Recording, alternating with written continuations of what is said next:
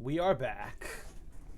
Good evening, everybody. The deer is here, and we shall once again return to Library of Ruina. Much like we did last night, we have many battles to complete, new cards to obtain, so that we may complete the library. I look forward to climbing this Tower of Babel with you guys once again. As for tonight, we usually have something with Frosty, but I wanted us to continue a bit more of library tonight, since he will be on hiatus for streaming. Next week, we shall be getting back to me and Frosty's usual schedule of, me and him gaming and whatnot. But for tonight, I say, let's take advantage of this opportunity and get more Library of Ruina in.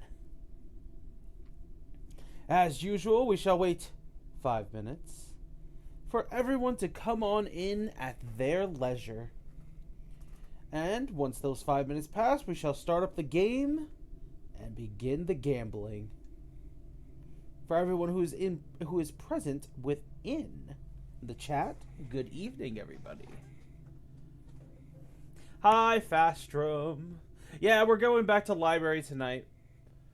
I'm going to give Frosty a break today, and we're going to start playing our games as scheduled starting next week. I wanted us to get a bit more library in because, oh boy, this game can be very, very, very long. So we absolutely have to get through it. Hi, Starla. Welcome to the chat. Due to how RNG based this game is, oh boy, we have quite a bit to do. We need more books, we need to defeat more Abnos, and we need to complete the true book. So that Angela would stop threatening Roland. How are you guys doing tonight? Anything special? You guys had done anything fun today? Schooling and whatnot?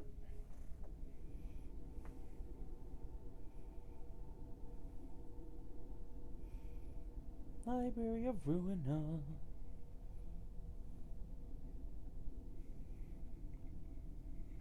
Oh, goodness.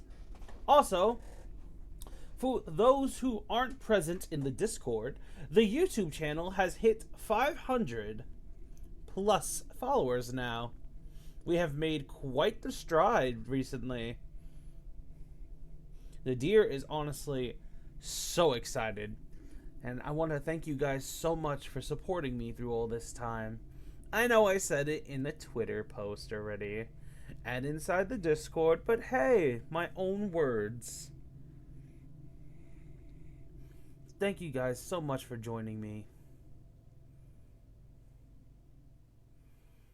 Oh, huzzah! A whole week streak, Starla. Go, Starla. Thank you for the herd loyalty.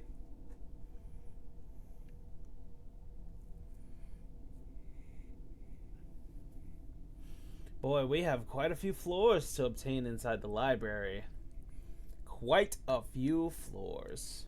Oh, also, while I have you guys here, are there any action games that you guys would perhaps be interested in seeing the deer play?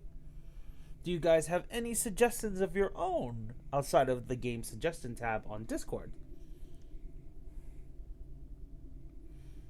Because I already had someone ask me about Devil May Cry, and I absolutely love Devil May Cry. I would absolutely stream Devil May Cry. We also have the Batman Arkham series. I have that game.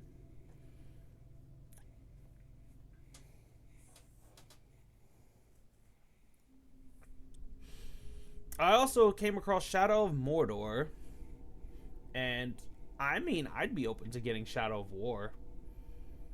There's also the Dark Souls series. I have access to all of the Dark Souls and Elden Ring. Let's be real, Limbus is a horror game. Project Moon is a horror game. It's just not in the traditional jump scare horror. It's more of the shock horror. And just how dark it is. Horror to our wallet. Well, the thing is, I have pretty much almost everything in Limbus Company already. On my main account. When we actually do move to Limbus Company, I'm going to be using a fresh account. As we go through the story, like, I was thinking of doing that. Or we could use my main account. I don't know. It's up to you guys. I was thinking of using a fresh account just so we can all experience the leveling and all that stuff together.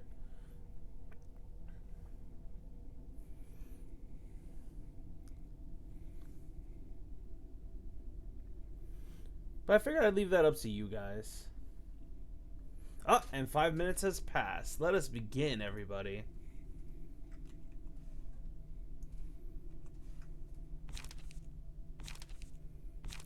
Ooh, let's not press that button. Okay. We have a new abnormality battle that we need to touch on, so let's get started. The Happy Teddy Bear. For those who do not remember this abnormality, it was an abnormality that clung to the person to death if the same person ended up going into its work room twice in a row.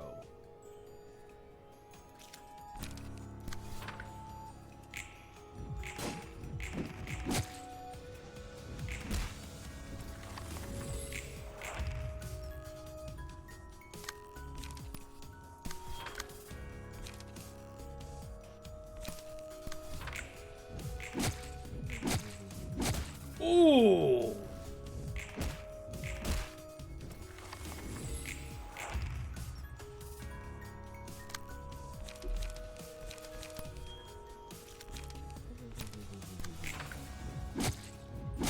And Super's dead.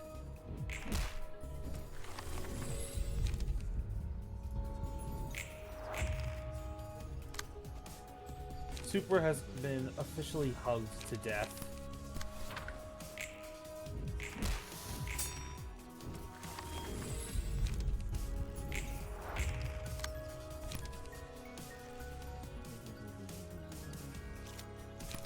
Oh God. Oh! Thank God for burn!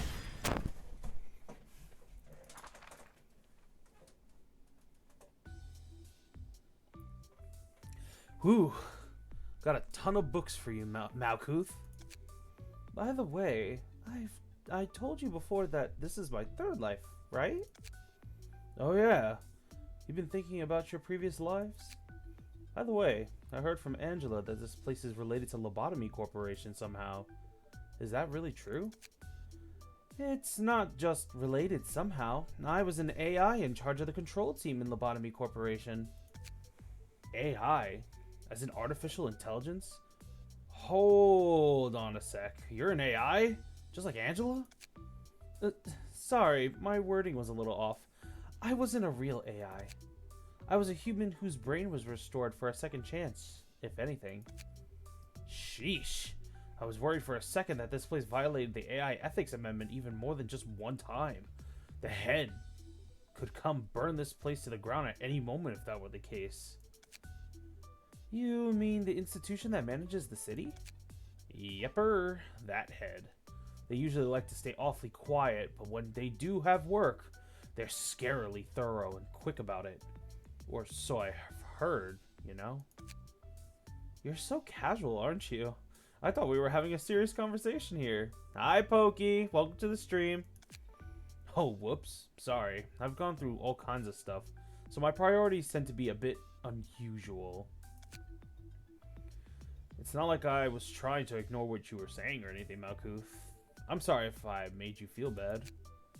You have a rather unique personality, Roland. It was all a part of my survival strategy. Anyway, back to your past.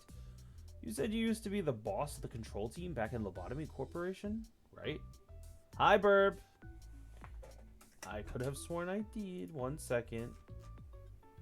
I released an announcement on Twitter, on Blue Sky, on YouTube, and I forgot to do it on Discord. One moment while I remedy this. There we go. It was the case where I prepared the announcement in the Discord channel, copy and pasted on everything else, but forgot to release it on the actual Discord.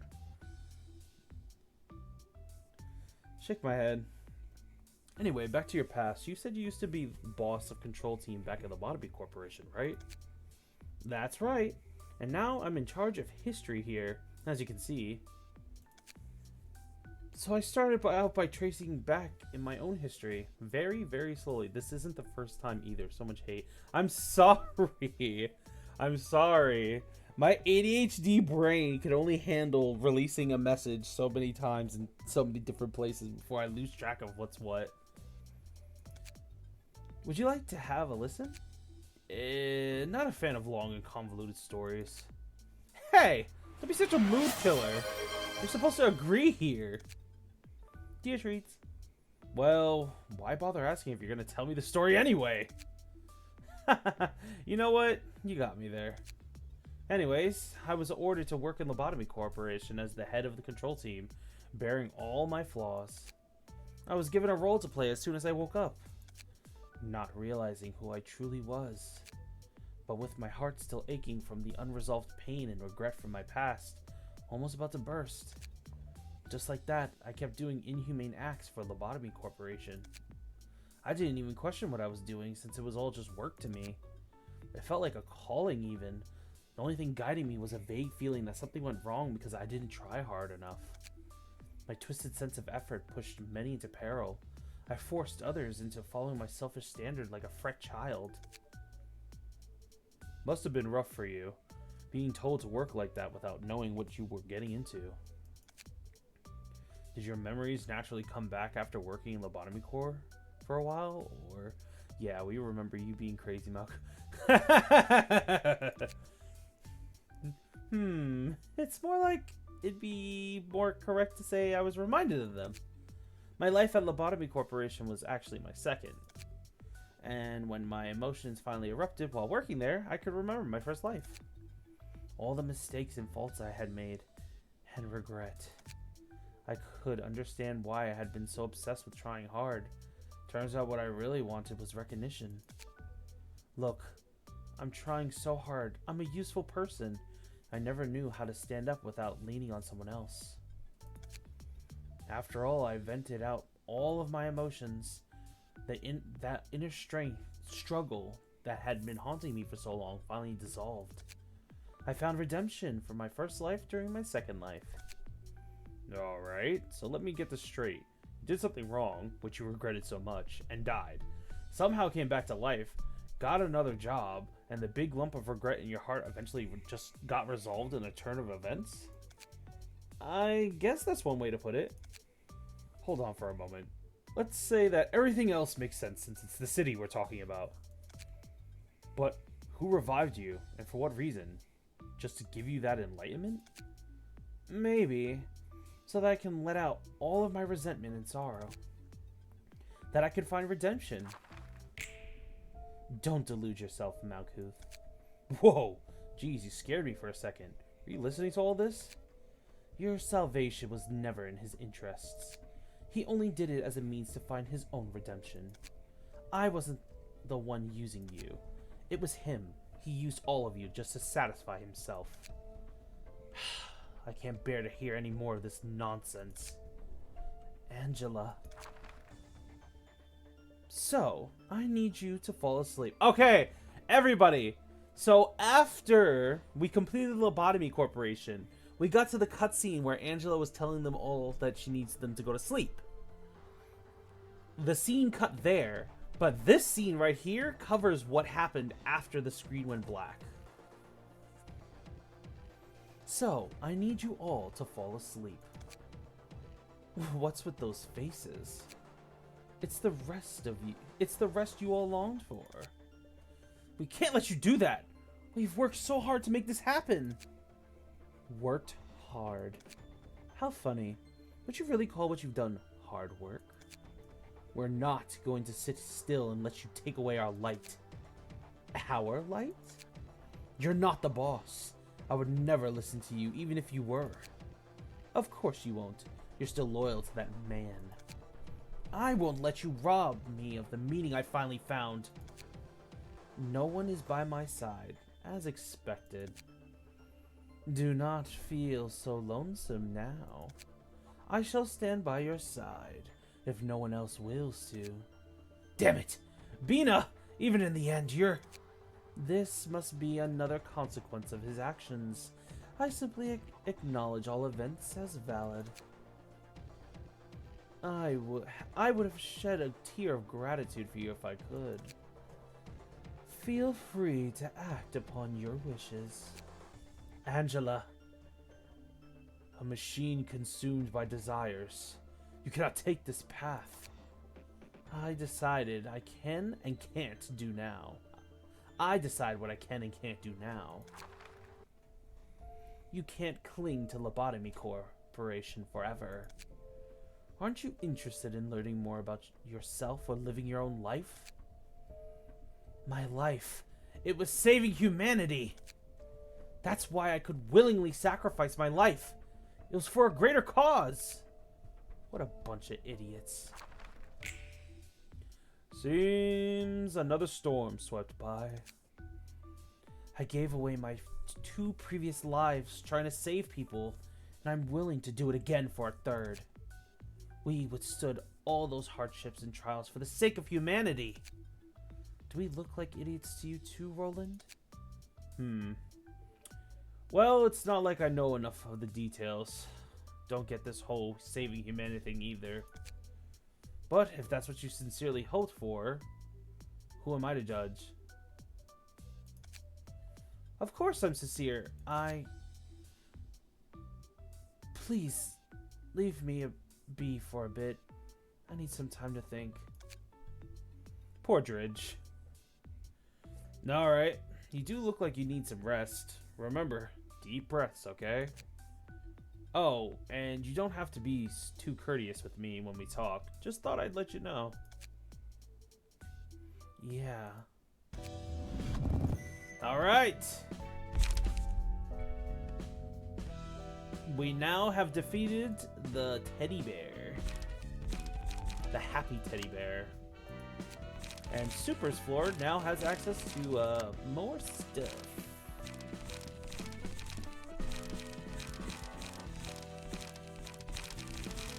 Lulu's page.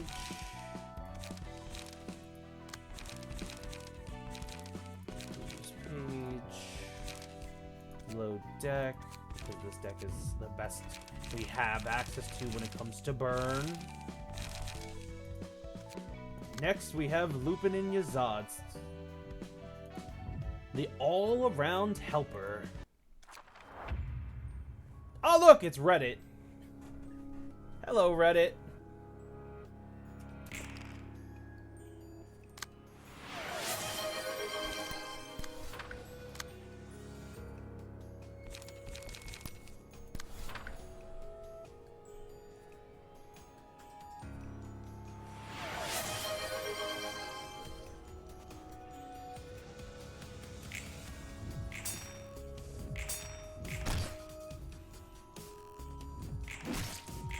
Don't blame me for...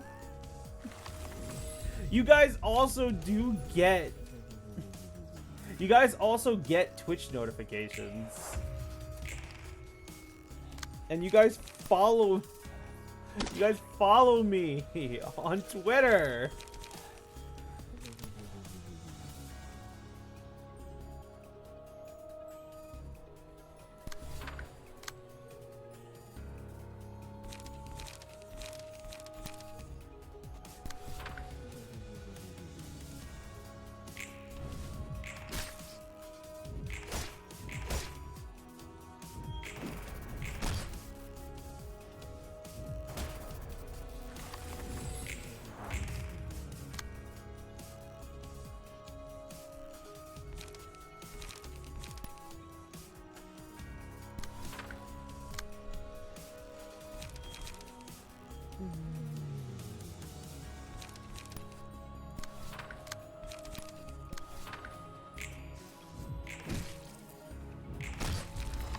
Nice.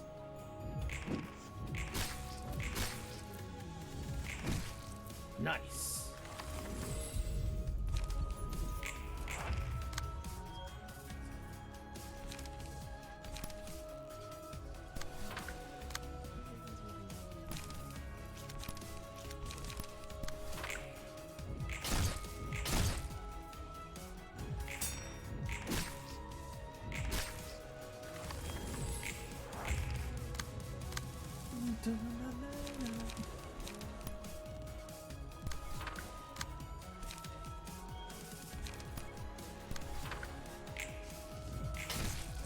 This boy has gained enlightenment.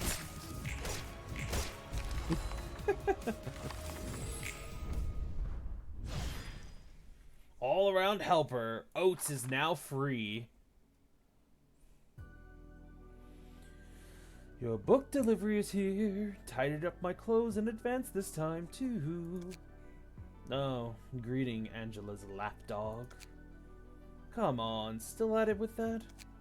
Those books you brought me last time were interesting, to say the least. I learned that the technologies employed in the backstreets were interwoven in a disorderly manner. From crude equipment made of junk, to clothes woven from antimatter, all kinds of technologies at various levels of advancement can be seen. There's cutting-edge tech out there, and only few get to benefit from it. I assume wealth is the determining factor. We're in an era where rich people don't have to worry about any disease. We have all sorts of cures now, too. Granted, you have the cash to buy them. And then we have people playing God with those technologies called singularities. What was the lobotomy core's singularity, by the way? The core's gone now anyway, so no one's gonna sue us for spilling the beans. Aren't you shameless? I suppose it wouldn't hurt to tell you. Hey! Stop treating me like an idiot! I'm not that stupid, you know. Lobotomy Corporation's singularity was physically manifesting the human mind, an abstract concept. Converting human emotions to physical energy in the same vein as the library. Human emotions can be interpreted as complex mass. That mass is built up through experiences. When emotions are heightened enough, a page will be chosen. A spot is reserved for a person's book. It is a comprehensive manifestation of their ego. As the battle becomes fiercer and the combatants get agitated, the egos will grow intense and allow their mental states to be physically expressed. Keep that in mind, everybody. We're talking about the manifestation of ego now, not just abnormality equipment ego either. Physical manifesting of the mind. Huh. Certainly seems similar to the distortion. What did you just say? Oh, nothing. Just a bit of monologue. Anyway, that sure sounds like a singularity, alright. Impressive indeed. You know, makes me wonder. Malcolm said you guys were a part of a project that aimed to save humanity, right? That is true. Stay hydrated. Thank you. I got some water with me here. I should probably make sure I drink some water to make sure that my reading doesn't become scraggly and my throat doesn't get damaged.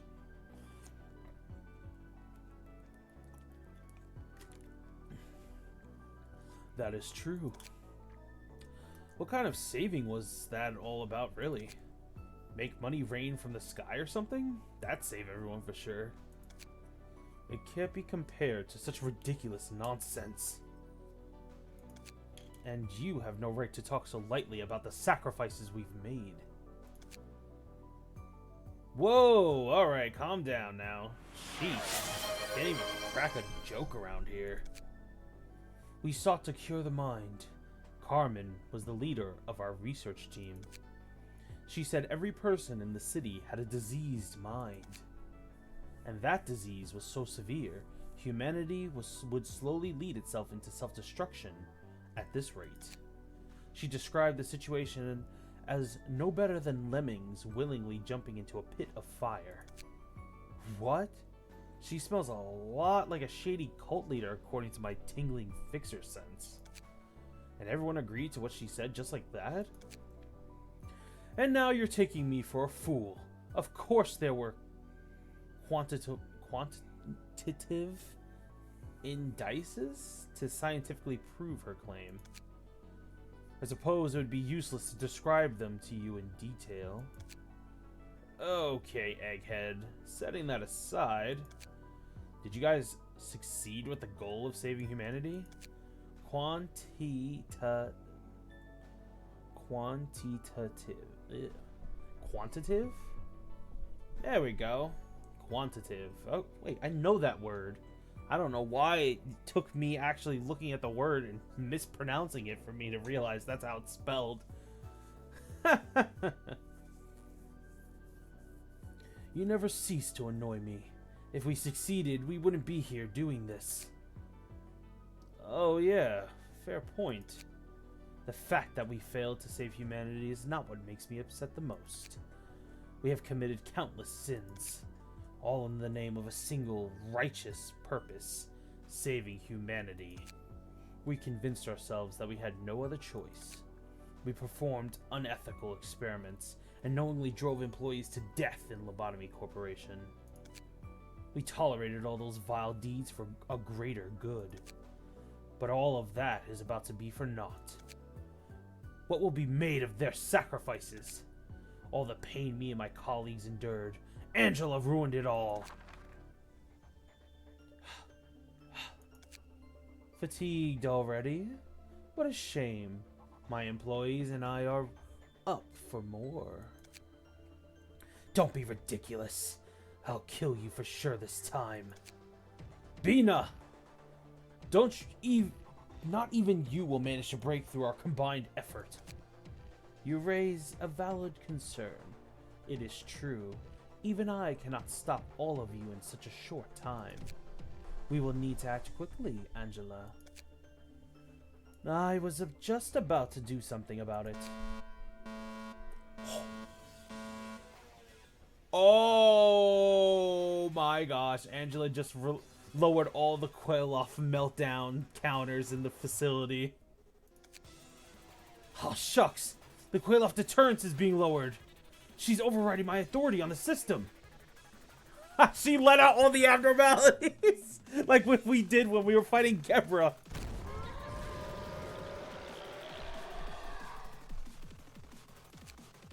The abnormalities are breaching. All Sephiroth and personnel, please follow my lead. The control team will be in command now. Hakma and the architect team, please stop Angela from taking over all the systems. Understood. Gebra and the disciplinary team, please keep Bina at bay. You bet. Leave this to me.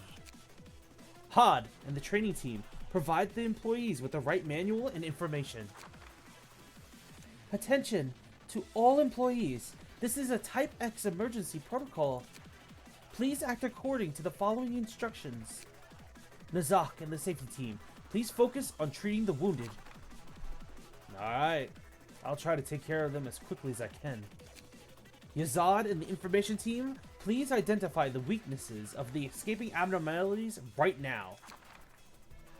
I will analyze them with the utmost precision. Chesed and the welfare team, please work on restoring the Quailoff deterrent as soon as possible. Will do. This one is my fault after all. No time to feel guilty, Chesed. Tifreth and the Central Command team, please support everyone with your resourcefulness. I was gonna. No need to say it. It brings me joy to see you all act in such coordination. Now, try and stop us to the end. You will never understand how we desperately struggle to stop her from snuffing out our light. And the guilt we feel from compromising at the end. You're right, I won't. All I care about is helping Angela. I want her to achieve her goal, you know? So you simply want the results, whatever the process may entail. You're no different from Angela in that you only care about your own well-being. You're despicable, a typical example of an inhabitant of the city suffering from the disease of the mind. You use the technologies the city has to offer for your immediate convenience, not knowing or caring about the sacrifices those technologies were built upon. Not knowing that you're bringing about your own demise. Oh, so that's what the whole diseased mind thing was about. I should value the process more than result? Ha! You are a bunch of dreamers and snobs all along. I bet you're from one of the nests. Look, I know better than anyone about the price of those technologies and singularities. Diseased mind, my ass. And your point about people using singularities without knowing how they really work? That's because they literally have no other option. The corporations have concealed so much the consumer eventually gave up inquiring. Because they're tired. They're already too busy sustaining their everyday life. It appears that I'm not getting through to you. Oh, what a coincidence. I was thinking the same thing too. No matter what you say, I do not want to turn a blind eye to this reality, nor conform to it.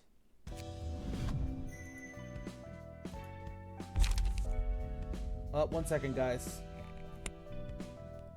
Itchy. These headphones get really hot.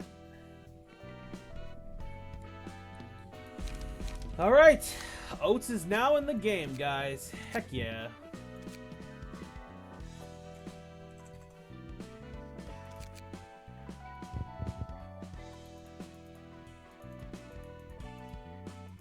We also have access to the power of Reddit.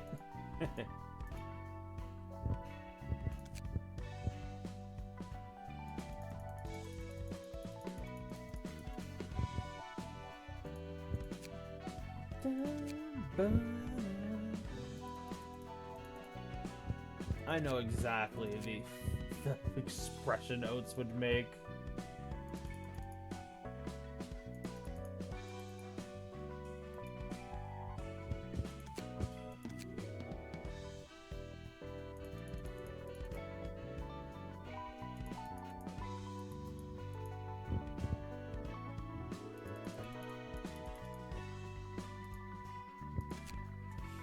That little smile of his, knowing the mischief he may be causing.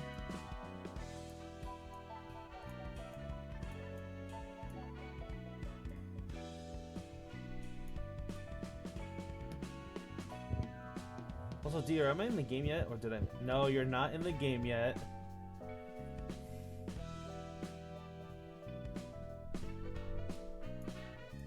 You did not miss it yet.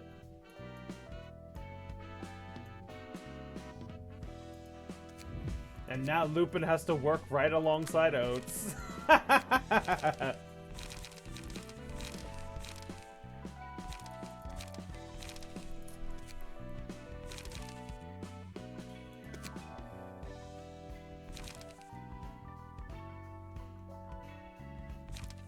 Do not worry, you're safe.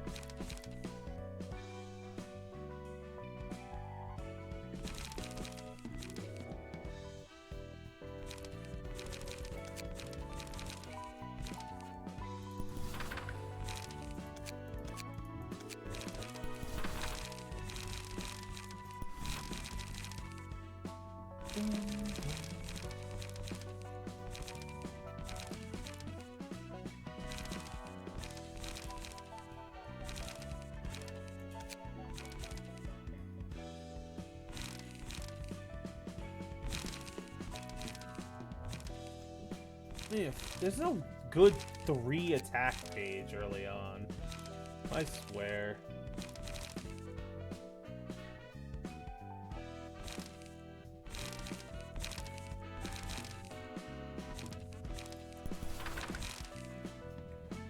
I swear, there's no good 3 attack 1 page early. Let's see. Complete a reception using pages whose costs are odd numbers only. Oh, what?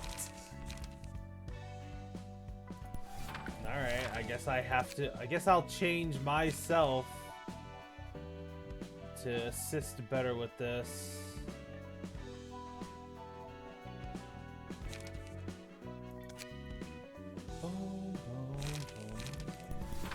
There we go. Problem solved.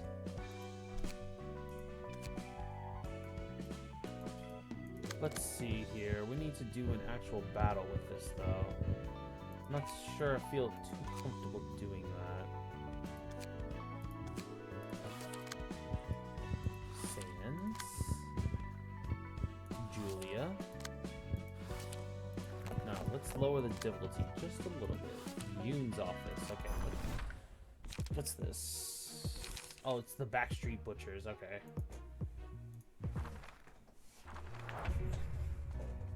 You're fine. Don't worry, Dredge. Do your thing. We appreciate you being here.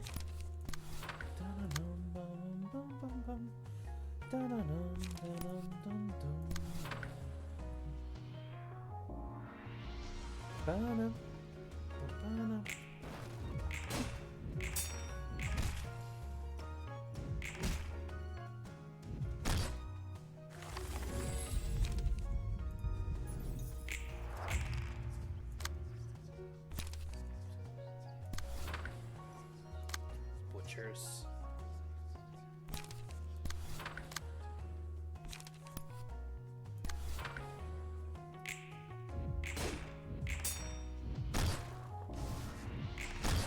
Oof. And down you go.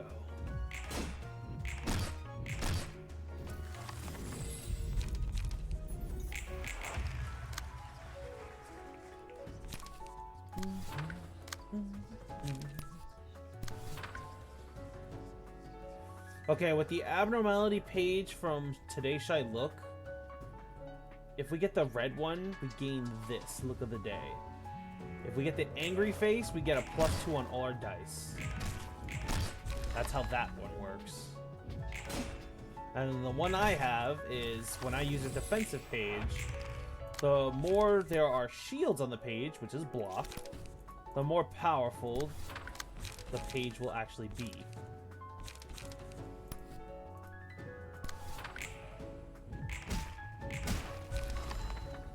And you are beaten.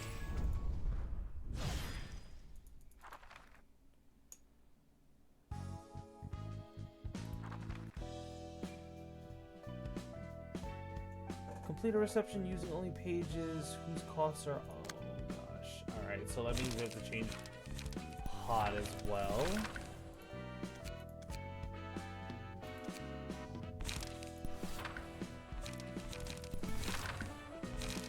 Shake my head.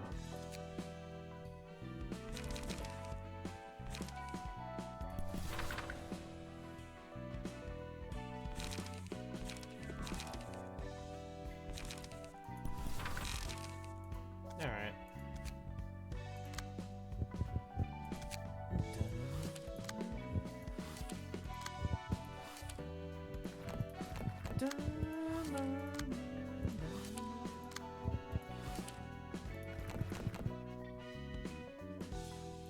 Streetlight? Let's just take on a pier again.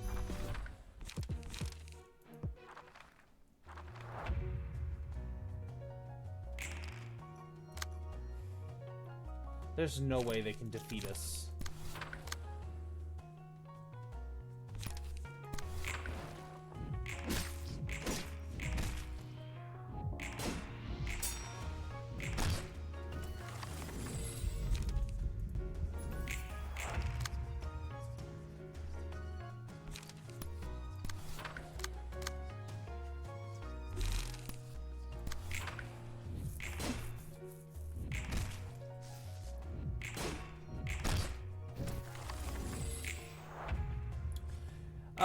I released an announcement about it earlier today.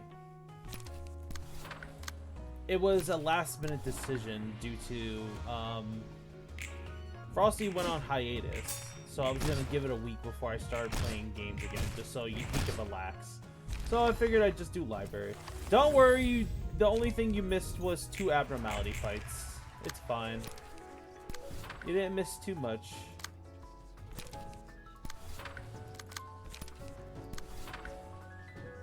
Oh, and you missed what happened after the Botany Course finale.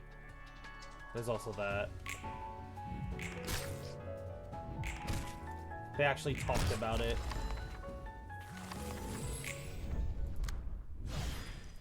So basically what happened is that Bina sided with Angela about taking the light.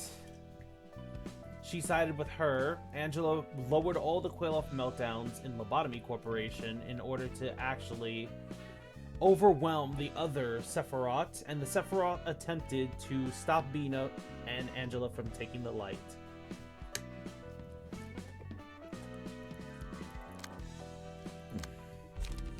The abnormality battles you missed are the Happy Teddy Bear and the All-Around Helper.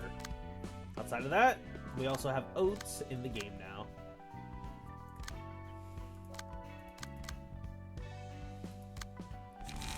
Now I have to fix my deck, because this deck is not that great. At this point, I might as well just get rid of that.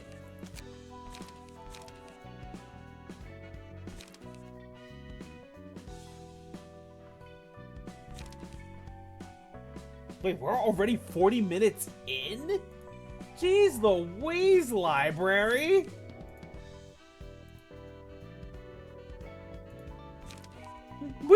It feels like we literally just started. It's been 40 minutes already? Jeez, library, you're a bit ridiculous. Shoot. I'm dead.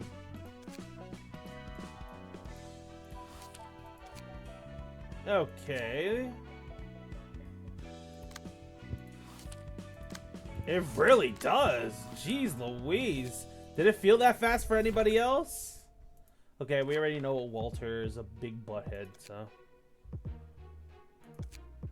it's time to let Lupin have some revenge here, because Walter and his team really jumped to Lupin, and Lupin has a better deck now. Plus, they have Oats.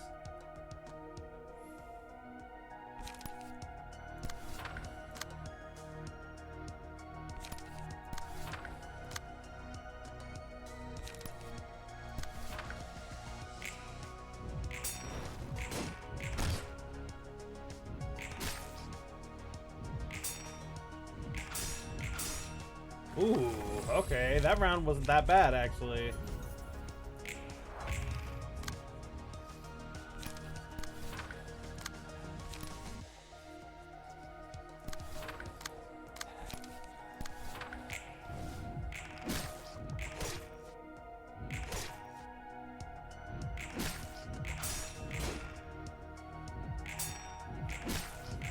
Oof. Last stream, it really didn't feel like 3 hours and passed when I... Well, I mean, that's a good sign. That's a good sign. It means you guys really like this game. That makes me happy.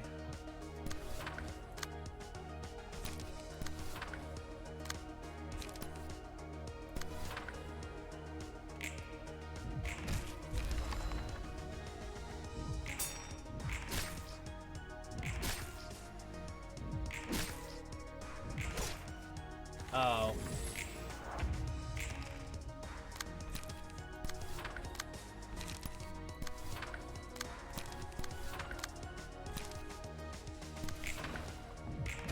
Strong strike.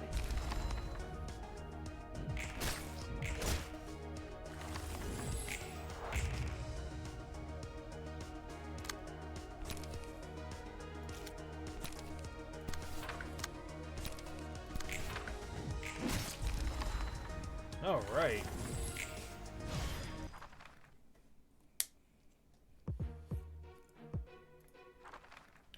Get him, Lupin. You deserve revenge for what Walter did to you. I still can't believe he jumped you.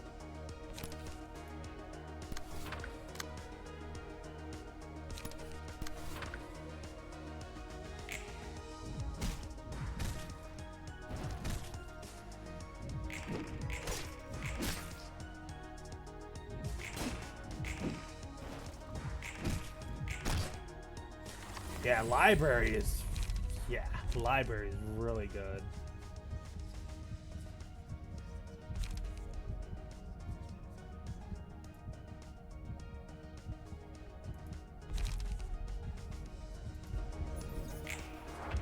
Lupin has gained more power.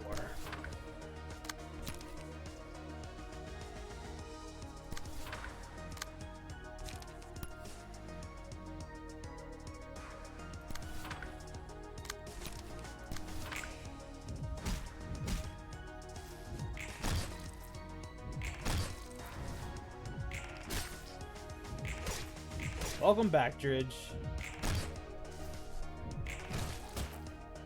Walter has been beaten. One of us has fallen. The rest of us should proceed. I was certain that I would succeed.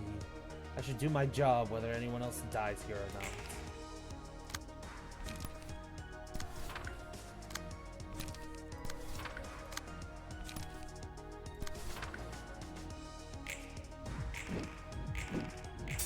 Oh, damn. This person's putting hands on oats.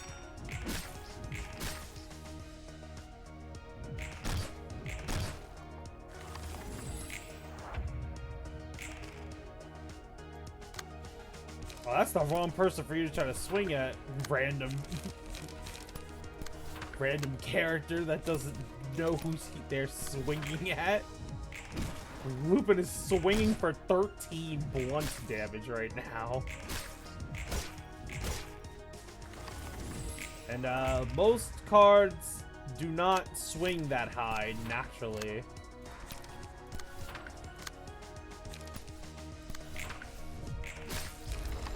Isadora. That's why South Second 6 has been beaten.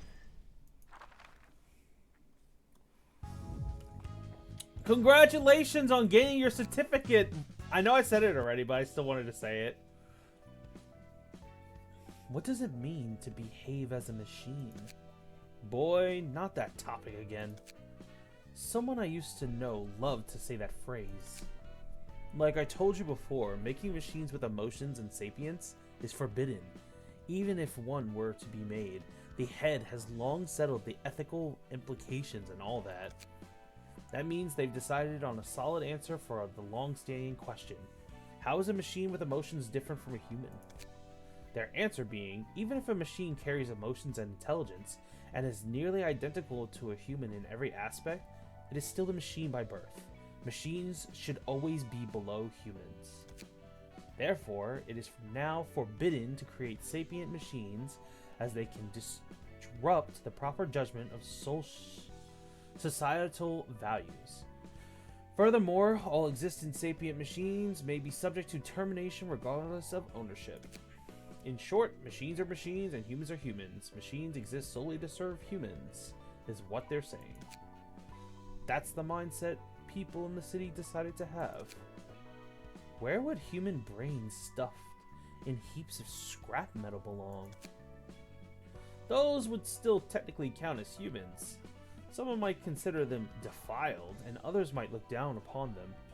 But the brains themselves are natural. You get what I'm saying? What about an electronic copy of a human brain? That would be a machine, since it's not born human. To be frank, I don't really get these standards either. I guess birthright matters to them the most. Maybe it's a defensive reaction born out of the urge to preserve humanity as a species. That's unfair. Nothing is ever fair in this world. You're right. It seems everyone lives with a share of unfairness they must bear. Now you're talking like a city dweller. Alright, Walter. Oh, your book is kind of... We already have it. Alright, what's the next fight to come. Alright, guys, left or right? Where shall we go? I will say if we go right, you guys will see a familiar face.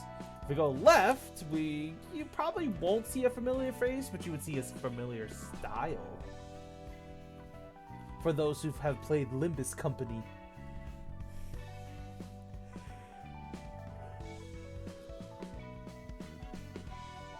Welcome back, Vastrom.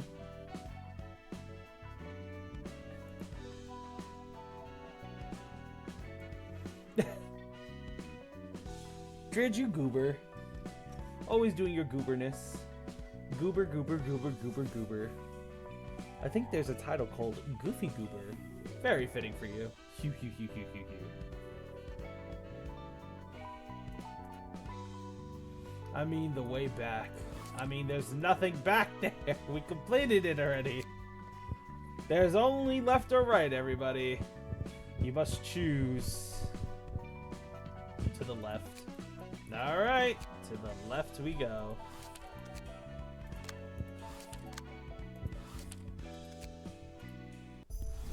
Bastards like you need some beating.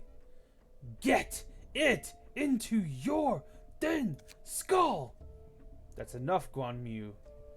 Beating them to death won't do us any good. District 22 may be our turf, and these chumps you're beating to a pulp may be from Zwei Section 6, but we're talking about an association here.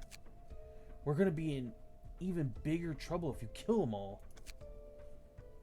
Walter! If only that bastard kept his promise, we wouldn't have gotten into this mess. We needed the floor plan of Elcor's nest. The Zwei had it. We should teach these effers a lesson on how important it is to keep promises. Night will fall soon. Sweepers could come for our asses any second now. And the Thumb wouldn't even contact us. We should shed blood gathering intel on the distortion for that bastard Walter, and this is how he repays us? Those zealots at the Church of Gears took out more than half of our syndicate. Their leader was an inhuman freak, all right. We worked our asses off securing the goods from the church, and for what? If we can't get a hand over the floor plan, if we can't hand over the floor plan of Elcor's nest to the Thumb, all that's left for us is to get purged by the Thumb for failing our job. Shouldn't have made a deal with an association in the first place. At least Walter was a sensible one. Maybe something happened to him. He might have been a cunning old fart, but he was still the director of Zwei Section 6. Besides, he usually leave field jobs to his men. Doesn't make sense for him to die so all too suddenly. Anything can happen. For fuck's sake, you really killed them all. That's one more option for us. You've done it again. Flew into a blind rage and crushed their bones and guts to a pulp. Gyong Mi! Even if they were a bunch of small fry from Section 6, killing this many of them might get Section 2 or 3 to chase us down. The Zwei could send an army of fixers at us now. These sons of bees needed to understand what the weight of a promise is. I hope you have a backup plan for when Zwei come to thank us for that lesson. Just look at this. An envelope. The rumored invitation to that library. Hold on. Among the books of the day they listed, there's the Book of Walter? So that's what happened? You had a plan after all. What? Gyung Mi! So you already knew that Walter died in the library and still pulverized Section 6? It's about sending a damn message! Syndicates have a tendency to kill more than they need to. Unlike fixers, they cause trouble just because they feel like it. Anyway, what were they trying to do, getting Sweepers and the Thumb involved? I might know about the Sweepers. You do? Well, I guess they are infamous. I saw them tear humans to pieces and use them as fuel. Are they like that in real life too? Sort of. One sweeper is tough as it is, but what's really scary is their organizational power. They crawl out of the woodwork every night and clean the back streets. We can't even guess how many of them are there. No matter how many we take down, more would show up the next night. Okay, for anyone who's played Limbus Company, you've seen just how many sweepers are considered in a small group. I'm assuming that would be considered a normal group of sweepers. Not even big. Think we can make it back in time? Isn't it a bit tight? It is, and but we'll probably get back just in time. Greetings, dear guests. I am Angela, the director and librarian of my role's namesake. Scratch that. Just let us in. We're in a hurry. You are rather impatient, I see. I said shut up and let us in now. May you find your book in this place. Alright, so the stray dogs are actually the start of a gimmick. They are blunt focused and they are very, very useful for the technological science floor. Now it just comes down to us actually beating them.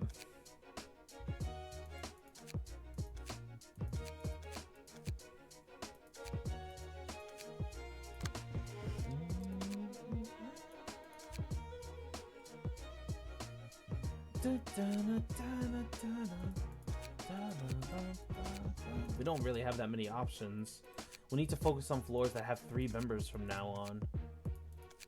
Since technological sciences fought, I think it's time for Lost Floor to put in some work.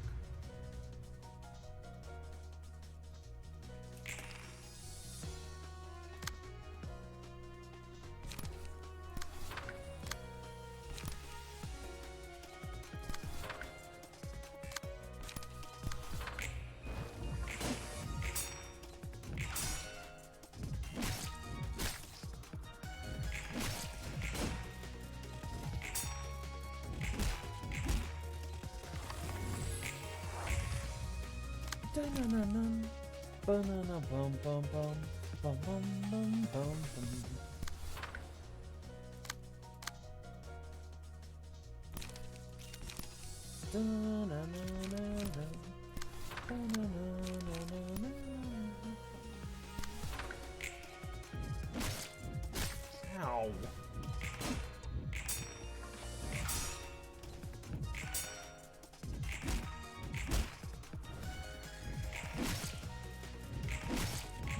Come on, guys.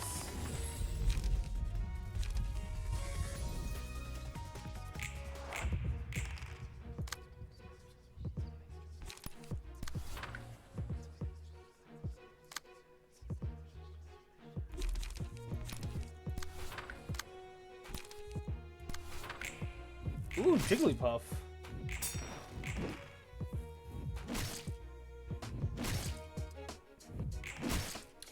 No!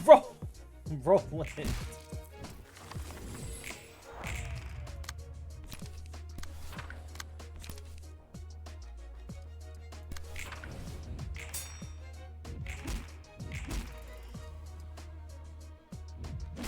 Roland is dead.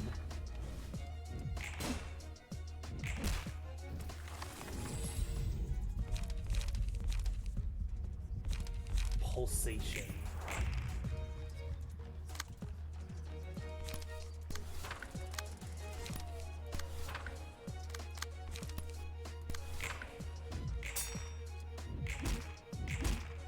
Nice. Nice. Oh, they're jumping this one person.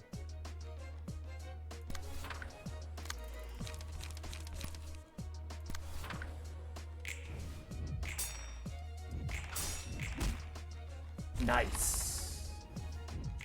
The Book of the Stray Dog.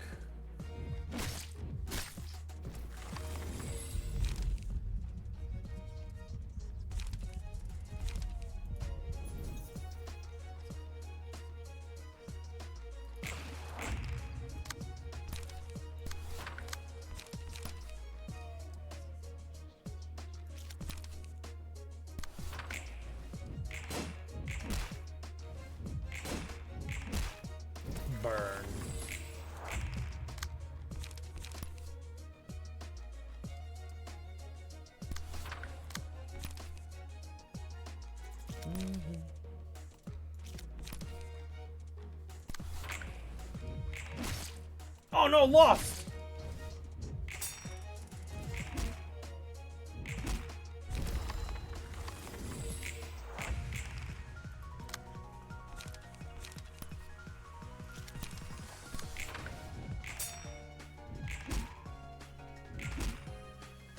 Oh, this is bad. We're gonna have to use a different floor.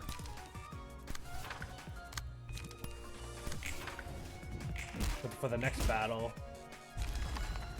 That was close. Too close for comfort.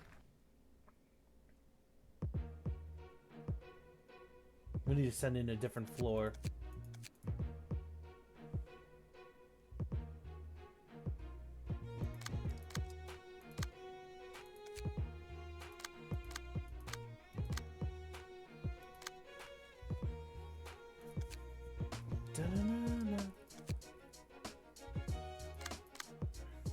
We're gonna need to rely on technological sciences. I know Lupin and Oats just fought, but we need help.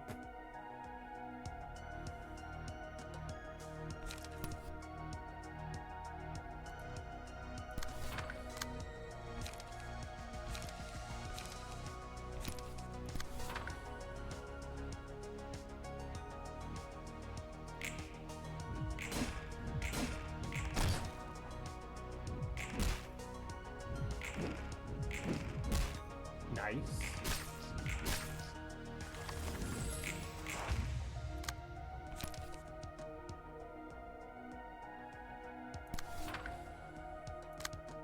Oh, damn.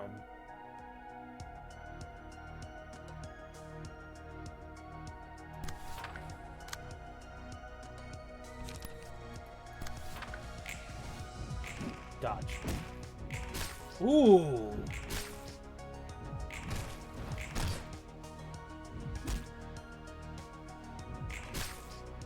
Okay, nice.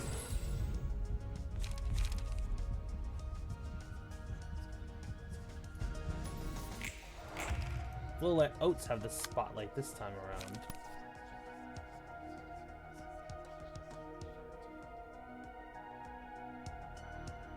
Okay, we can kill him off. Who's Dino? You're Dino.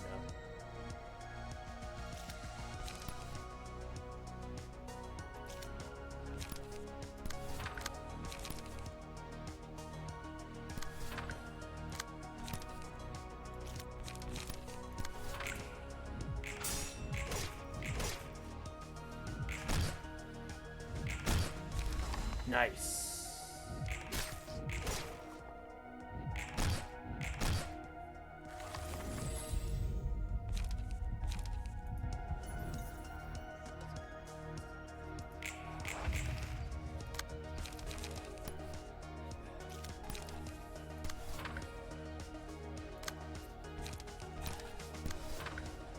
Let's let Lupin actually draw some cards.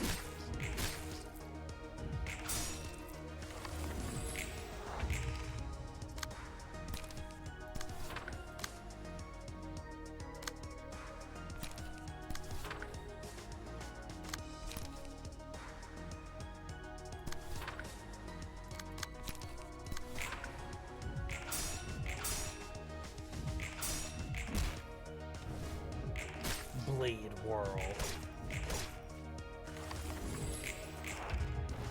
Poor Oats is not having an easy time here.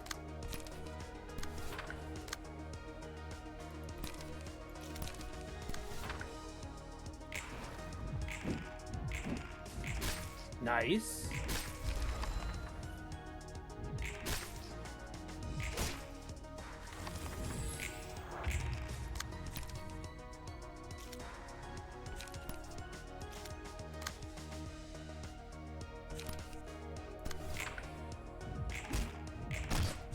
And done.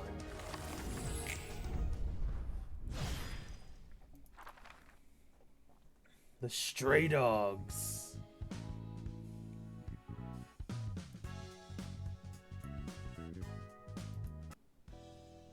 Isn't it annoying to listen to your silly chirping? To deal with the things those guests say, I mean. A lot of them don't hesitate to spout harsh words at you. I'm surprised you can withstand it. They're our precious guests we've invited, so it's only fair to treat them as such. Besides, I'm already used to keeping others pleased in conversation. I envy that professionalism of yours. Maybe you should give a lecture on hospitality to all the restaurant owners in the back streets someday. They could really learn a thing or two from you. But still, it'll probably be a lot easier on you to be more flexible with greeting guests, rather than sticking to the same polite attitude. I'll take note of that. Alright, we have some really strong pages now. These pages are no joke.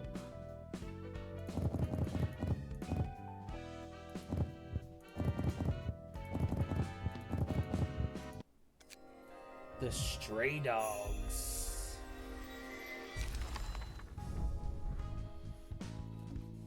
Oh, okay. You see, that's a problem. We only got one of his page. That is not good. Oh, don't tell me we have to burn his page again. Yeah, we have no choice. We have to burn his page again. We actually have to redo that fight.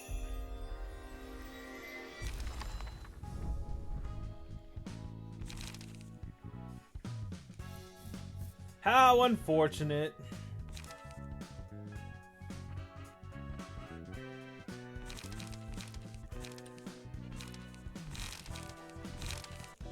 That's fine, though.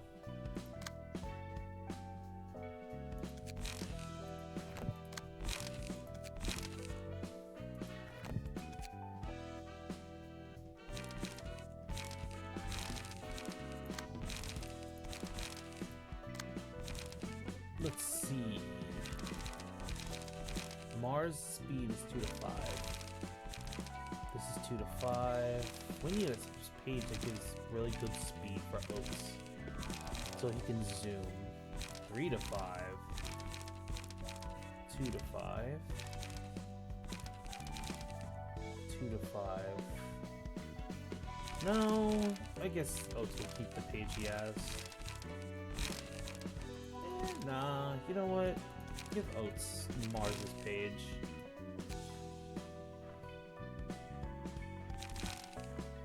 Now we just search up haste, attack.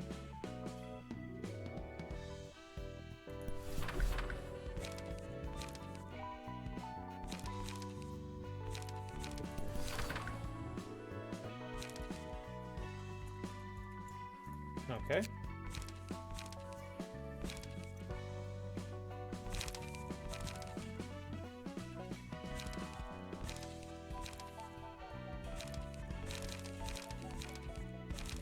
Shocking blow. A minute of silence for Finn. He's dead! There's nothing we can do about it!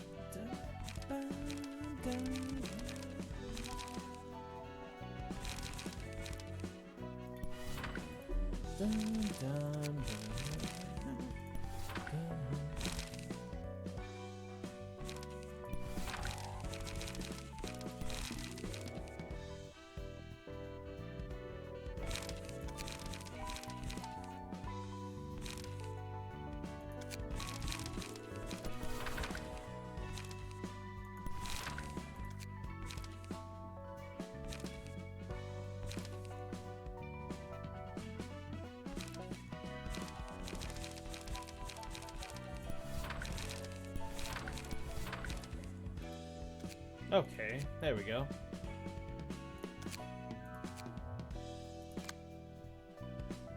You're cool, don't worry about it. Now for this deck in particular, we have to play it this way.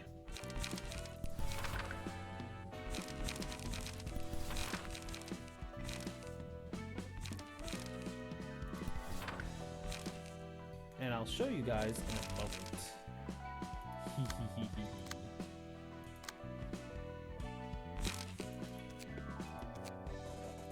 Let us face the stray dogs once again.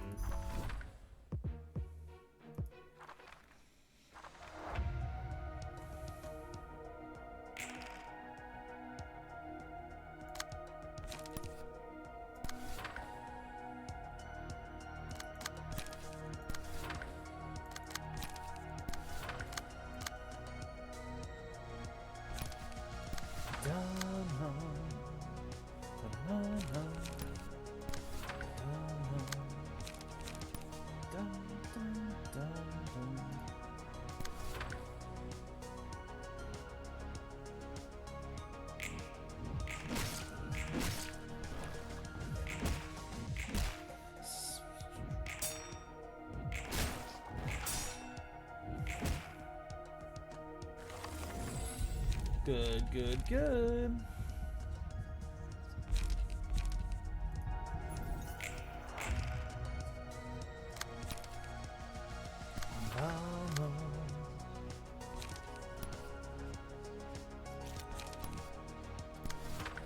Dun, dun, dun, dun.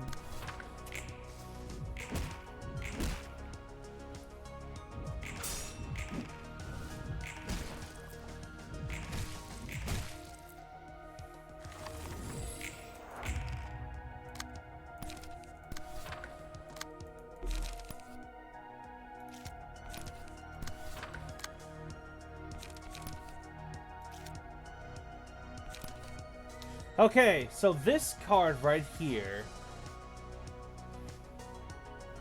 This card right here copies the skills of other cards in the hand. So, if we have 3 Brawls in our deck and 1 Scratch It, which rolls very, very high, this card will become one of the cards in our hand. And as you can see, Lupin's hand is absolutely phenomenal right now.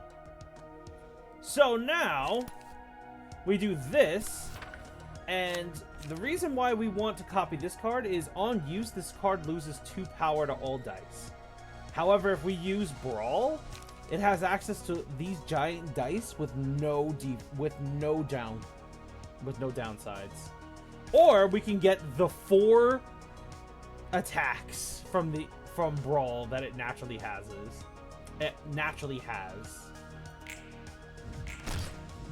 All about luck. So let's see what we get. We got the 4 Brawl strikes.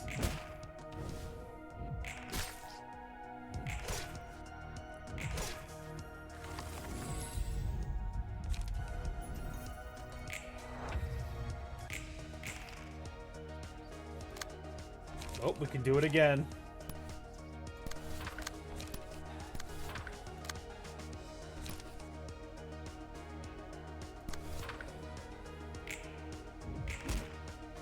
Ooh.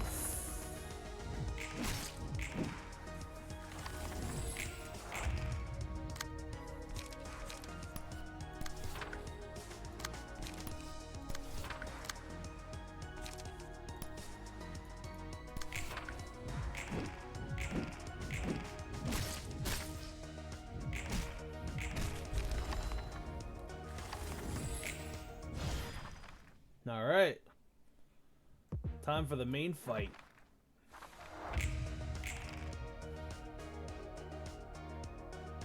Oh, they're all trying to jump Yazad.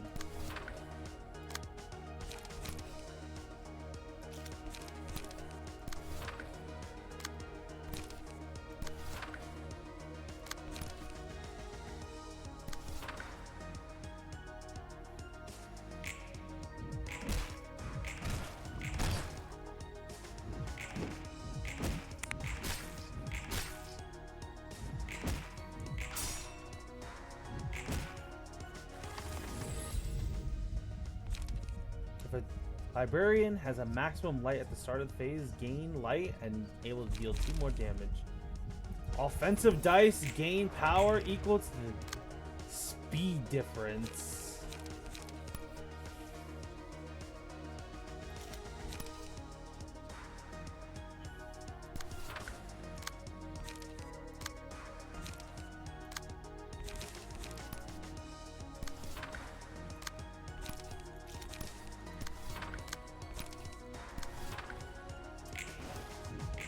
Boom.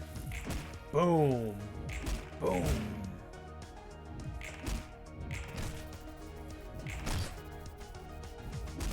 Oof. Oof.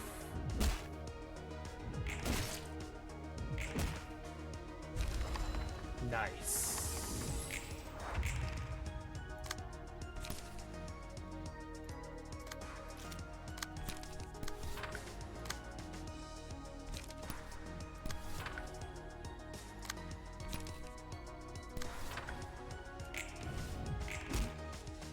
Oof.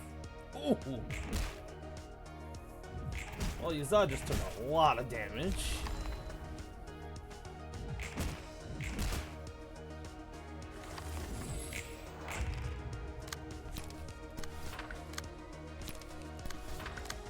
And this dude is dead.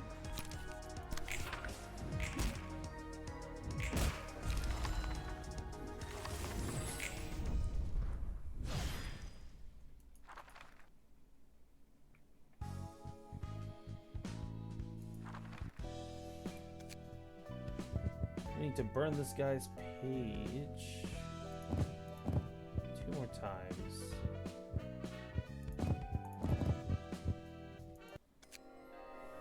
Let's see what we get.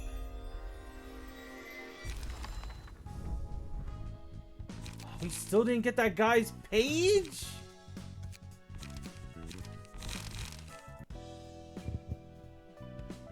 Oh my gosh. Come on, RNG. What are you doing?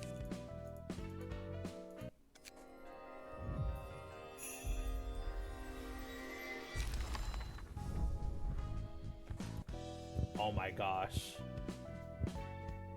Oh my gosh.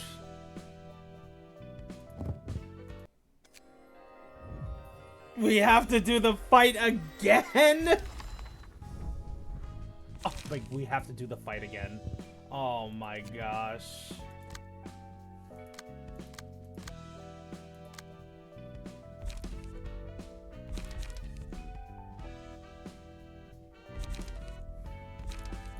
We're gonna use Super's floor this time for this.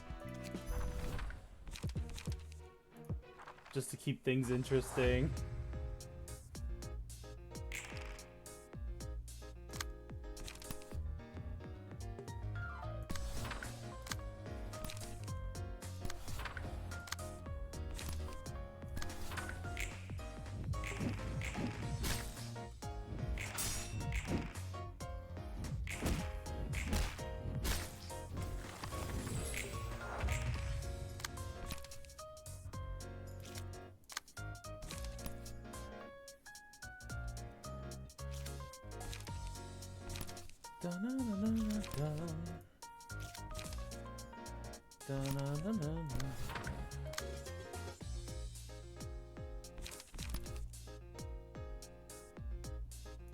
Super, why did you roll so low, girl?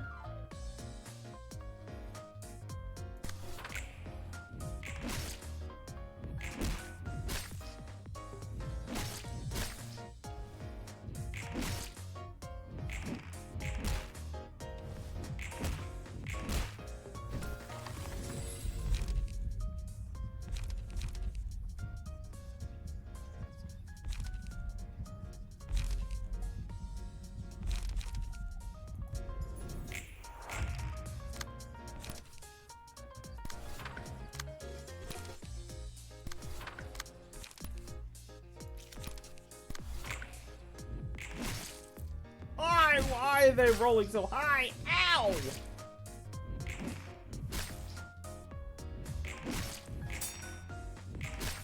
Oh my gosh, why are they rolling so high?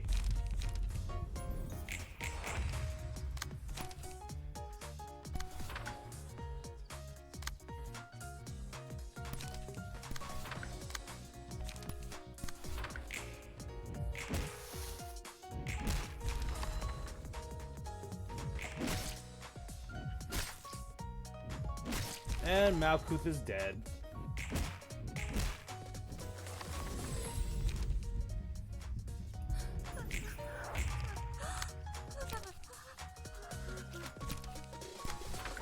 Dun, dun, dun, dun, dun.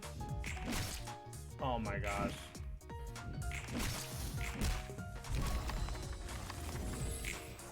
The power of burn.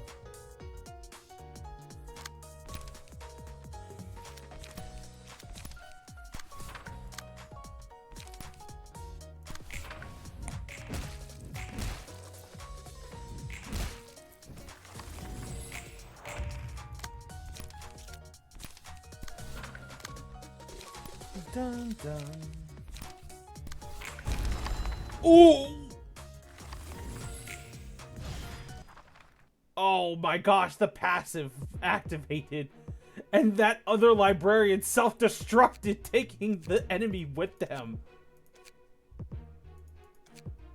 Oh, we have to rely. We have to rely on Lupin and Oats.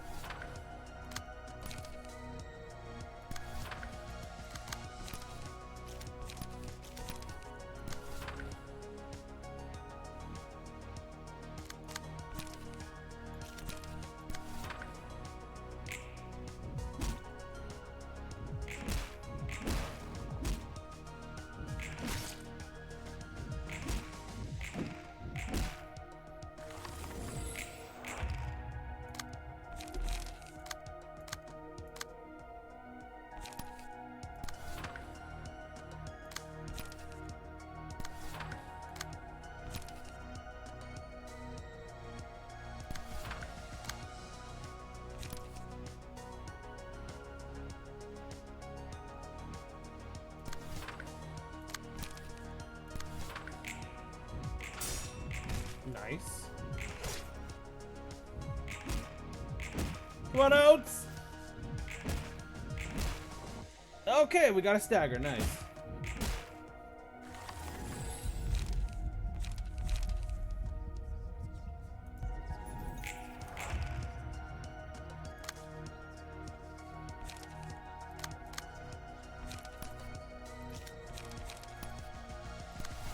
And that guy can't move because he spent all his light. You know what?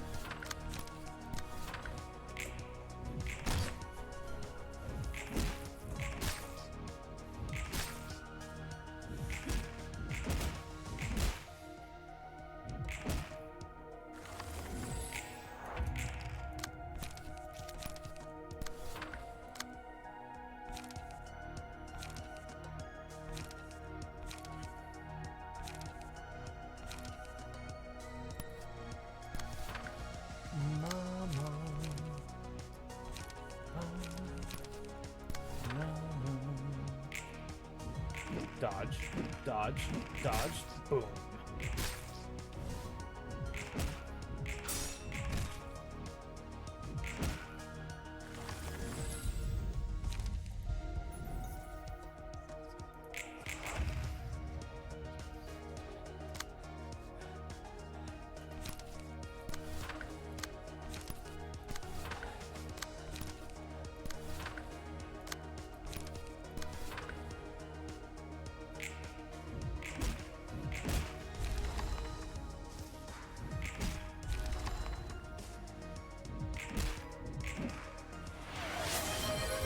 Dear treat.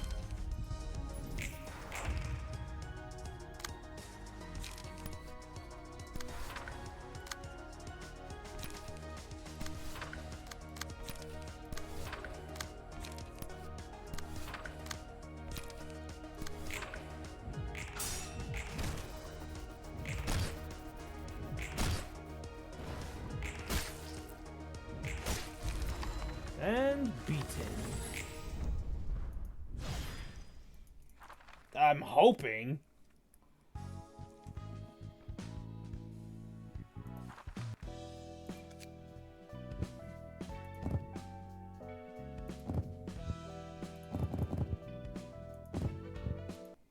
Come on, come on, come on!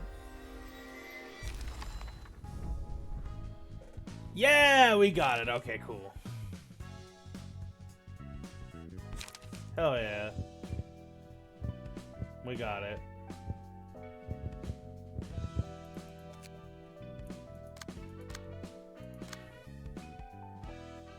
Alright. That means I can make Yazad exactly the same as Lupin.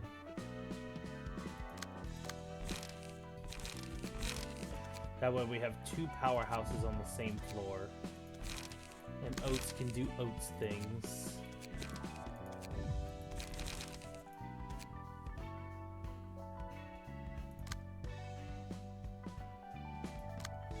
Alright, proceeding to the next fight. Walter, Distortion, the Book of Lobotomy Core. Big Sis, you've seen the message from T-Core, right? What? When we get that? Oh, bugger. I'm about to vom. She threw a huge drinking party with her friends from the same corner of the backstreets last night. They occupied the whole pub and got wasted all night, I heard. Sigh. Just how much did you drink this time? Oi, Rain! My head's still ringing from the hangover, so keep the lecture for later, yeah? Maybe in an hour or so. And what's this? The receipt says you used our office funds to pay for it too. Thank you for utilizing Warp services as always. The next train departing is Warp Train UW212. All passengers, please check your pass and make sure you're in the correct carriage for travel. And remember, watch for it. Warn us. We'll all be good. Seems it's our turn now. Yep, this is the Molar office. I always feel ill and out of sorts when I board warp trains. Just don't make an arse of yourself like last time. Anyway, this request is rather unexpected. One from our core, of all places. Isn't it something right dangerous if our core has to request another party to do the job? They might be using a no-name office like us to as bait to test the waters before they do it themselves. Say, who's the client for that request? The captain of the rabbit team herself? Oh, Hugh. You kids might be thinking I'm an easygoing drunkard, but every action of mine is calculated, you see? Here she goes again.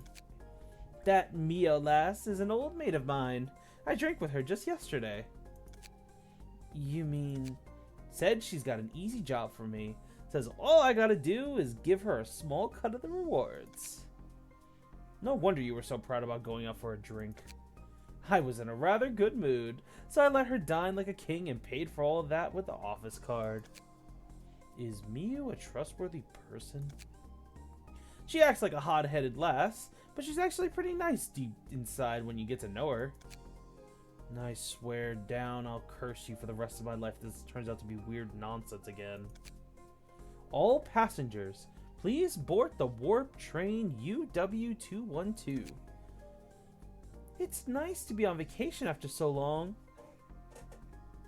Mary. Tommy, this is our first time taking a warp ride. Is everything going to be okay? You're such a worrywart, darling. So many people use warp every day. I heard there were several accidents when they were first starting out. You can just stay by my side and keep your eyes closed if you're so worried, silly. Okay, guys. These two characters here, Tommy and Mary, make sure to remember them. They are actually very important. Make sure to remember them. Okay, I'll stick fast to you and hold tight. Take care of the mess if I happen to vomit on this carriage, Rain. Big Sis! Please! Attention all passengers. Please fasten your seatbelts. We're departing now. Oi! I've always wondered, what's the point of these seatbelts? Courtesy, I suppose. Who knows, it might actually be better than nothing. We'll be initiating the warp in 10 minutes. Oh, you're clinging onto me like a baby. Well, you never know. We'll be there just 10 seconds after the train starts. But you're cute, so I'll let you be. Why do we have to sit next to those two lousy lovebirds? Shh! Shut it! They'll hear us. Please do not open the doors while the train is in warp. I'll be taking a nap. Wake me up when we're there. It's going to take less than 10 minutes anyway. Whatever. Big Sis! Big Sis, wake up! Hell, what is it this time? Something seems to be going wrong. It's been an hour since we departed, and the train still hasn't arrived at its stop. What's happening, Mary? You said we'd be there in just 10 seconds. That's strange. It shouldn't take any longer than that. 6 hours in. Bollocks. Did we get unlucky or what? Warp hasn't had any accidents in the last 10 years, though. We might end up getting trapped here. We're breaking through that door if anything goes wrong. You're insane! The warning said that you'll get sucked out into space if we try to open the doors while the train's in warp. 17 hours in. I'm gonna lose my mind. Where are we? I can't even take off the seatbelt. Tommy, everything will be fine soon enough. I'm sorry, it's my fault for asking to take the warp train. The train seems to be operating still. Oi! Take out your tools now. We're cutting off this bloody seatbelt. 31 hours in. Bloody hell. This is driving me nuts. 300 poor souls are trapped in here. Do they fuck all about it? The atmosphere is getting eerie. Everyone seems more sensitive than usual. What's funnier is that I'm not feeling any thirst or hunger, even though we haven't had anything in the last 31 hours. It won't even leave a damn dent in this bloody door. Guess we really are trapped. I don't see a way out. All we can do is wait. It looks like the others are slowly losing their minds too. Oi, how about a gamble? What do you mean, a gamble? I'm saying maybe we use this. An invitation? It's the stuff I got from Miyu. Never thought I'd use it now. Here's my pen. I'd do anything to get out of this train too. A malfunction with the warp? This could be a huge blow to W Corps' reputation if it ever gets out to the public. It was supposed to arrive at the destination in only 10 seconds, right? Yep. The warp train's operating with W Corps singularity.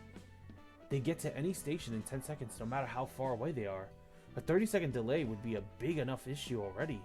And a 30-hour delay? That's going to be outright fatal to the corporation's trust. Even a singularity can malfunction, it seems. I guess no technology is ever really flawless. Anyway, I might be able to get an unexpected reunion soon enough. You have any familiar faces in that office? No. You mean Miyu? The captain of the rabbit team then? Yes. Huh. You had connections with one of the captains from our corps? That Olga person, knowing her surprisingly enough. But you have some impressive networking finesse too. Though we probably won't be greeting each other with smiles when we do meet again. What, you weren't friends with her? You know what? I guess it makes more sense this way. What did you expect? Did you really think I would have any friends to casually chat with? I was just wondering. Our corps is different from Fixers on a fundamental level. Their work might seem similar to what Fixers do, but they take on things that of much larger scale with much more professional mentality. I expect no less from one of the wings. Aren't you relaxed? Phew! Now this is teleportation! Much faster and better than W Core's idiotic singularity. Are we really sure we can proceed so carelessly? You said you got that invitation from our core. Mika, shut him up for a bit. I think I'm gonna vomit right here if I hear another peep out of him. Rain is speaking the truth, though. Maybe we should have been more cautious. Sure. No one is on my side. It's all thanks to my quick judgment that we can escape from the buggered train. Greetings, dear guests. Good to see you too, lassie. I apologize. We're in a bit of confusion right now, and she's hungover as well. I understand. I do have experience dealing with drunkards. Hey, you know what the hell was going on back there? All I know is that you are our guest invited to the library, I'm afraid. Huh. She's a bit nicer than what Mio told me. Do you know her? You see? We're supposed to dig into the relationship between Elcor and the library. That's what Miu asked us to do. I see, so that's how you know about me. And you know what's funny, lads? We're talking to a machine, not a person. Let's not anger her now. We'll just take the books listed on the invitation and leave, okay? Let's be blunt, lassie. You know what relationships the library has with Elcor, don't ya? Mio says the fact that you're in the library is indisputable evidence that this place is related to Elcor somehow or another.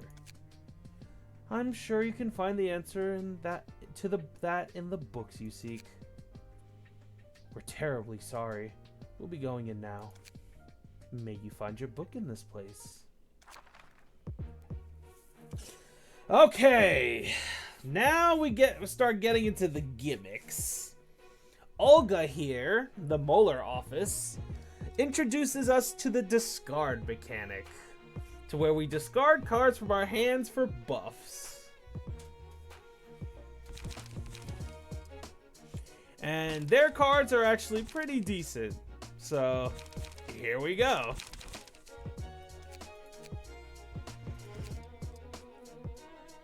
Technological sciences. You see, they're our best bet. We only get one act, so we gotta make it count.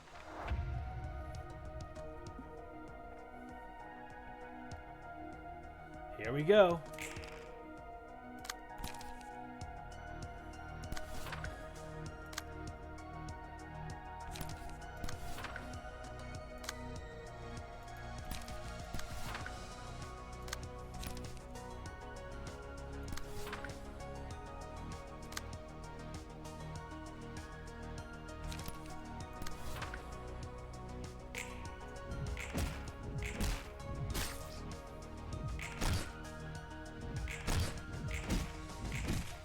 Oof. Poor Oats. Oh!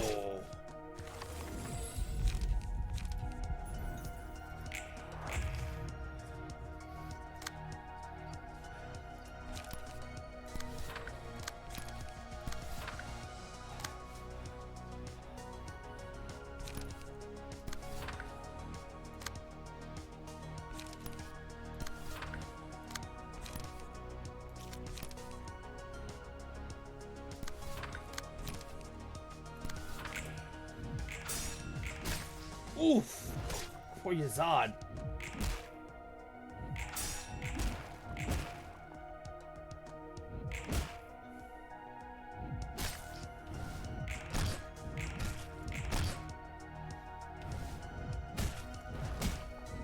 No, Yazad!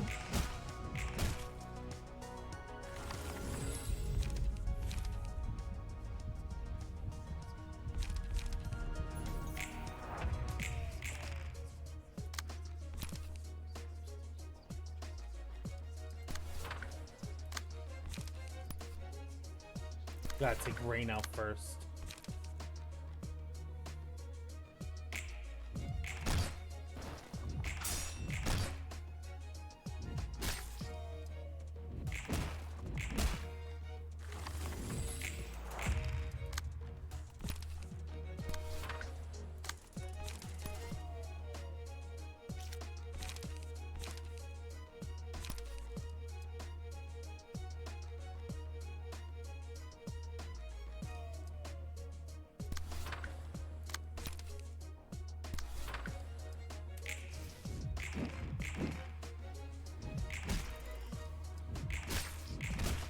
Nice.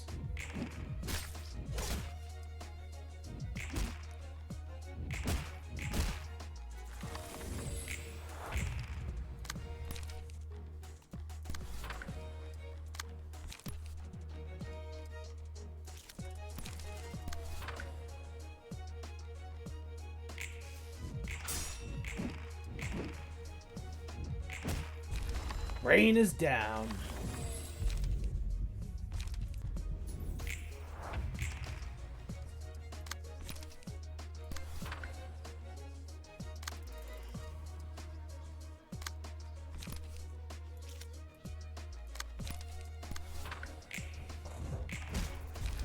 Mika is down.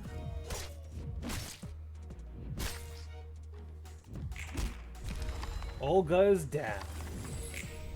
Molark office has been defeated.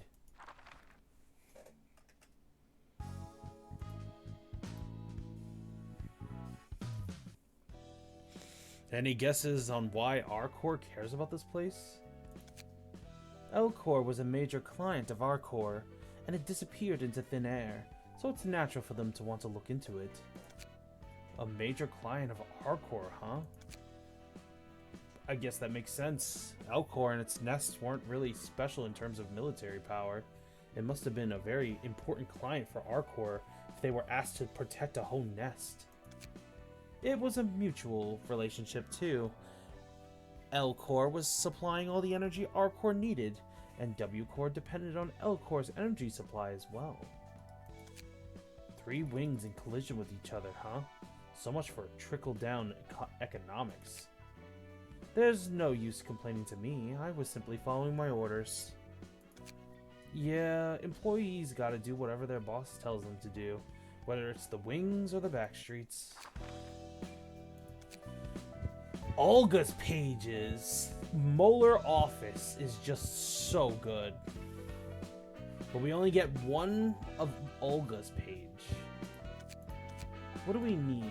We need to get to the library to Urban Plague.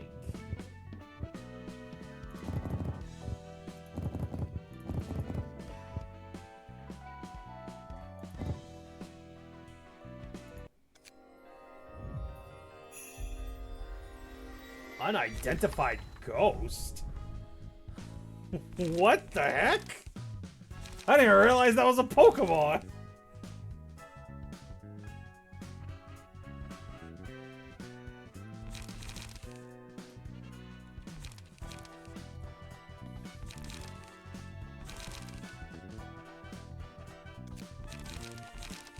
The gamble.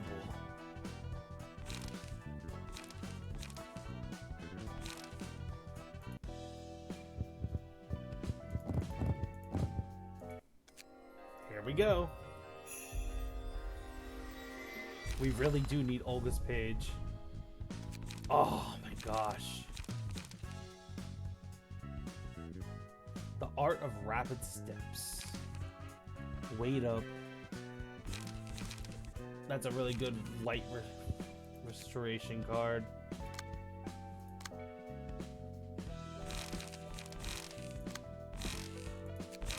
Empty that out.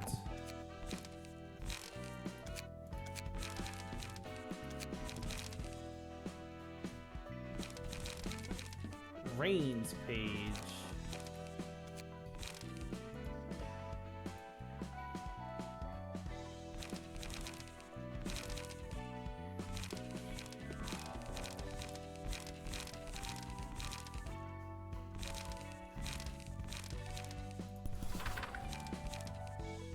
We don't need that many weight ups. We need Daring Decision.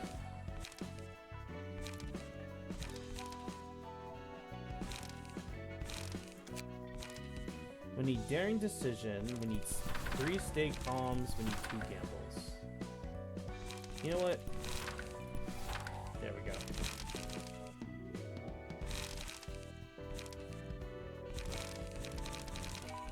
There we go.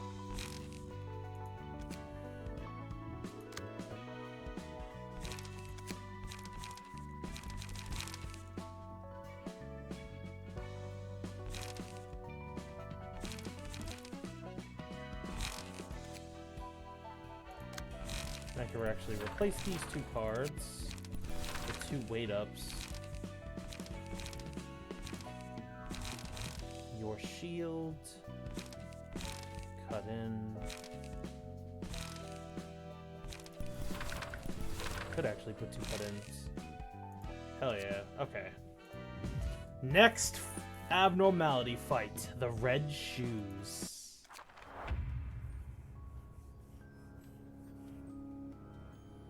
Those damned shoes got redder with people's blood. Those who saw the shoes would chop off each other's ankles to wear them, blinded by desire.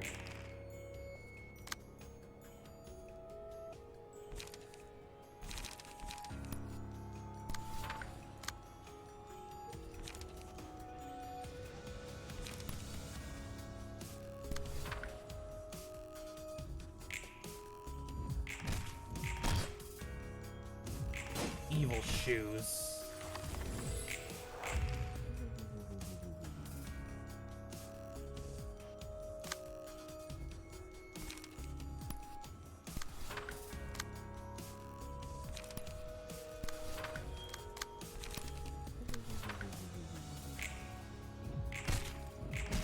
Ouch.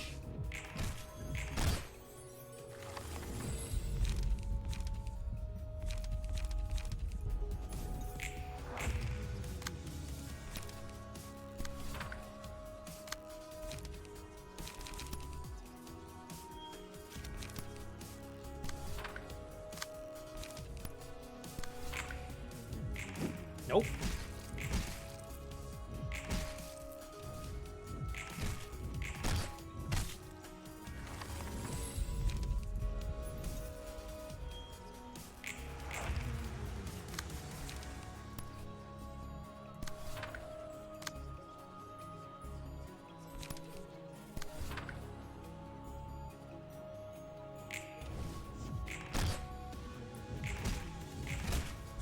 Nice.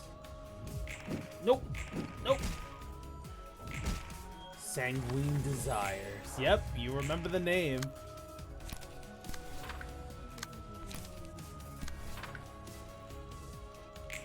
Whoops.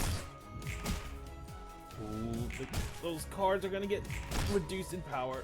It's fine.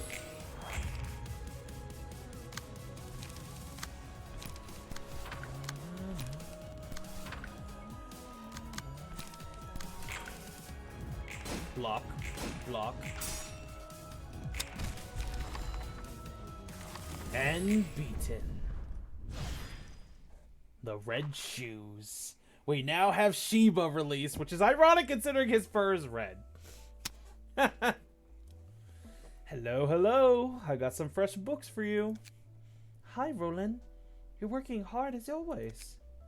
You tell me. If only our Miss Head Librarian could appreciate all this hard work with a huge reward or something. How are you doing with Angela, by the way? So-so, I guess. She can be scary at times, but I can live with it. Angela seems to be the most comfortable when she was talking with you. Really? To be fair, all the librarians I've met so far did seem to despise Angela. You told me before about your motto of that's that and this is this, right? I've been thinking, and I don't think I can follow that. I'd have to loathe Angela with all my being, but I just can't get myself to bear an unconditional hatred towards her. Oh boy, that took a turn. I'm guessing it's because Angela has her fair share of tragic history and stuff? That's right. Everyone has their own stories, even if someone is committing bad things right now. I don't want to judge them based on solely the snippets I see of them, so I try to understand them in depth. Man, you're an angel. I wish Yazad and Nazak were half as kind as you. Do I look like a good person to you, Roland? Don't know about that. Kind and good aren't exactly one and the same. Is that so? I wasn't really a good person, you see. Oh, is this about your first and second lives? I remember Malkuth talking about him. I see. That's how Malkuth put it. Yeah, you're right. My first life was a tragic one. That seems to be a case with everyone here. You were all doing research to cure humanity, right? So many people were killed because of me. Huh? You're admittedly pretty good at fighting as a librarian, but you don't smell like a serial killer or anything. Do I? I still think I'm directly responsible for their deaths. I snitched to the head about the experiments we were doing and the atrocious things we were committing. She actually said the word snitched. Whenever we talked about Han in the past, I never actually. I always joked about her snitching to the head. I didn't. I did not remember her actually putting it that way. She snitched to the head. And for her to put it in the same terms as I is so funny. They sent an arbiter to the laboratory, and killed so many of my colleagues. When I heard the news, I couldn't take it anymore, so I took my own life. What happened there? I had to watch as Malkuth, Yazad, and Nazak died horrible deaths in that laboratory. And what happened to a young boy who participated in the experiment? That's not all. We injected people with drugs and recorded the changes and side effects that they made. Within the city? No, the laboratory was in the outskirts, to avoid the head in its eyes. Now you can see that I'm not a good person at all, right? Nope, it's not that. I'm frowning because there's one thing about this story that I don't understand. The head bothered to dispatch an arbiter just to take care of a research project that got some people killed? One that took place in the outskirts outside of the city's limits? This part doesn't make sense. Are you sure it was an arbiter? That's what I heard. It matches what I learned in lobotomy corps during my second life too. It's still too hard for me to believe. You're pondering over odd things, Roland. I thought you'd lambast me being a traitor. Well, betrayals happen on a daily basis where I used to live. Besides, real betrayals tend to be a whole lot crueler. Are you from one of the nests, Hod? Yeah, I was born in a nest and went to school in a nest. And the other librarians are too? Most of them are. There's one from the... Yes, Ghost! Why'd you throw a tomato at me? I'll eat all your ghost treats. Welcome back, Lupin. There was one from the back streets and one from the outskirts, but that's about it. Damn, you guys were all elite, huh? I gotta wonder how you ended up living such miserable lives. And you all had to draw the drive to leave behind the comfort of living in a nest for a research facility in the outskirts. That must have taken some determination. My bad for calling you a bunch of spineless snobs.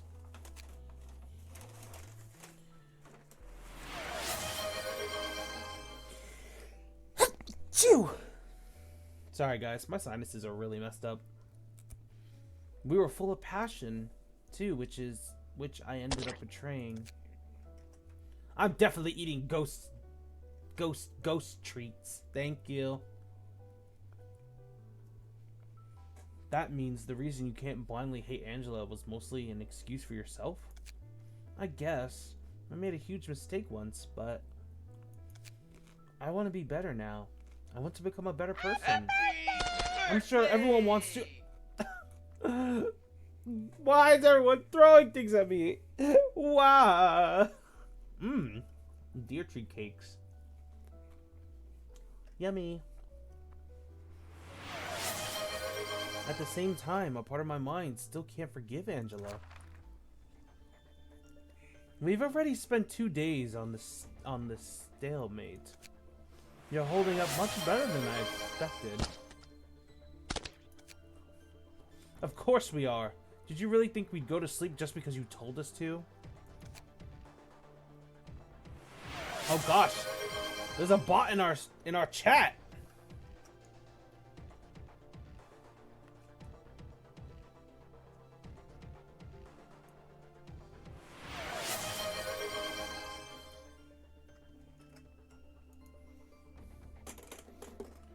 great. My bottle falls on my keyboard. There we go.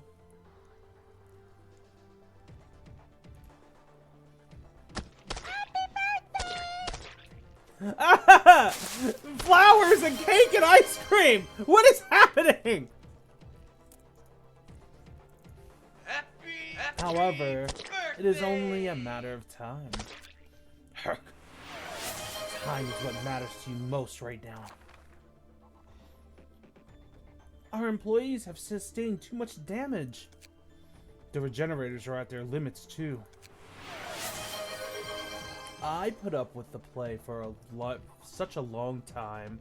I could pass a day or two in an instant. But the last 2 days have felt so long and slow. Angela, your filthy deed born out of your personal desire shall never be brought to fruition. Ugh! The circumstances are no longer the same as before, Gebra. I am now aware of the existence of ego and its capabilities. All employees from the welfare and disciplinary teams have fallen. You'll never get to spread the light for those 7 days you all planned. It would last, perhaps 4 days at most. And I'd be left with only 2 or 3 days worth of light for myself. For in any case, none of us will have won this battle. What is your point? I'd like to make a proposal. I want to live, you see. Angela offered us a deal, and many of the Sephiroth were against it. Sephiroth? Oh, that's what the librarians were called back in Lobotomy Corps. The 9 librarians sleeping on each floor, you know. I see. Yeah, the ones I met didn't seem too happy with this job. I guess that's why you all hate Angela so much. Me, Malkuth, Yazad, Nazak, and Hakma were the ones opposing her offer. That means the other 4 approved it. Angela wasn't completely alone, huh? Ghost, the Knight of Despair is on the natural science floor. She is the second abnormality fight. Just so you know. Because you threw so many of them at me! To be fair, they weren't actively supporting it. It was more of a deferral. One sec. Why were you against her offer if you thought she could eventually become a better being? It's silly, I know. Even in the middle of that, I was thinking I could repent for my sins with death. Hold on, what? You what now? You were supposed to die at the end of the plan Angela ruined? Yep. The whole thing was meant to end with us shutting down, falling into an eternal slumber, knowing that our long-desired wish was fulfilled. Jeez, you were all ready to really accept a morbid fate like that? You're always so surprised over the oddest details, Roland. I thought you'd blame me for running away from my problems, even at the end. Nah, that's totally a natural reaction to my opinion. I'm not a very strong or spirited person, so I get why'd you do that. So in summary, you objected to Angela's offer at first, because you want to forfeit your own life at the last step of your atonement. But now that you had some time to think things over, you're willing to give Angela a chance? Yeah, that's about right. It was a rather heavy topic for me, but you summed it up neatly. Well, things are bound to seem lighter from an outsider's perspective. Thanks for listening anyway. It helped me sort through my thoughts, too. You're welcome, miss. It's all part of my work.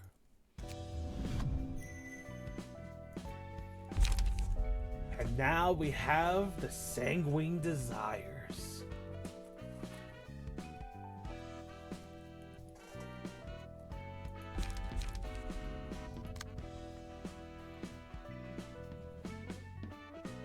Look at that, Pokey is about to be free too. Child of the Galaxy. First things first.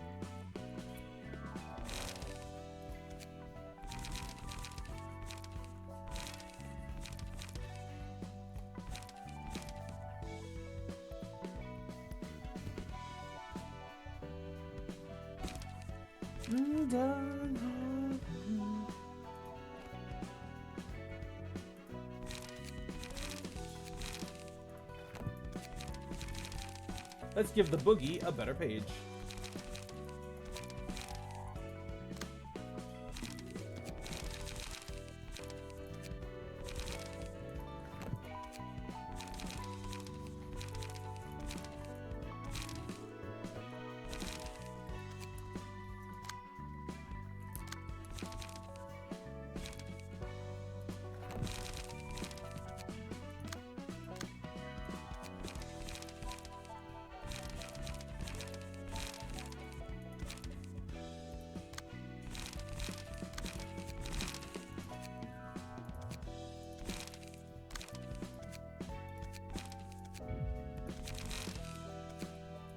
Child of the Galaxy.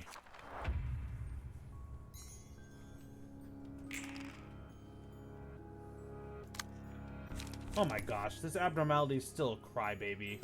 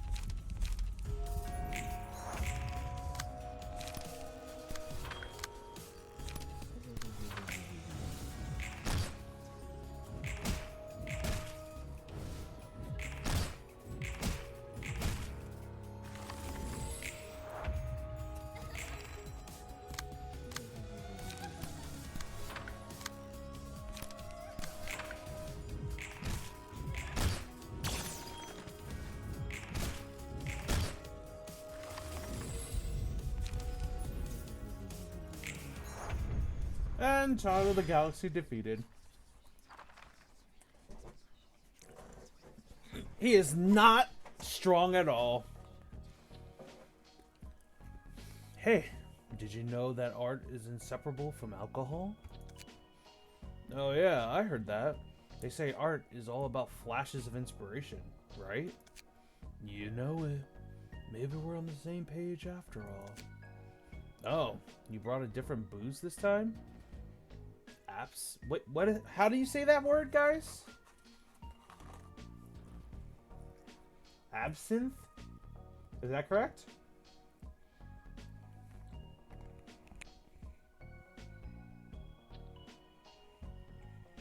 The deer don't know what that is. This is a liquor with a legacy that's so deeply tied to art. It's almost legendary. Since I'm in charge of arts, I could use some stimulation to work like a real artist. This one's pretty strong, but it's charming nonetheless. What if Angela scolds us like last time, though? We could worry about that later.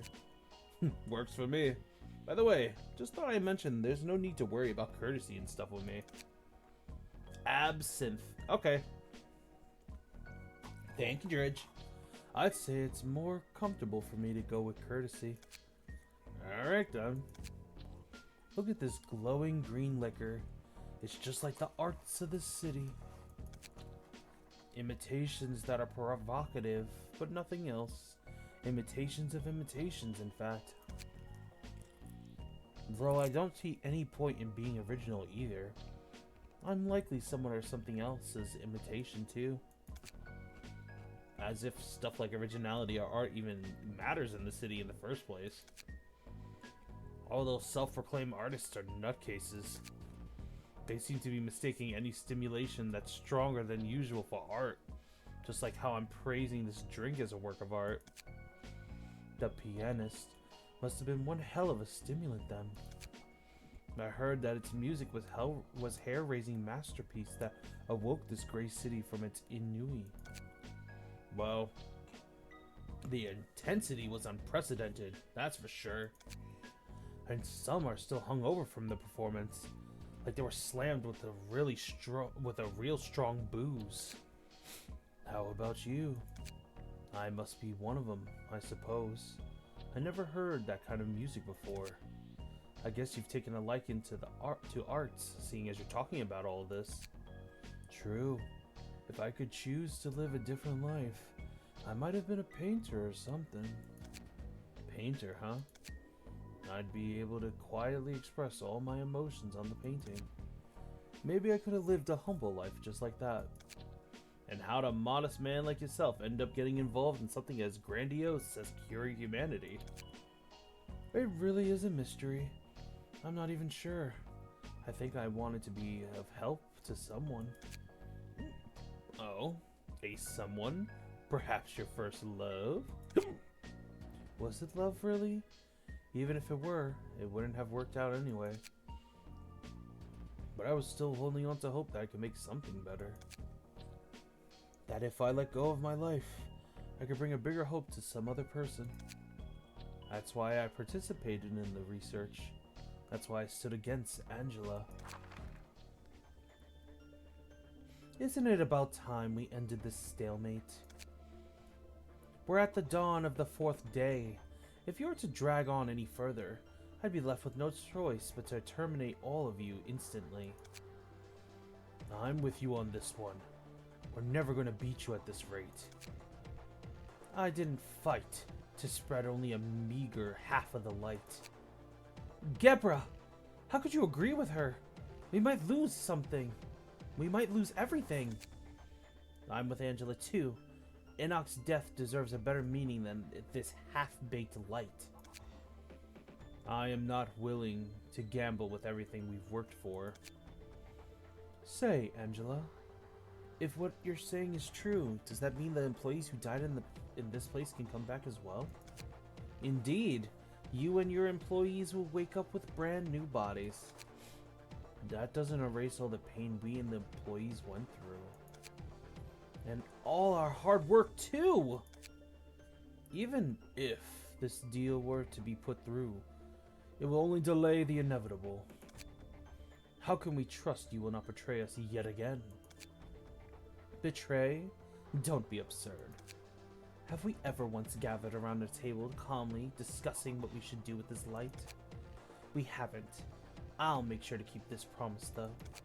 Both you and I require the light in its whole, albeit for different reasons. I could use this residue of light left for me right now, but I'd much rather have all of it. So I'd like to live more. I don't care if you want to die or not. I want to live my own life. I'd like to learn more about the city and about this world I live in. Angela, once we've reclaimed all of the light, you are free to lay judgment upon me when that time comes. Though I won't sit back, of course. That is all I have to offer. If no one else objects, I'll proceed with it right away.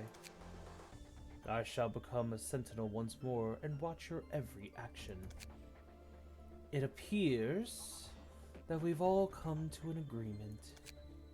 Don't worry, I have no plans to let this be the end. Life will call out to you once again, so take a nap until then. Whoever says out loud they want to die is lying. They actually want to live more than anyone, so they express that urge in one way or another. On the other hand, when someone is genuinely willing to die, they end up disappearing silently.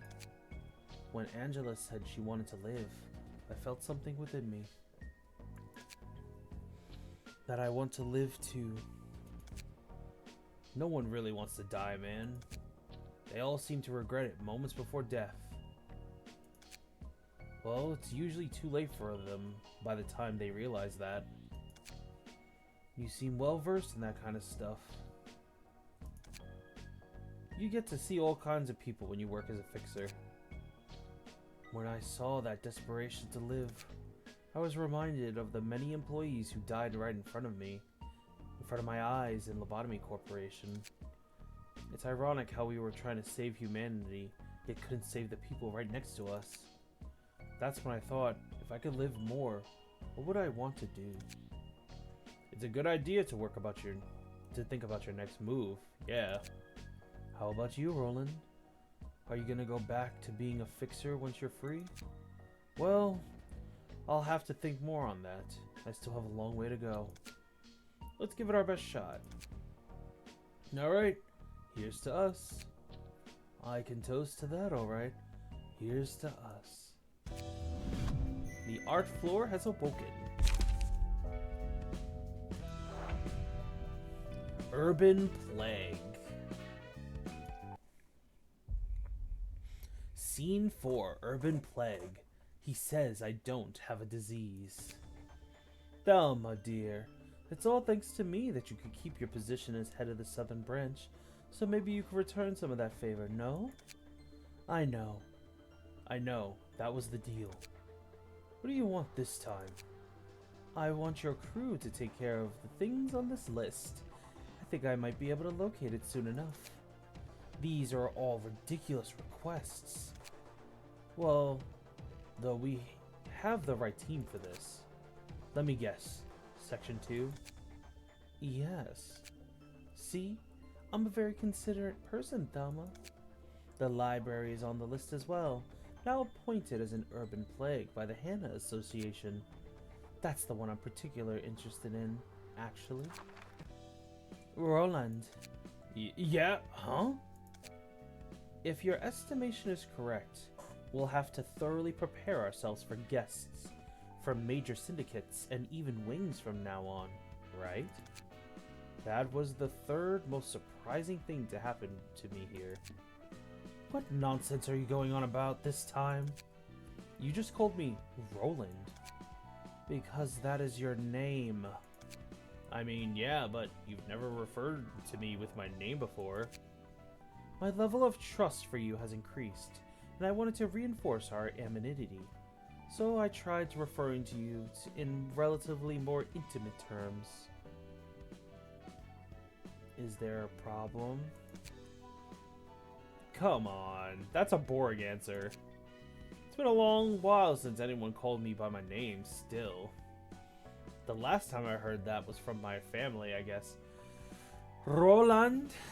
Okay, so the characters in the actual dub, in the Korean dub, some of them say Roland or Roland or Rolando whenever you hear them say his name, depending on who the character is.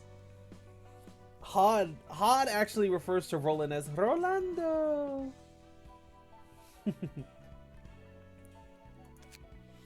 Didn't you say that your grandmother disappeared long ago? Oh, I had a wife, you see. That's intriguing. Huh? You're not intrigued by the fact that someone like me managed to get married, right? You're intrigued by the whole concept of this inefficient practice among humans known as marriage, right? Please tell me more about your marriage. Just a heads up, it's an overall banal story with some sad moments. Don't think you'll really like it. I'm always open for new stories of others. Says the one who won't even tell me the story of her own life. I can't bring myself to recount that story ever again. I'm simply too sick of it. It's a boring and trifling story that looped over and over for 10 millennia. Imagine reading the same book for 1 million years. You'll surely grow to resent it. I'd have choked myself by the tie around the 5th time I'd be forced to read a boring book. Well, anyway, I used to work my ass off. Had nothing better to do. I wasn't a bad fit for fixer work, coming from a rough background and all. As I kept working like a busy bee, I got a house in a decent spot, and met a so-called soulmate. She was such a tough woman. When I looked at her back, I felt the comfort of finding a place to belong. Something I couldn't feel even when I bought my house. I made so many attempts to try and catch her attention. Oh, am I dragging on too long? It's fine. Please continue. I did get a bunch of opportunities to see her, since we were in the same industry. My wife was a pretty highly graded fixer, by the way. She was dependable for a reason. Anyway, Countless ups and downs, we tied the knot. No, you got the song correct, Dridge. Don't worry. Also, shh! That's a spoiler. Shush! I put it simply here, and the heartache I felt in those twists and turns was real, you know. Both of us have piled up a hefty amount of money from working like dogs, so we decided to quit being fixers for a while and spend a peaceful time together. This part is kind of corny, but happy is the only word to describe how I felt, really. I was alone in my whole life and finally had someone to rely on. All we had to worry about was what to have for lunch, where to take a stroll in the evening, what to name our child and stuff. Then one day I got an urgent call from a friend asking me to do a request far away from home. You could probably guess where this is going by now. The job wasn't a huge deal and the pay was alright, so I decided to take it. The lady who lived with me said okay too. I was dispatched to a district famous for, what's this? Pagian? Which was my wife's favorite food. I could almost see her mouth water with the thought of eating it when she sent me off. To live up to my better half's expectations, I purchased a stasis preservation box from Ucor to present her with a warm Pagian that's straight from the kitchen. But a huge incident occurred in my home district while I was away. The house collapsed and my wife died along with our child she was still pregnant with. I cried for a long while, cursing this world and this city. I writhed and struggled trying to earn this happiness, so why does it have to slip out of my hands so easily? Alright, that's the end of my story. This kind of stuff can happen to anyone in the city. It's only a matter of endurance. And you could endure that trial? I'm trying to settle it on my own terms. What was the second most surprising thing for you, by the way? Oh, that working here suits me better than I thought, I guess. I'm saving the biggest surprise for the last. It's no fun to spoil everything at once, is it? Fine then, I'll leave you with sorting the rest of the books.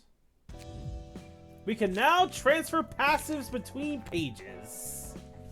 Which means we are not stuck with passives being stuck on a singular page. Now we can actually make some decent changes. Also, Shiva is being added.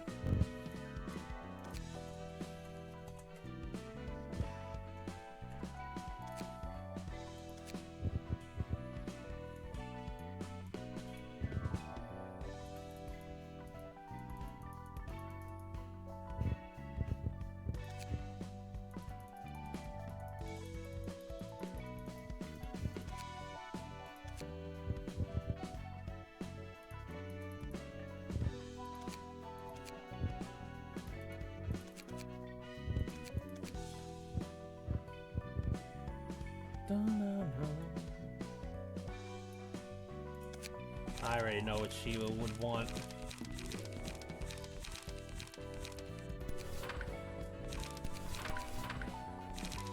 Yeah, pretty much.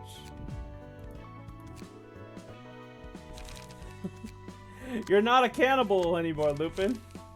You now actively throw hands with your new outfit. And now that also means we don't have to rely on weaker pages anymore. We can actually move things around a bit.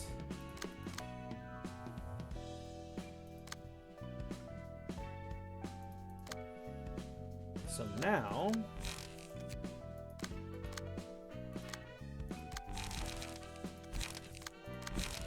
remove these, take off Yoon's page. Your new outfit looks like this. Oop. This is your new outfit right here. You have the tough guy outfit on with the chain and everything.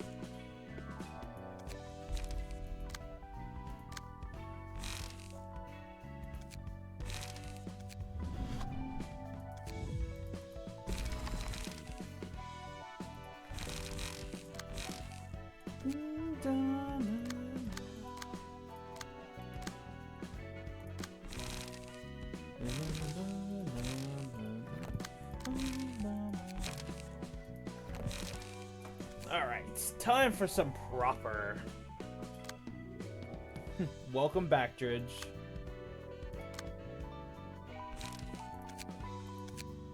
Key pages. Now that we can mess around with the key pages a little bit.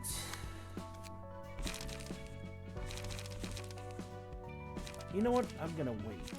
We still need to get Olga's page. We still need to get Olga's page back. But the least I could do is upgrade you guys. Pierce. No. No. Zulu. Dino.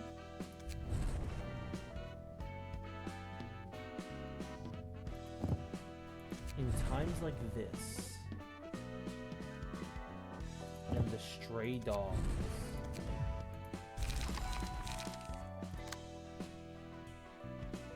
Dun, dun, dun, dun.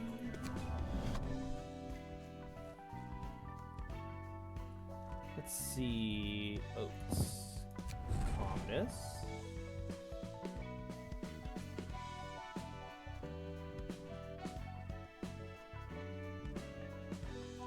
Because we all know Oats is chill as heck.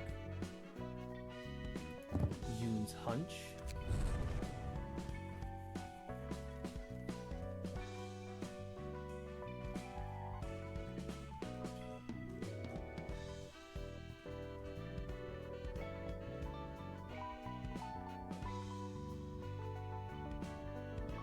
You know what? We could just upgrade Oats' page in general.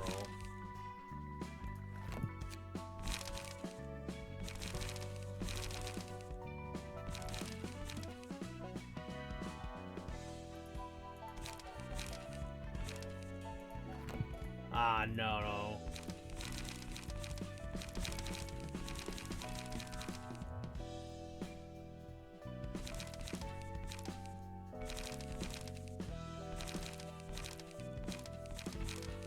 Nope, he has to keep Mars's page for now. It's fine. That's...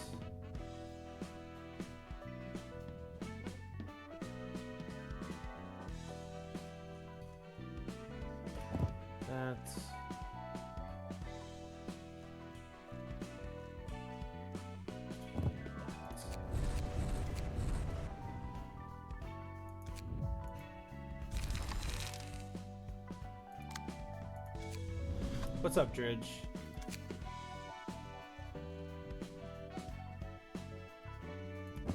Dino. Rain. Stray dogs. Flowers! That was flowers, right? Yeah, it was flowers. Silly Dridge. You and your silliness.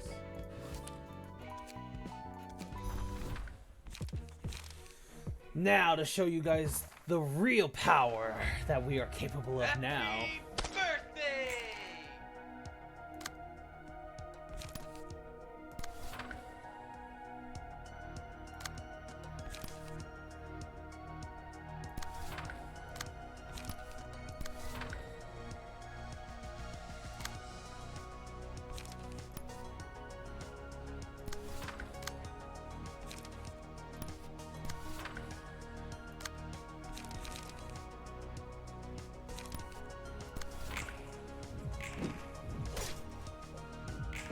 Cake. You guys are making me hungry for sweets. I'm not gonna lie.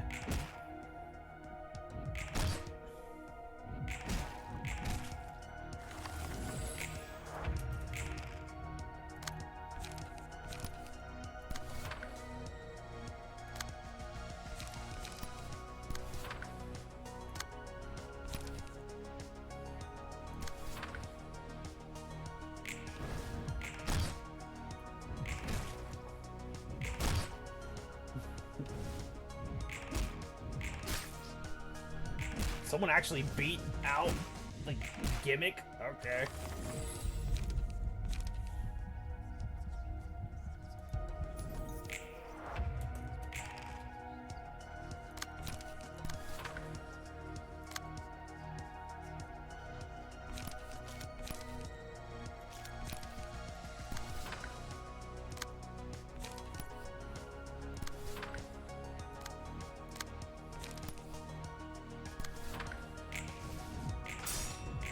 Whoa!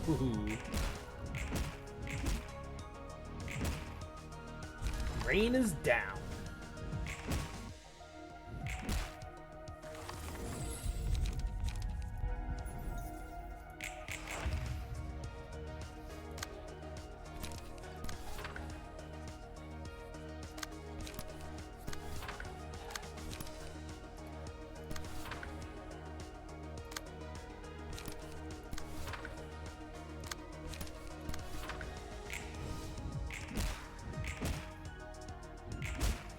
Damn.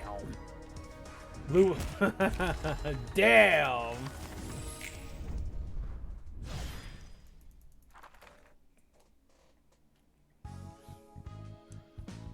Well, Lupin and his floor absolutely dominated.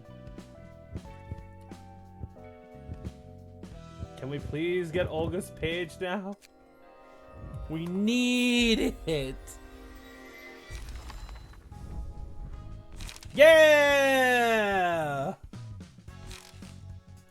We got it. Okay, we can proceed now.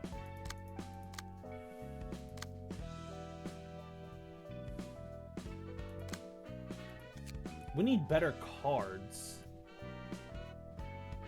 We need better cards.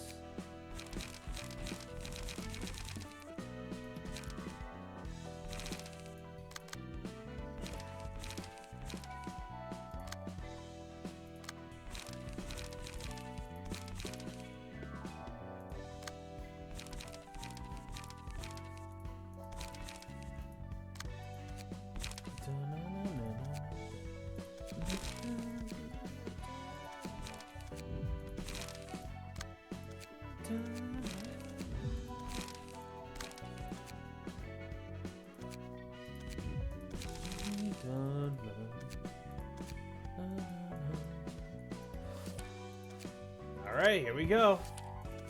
New fight, new experience.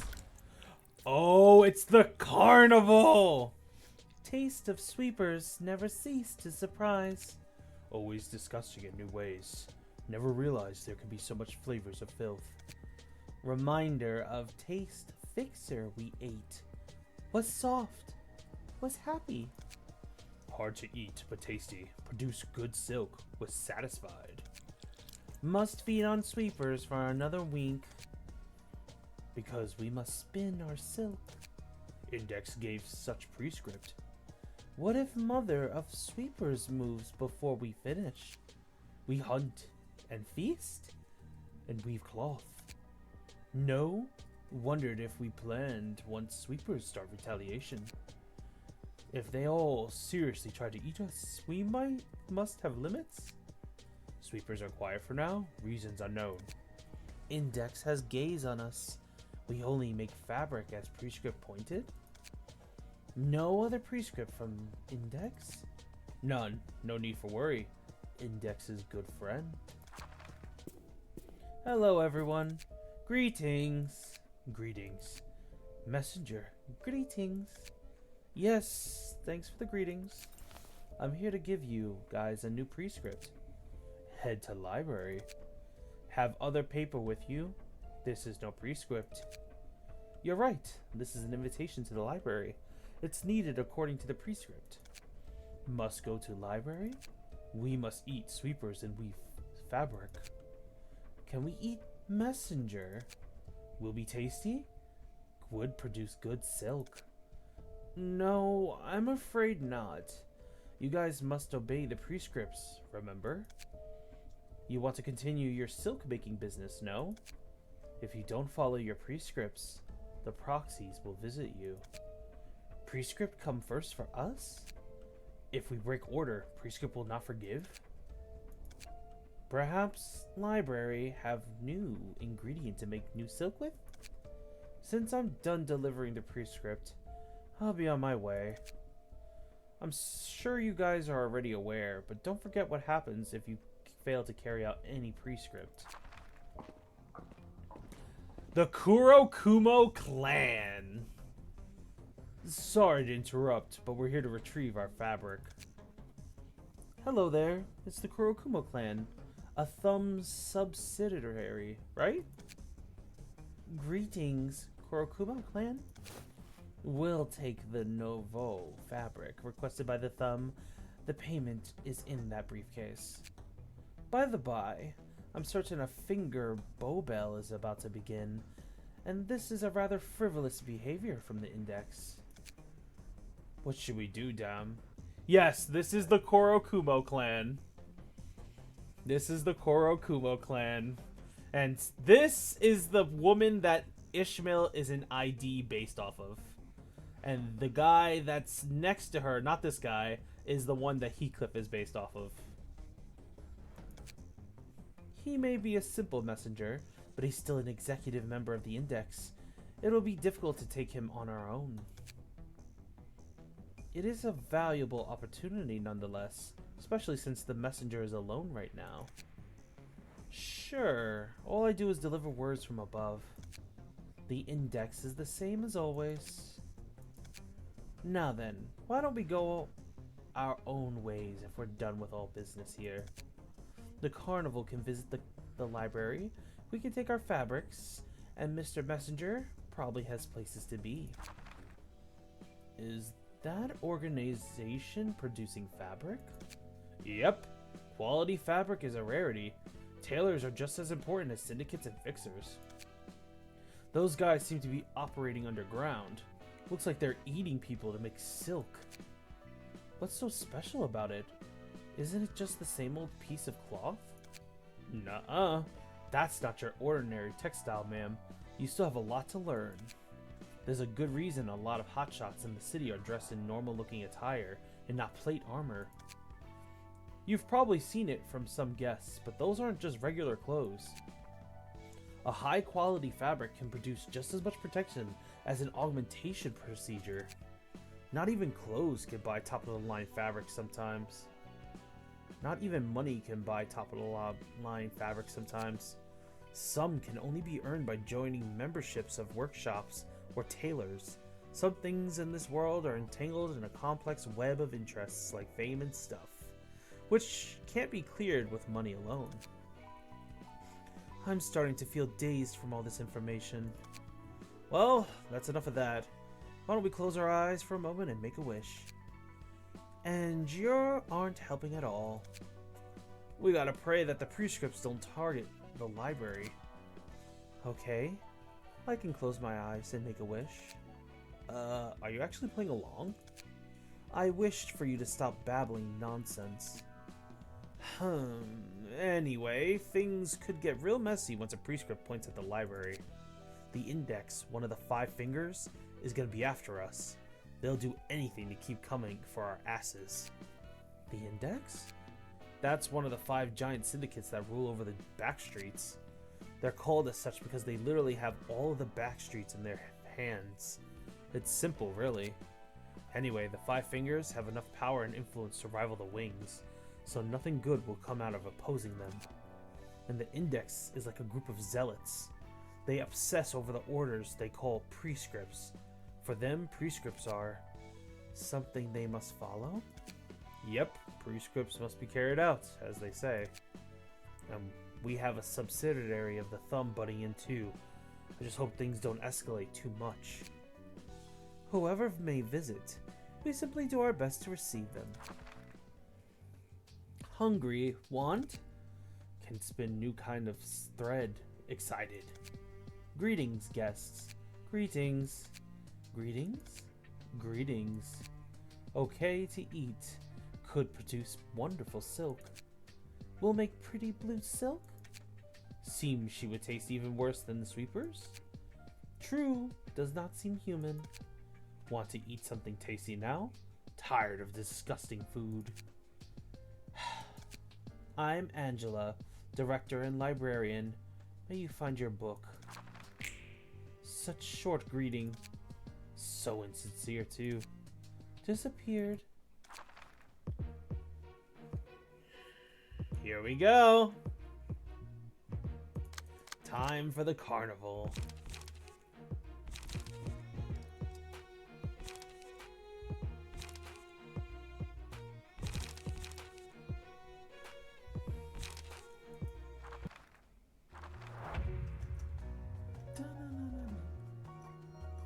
Okay, as the story has described, the carnival is a bunch of tailors who utilize special techniques in order to create thread to make special clothes that can augment your body.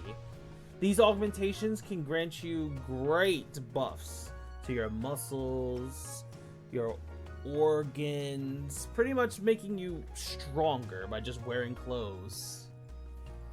The tailors themselves are monstrous, as you can see, but are actually still humans who are just heavily augmented.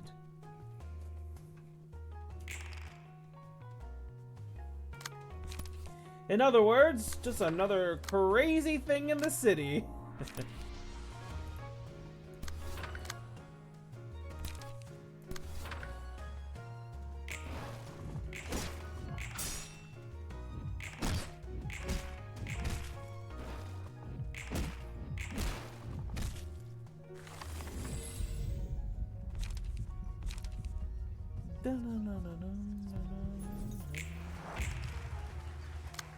Oh gosh. Oh gosh! Deer in trouble. Oh, Sheba in trouble.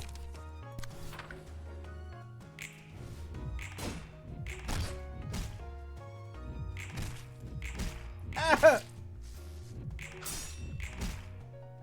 Oh! Oh, that was, I did not enjoy that.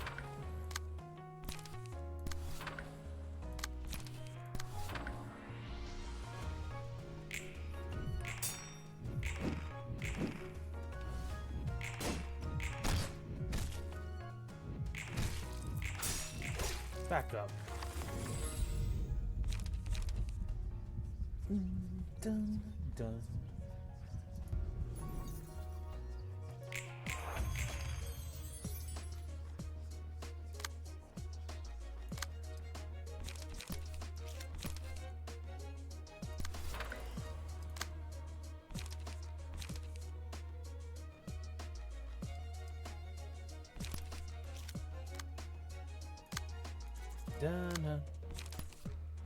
Dun, dun, dun.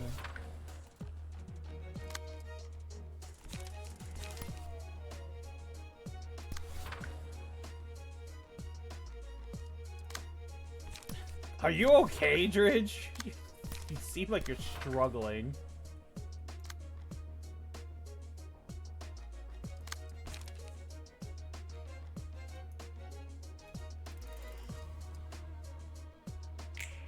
Guys, Dridge is struggling.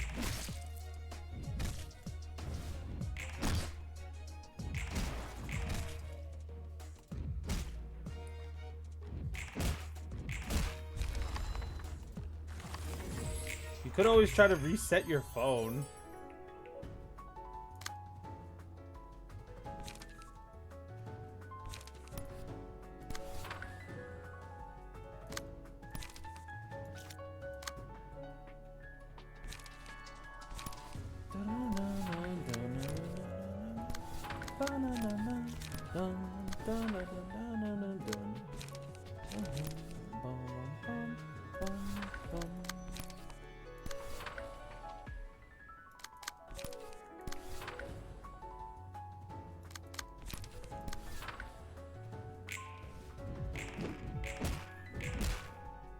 Oh, I see.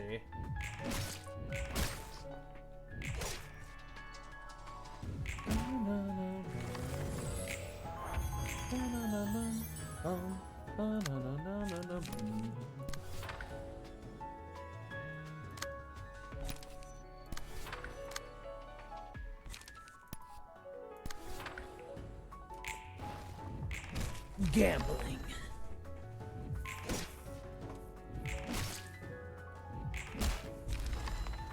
The carnival is beaten.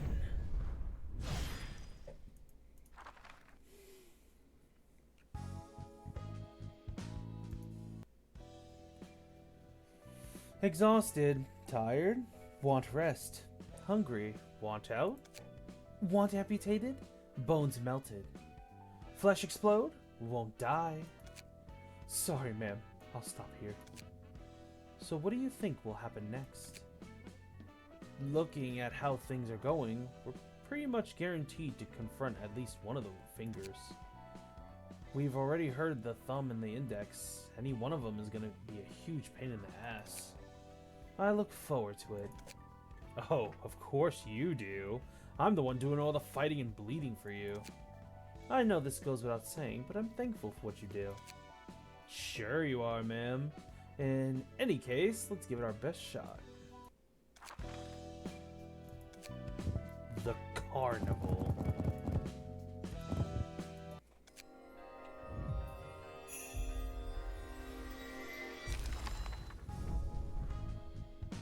Will it be tasty? Make fine silk. Feast.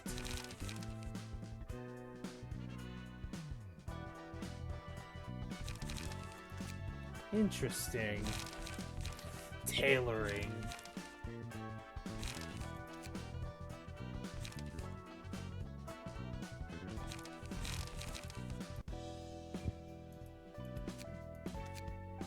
Next battle.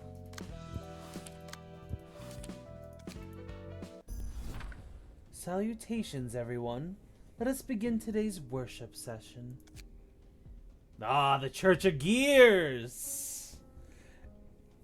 It appears that we have a new worshipper. What concerns have brought you here to our oratory? I don't think I can continue living in this city anymore. It's too much for me. What could have overwhelmed you so much? Everything is so dreary, and so is my life. I wake up at 6 in the morning, go to work by 8, do the same work with the same face every single day. By the time I leave work, it's already 10 in the evening. I'm not sure what I'm doing anymore. I have so many expenses to cover every single month. I can't seem to get any richer. Everyone I see doing my commute has the same face. I don't see why we work, why we earn money, or why we live. I feel like I've lost my goal, my purpose. I'm just like a cogwheel. Yeah, I really am. I'm living like a cog in the machine. Even if I were gone, the city would soon find another cog to replace me. What am I? Where does my worth lie? I understand the feeling. Everyone in the city is like a gear spinning along without a purpose. Staying in the middle of it wears you out slowly. You're right. I really feel like that. However, is it necessarily a bad thing to be a gear? Huh? All problems stem from the refusal to admit the fact that we are indeed gears ourselves. I did too once. After my father passed away, I lost my way for a while. You see, my father lived his life akin to a gear wheel. He'd always wake up at the same hour, go to the same place, and come home at the same time with the same face. My father did research on gears. His goal was to solve the same type of problems you're going through. Perhaps he unknowingly grew to resemble the single object he studied for so long. The wrinkles on his forehead deepened as he worked. They resembled the teeth of a gear. My father lived out his whole life as a rusted gear of the city until he was murdered by someone else. Oh. Then one day I came across a thought. Maybe we really are gears that constitute the city. Maybe our suffering comes from trying to deny our own identity. But that kind of life is pointless. I'm tired of being a purposeless gear in a purposeless cog that keeps running day by day. Exactly. The problem is that you see yourself as an aimless gear. You mean gears can have a purpose? Yes, of course they can. All we need to do is find the purpose we were born to mesh with. You shall become a unique gear that cannot be replaced by any other. We are all gears. There are simply so many gears in the world wallowing in sadness, for they have yet to know where and how to be. It's still hard to believe that. Take a look at all the people gathered here. Do they have the same faces as the one you've seen in your everyday life? No. They all look happy. Please, trust in me. Yes, this is the only way I have. Now, come on up here. I will give you the purpose in life you're looking for. Do I sit on this chair? Yes. Take a seat and relax. This chair will tell you what kind of gear you are. Is this really safe? Of course it is. Oh my, you turned out to be a thought gear. A thought gear? It is exceedingly rare for one to be bestowed with the purpose of a thought gear, you see. They are helping me even now. For your information, my father is also a thought gear. That means those gears on the back of your head are... This one is my father. He always provides me with his wisdom about life. Besides, meat gears need to keep company with at least one thought gear. Wait, am I really going to turn into a gear? The pain is only temporary. It'll soon be followed with pure fulfillment. Everyone, let us welcome the honorable and invaluable arrival of a new thought gear. Wait! Wait! I didn't know this would happen! As the gears turn, so too does life fulfill its cycle. The Full Stop Office. That ID is supposed... This character right here has an ID with Heathcliff, and this character has an ID with Hong Lu in Limbus Company. And this, guys, is an identity for Sinclair in the future. So that's Eileen, cult leader of the Church of Gears. I've seen all kinds of gears in my life, but thought gears are new to me. This must be the rumored ritual of theirs. They get smarter by plugging gears on the back of their heads, apparently? That's a load of horse shit. Alright, let's see. Director Eugen from She Association asks to kill 10 worshippers at the church, neutralize its leader, and secure her. I didn't quite expect the director of the She Association Section 2 to personally give our office a request. Something strange might be up.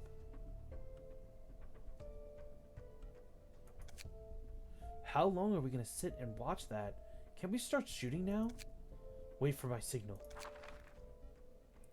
Ah, what a beautiful thought gear you have become. I will give you the honor of accompanying me.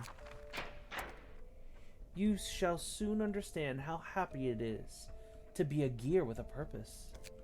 Yes, it may take some time to adjust. Let us start with turning bit by bit. Good. Along with the others, gently rotate, one cycle at a time. My father will gladly help you out. See? It does make you feel happy, doesn't it? I'm very glad to know you are happy.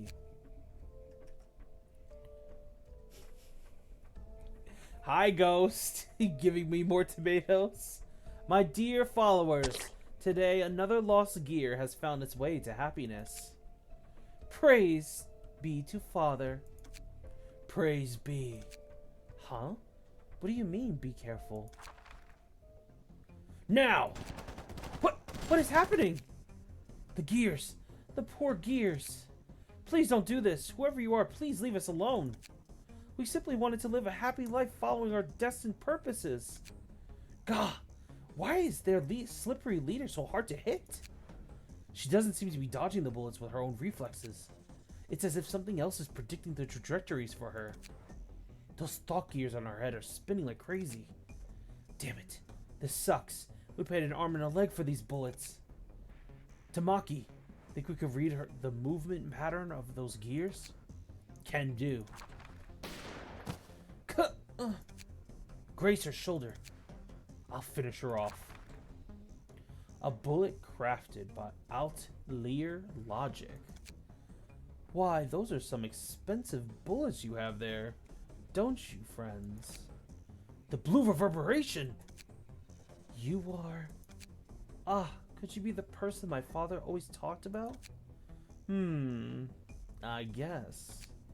Say, I need you right now. Would you like to come with me? Yes, of course. I've been waiting for you my whole life. A perfect fit with the gear that is me. Why, thank you. No, you don't. But first, these friends need some attention. Pluto, could you look after Eileen in the meantime? Run! The hell is going on? Why would the blue reverberation be here? No idea. Damn it, it looks like he's trying to kill us. If we screw up this job, we're gonna be bankrupt from all the bullets we wasted. You literally just saw the blue reverberation deflect our bullets. We're no match for him in any way. Forget about anything else. We should run away and survive for now. We're almost to the exit. Hiya, friends. The blue reverberation.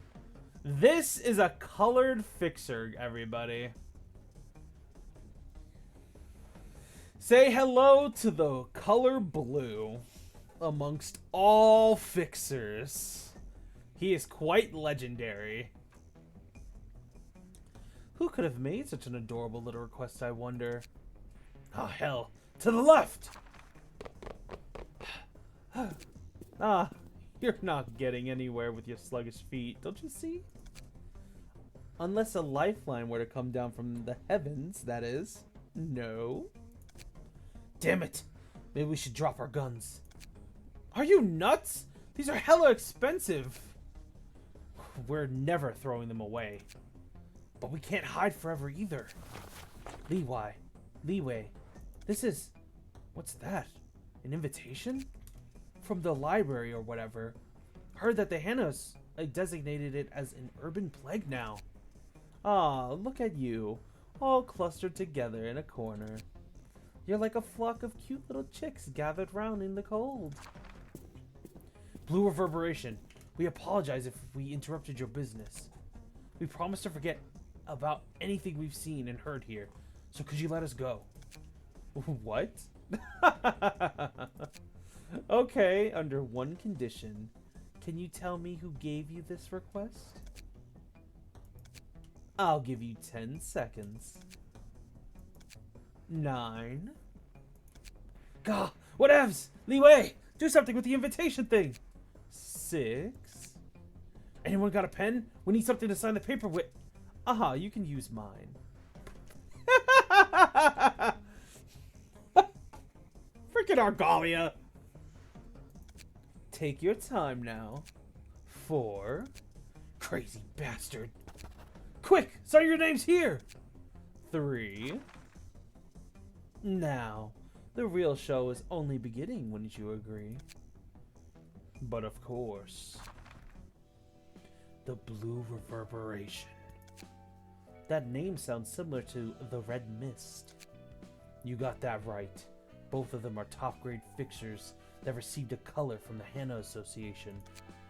They're a cut above grade 1. It's curious that just such a capable fixer showed up so early. There are lots of nutcases amongst the fixers, but the blue reverberation is on a whole nother level. He's a certified nut lunatic. Is he famous? Oh, he is. He's certainly got skills, even if he's bonkers. He does appear to be skilled, seeing how he blocked those gunshots. That's why guns aren't used too often. They're not very effective against actually competent opponents. Now that you mention it, the majority of guests we've had so far didn't carry firearms. Is there any reason guns aren't used? It's the cost. They're awfully expensive. It's just not worth it most of the time. Guns are pricey on their own, and bullets are plain ridiculous. Like those poor folks said. Manufacturing bullets must be quite costly. That's true, of course. The biggest factor, though, is the tax the head levied on firearms. Depends on the gun, but 2 full magazines worth of bullets costs almost the same as a decent gun. Heck, giving your entire office crew augmentation procedures is probably cheaper than keeping enough bullets in stock for them to use. The cost is so high, it outweighs the benefit by a metric ton, and it's hard to find a workshop that treats guns or bullets. What's more, workshops aren't even allowed to craft those without a firearm manufacturing license, which is apparently very tricky to get. What do you think is the reason firearms are made so inaccessible? This is just my hunch, but I think they don't want killings to happen too easily. Killing what? People in general. I didn't quite expect the rulers of the city to be humanitarians. Oh, not because the head and the city value human life or anything, obviously. It seems like they have this weird philosophy that the process of human killing another shouldn't be trivial or insignificant. How funny. Death can be plenty insignificant even without guns. Well, you aren't wrong there. Phew, he's not following us all the way out here. It's as if some omniscient person is toying with us. The blue reverberation. Seems like he knew everything. We should be thankful that we survived him somehow. Welcome back, Dridge. Don't get too nervous, Stefan. How can I not be nervous? We ended up in the library we know almost nothing about. You know we're almost out of bullets, right? What was the point of running away from the blue reverb if we're gonna die here anyway? Then we should at least try to die a bit later, obviously. Humans all die eventually. There's little use in delaying the inevitable. See? He's got a point. Don't worry, I'll work it out. Greetings, dear guests. Hello, I'm Stefan, soon to be dead and shelved into your bookcase. You don't quite appear to be spirited, dear guest. It's ultimately up to you whether you'll become a book or return triumphantly with the ones you need. Yeah, thanks for the kind words. You're ruining our mood. Don't mind him. We're in a bit of a hurry right now. We'll just take care of business here and go back. I understand. Various guests visit here with their own reasons and purpose. There have been much more impolite guests, so please do not worry about your attitude. I'm getting a bad feeling about this lady. She seems just as eerie as the blue reverb. Maybe just dying to the blue reverb was a better idea than this. Tweet, tweet, tweet. What are you, a parrot? Get inside already. Fine, hothead. May you find your book in this place. Okay, we are now being introduced to guns. Yes, we can use guns in this game. That said, guns are, until later, we do not have unlimited ammo. But we do have access to guns, but we do not have unlimited ammo. Each card is pretty much a bullet. We get 9 bullets if we're using that many cards that are worth ammunition. If a card says single use, it's a pretty much just treated as a bullet card. Because once that card is gone, once that card is used, it's gone. However, there is a benefit to this. For you see, if you build your deck in a certain way, with the capability of using guns, you can actually trim your deck a bit by using these cards.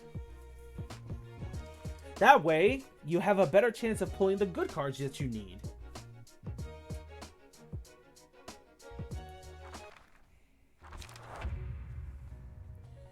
And ranged attacks act a bit differently. Guns are treated as multiple things that you clash with. An example. What I'm trying to say is each offense dice that they have on their page, we clash against them with our offense dice.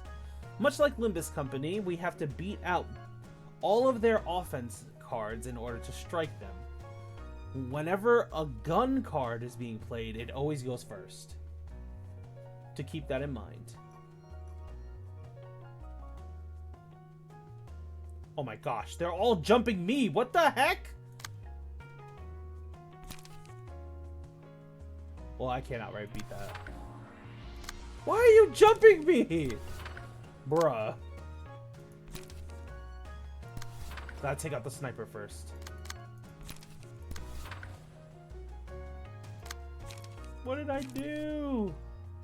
Why are you jumping me? Ow! Ah! Ah!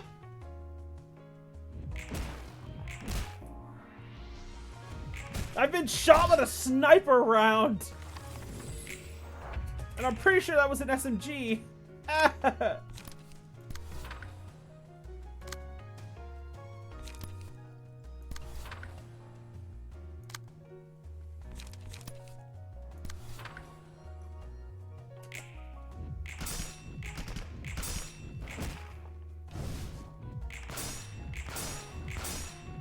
Go hard. One down. Ah! Ah!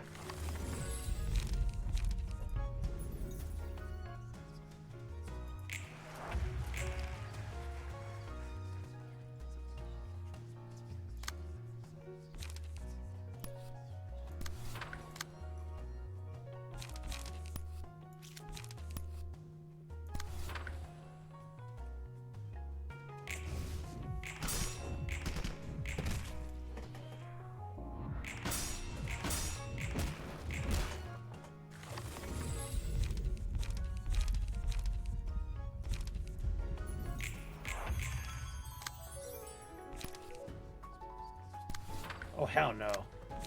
You're not doing that to me.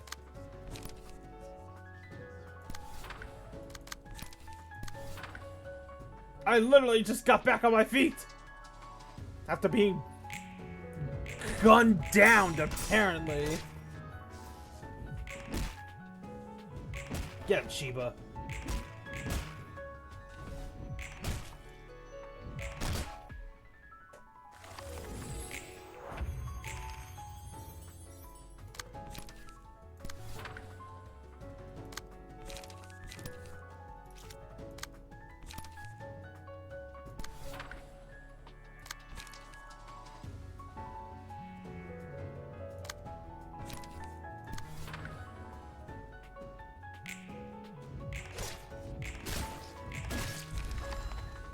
The Book of Stefan.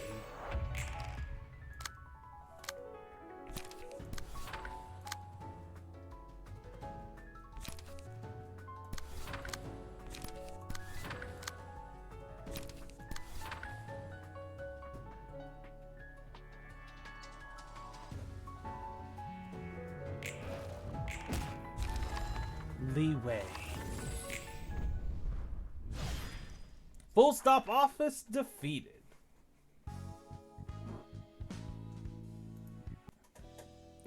That Stefan fellow turned into a book just as he expected.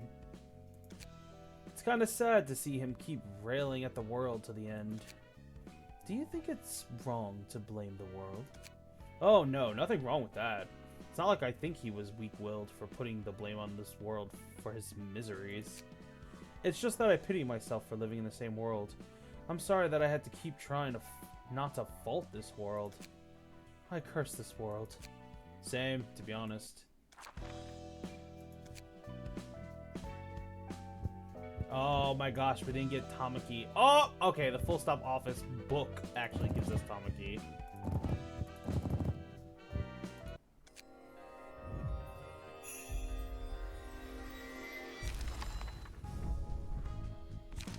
Leeway, Tamaki.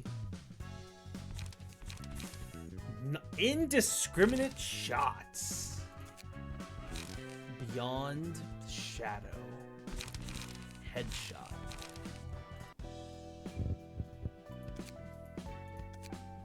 What do we need for this battle? We need the Full Stop Office book. Okay, so we don't even have that anymore.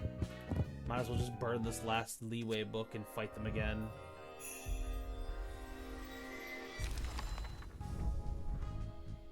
We got both of his pages. Hell yeah.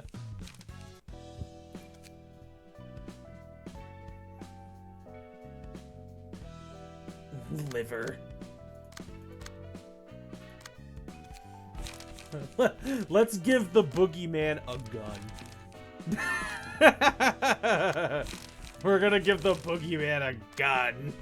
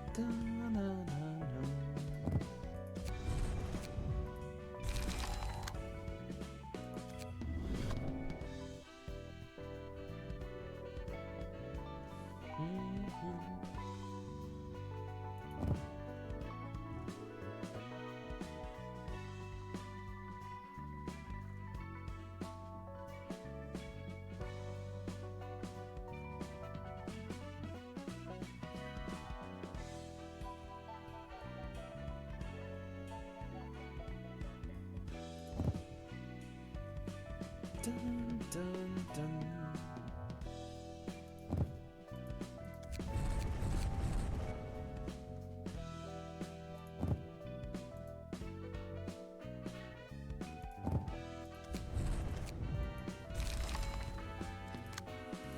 Okay.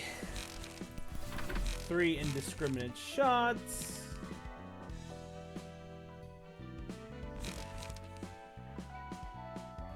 Going bullseye, going bullseye.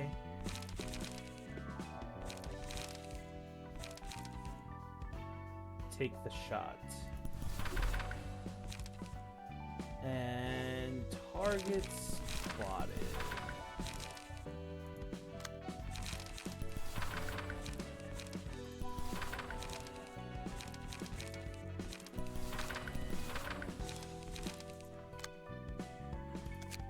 And unlike his assistants, Lee Wei's page actually has the ability to use melee skills and bullets. However, his situation is a little bit different from the others.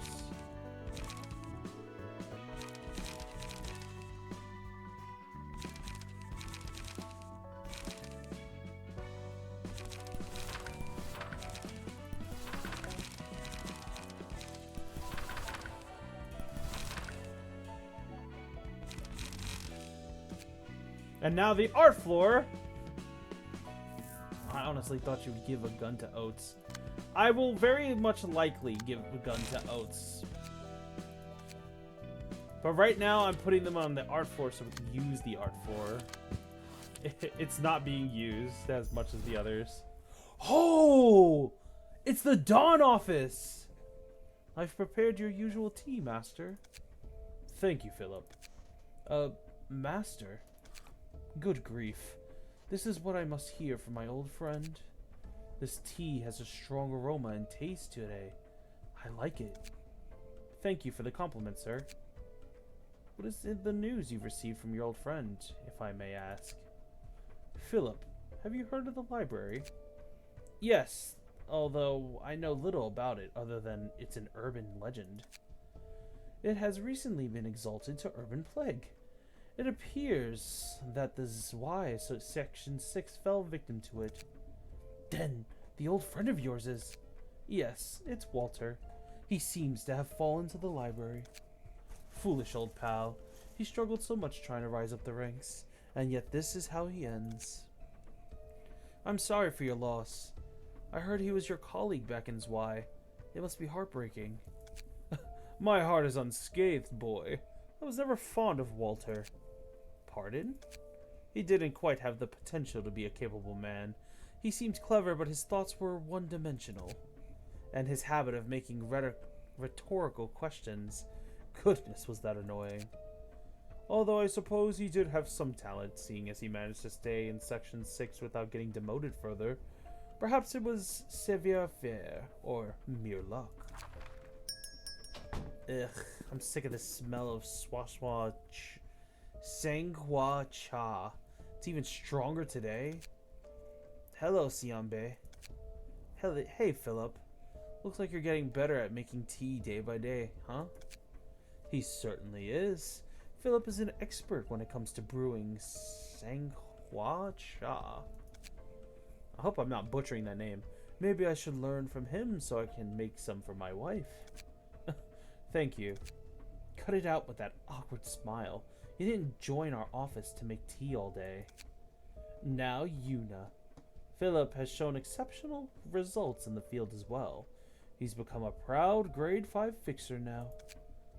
If his Sanghua Cha expertise counted towards grade evaluations, he would have easily become a grade 1 and gotten a color too. Yes, if he were to receive a color, perhaps it would be bright yellow, much like the hue of this egg yolk floating on top of the tea. Oh, it's also the color of Cynthia, my favorite flower. Please stop with the silly jokes, master. Philip needs a trusty role model. Anyway, I've taken care of the request regarding the 1,000 needles. Wow, you're impressive, Siambe. Solving an urban legend class request on your own. It was kinda dangerous at the end. I don't know where they got it, but they started merging into one using a brainstem focus resonator. The building started melting. Needles kept pouring out of that lump like crazy. People struck by those needles started exploding and creating chaos. It was awful. And the culprit behind that was it yesterday's promise as expected? Yeah, that seemed to be the case. I honestly didn't want to believe it, but it looks like magic really does exist. Strange symbols and stuff were carved on every needle. I haven't even heard of any amplification device that could do that. Not from my knowledge, at least.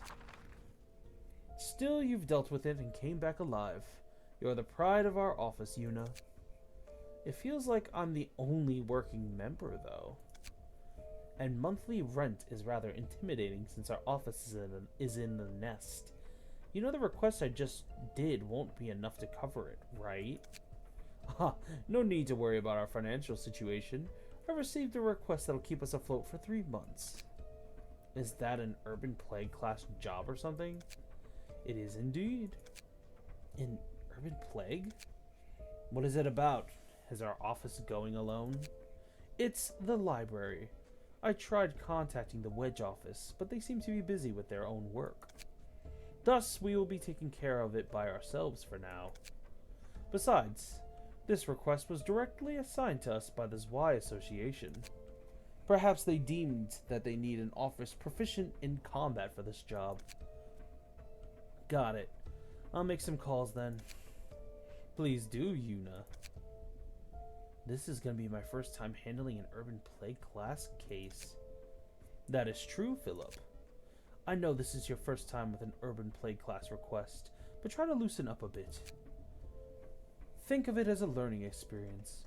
Watch how I and Yuna react on the field. If we get this job done, why don't we throw a party at your house like last time, Gramps? You surely have ways to get yourself fed, Yuna. You know how much I love to eat, don't you, Gramps? And your cooking is awesome, too. House party, huh? Why the long face, Philip? Got too nervous to take on an urban plague? It's nothing. Well, alright then. I'll be preparing first. Philip, how about a small conversation between the two of us once this job is done? Sure. It seemed as if you had concerns on your mind. Understood, sir. Huh. That Gramps is still doing fixer work. You know him? It's nothing huge. I came across him a few times in the past and owed him some favors. And he's one of the veterans, too. He made his bones to a degree in the smoke war when he was younger. He did seem to have many connections. Although he's washed up now, just like me. He seems to be faring much better than you, though? Oh, did you really have to stab me with those facts? The interior is pretty slick. Reminds me of the factory we raided as part of the Midnight Pancreas Burgers request. Ugh, please! I don't even want to be reminded of that case. And I'm not seeing any similarities here. I mean, that factory was also pretty clean and moody for a place where terrible things happened. Ho ho ho, Philip. I almost got to retaste the Sanghua Cha I drank a bit ago. Sorry, sir. Greetings, dear guests. A pleasure to meet you. You must be Angela. Yes, I am the director and librarian of my role's namesake. Tell me, what should we do to kill you? I'd like to know that as well. I see, I see. You have the capability for casual banter. Let's cut the chat short, shall we, Master? Now, Angela, do not hope to meet a peaceful end after imbruing your hands in so much blood. I believe the same can be said of you. May you find your book in this place, then.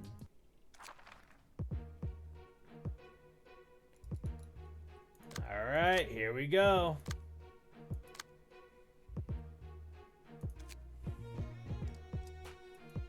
Let us begin.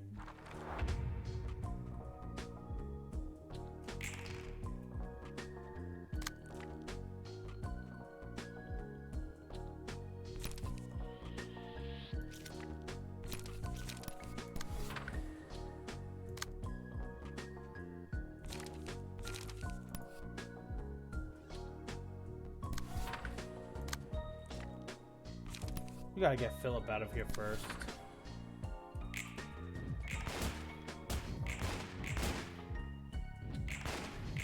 Man, guns are so powerful! I love them! Get out of here. Oh, that was an 18.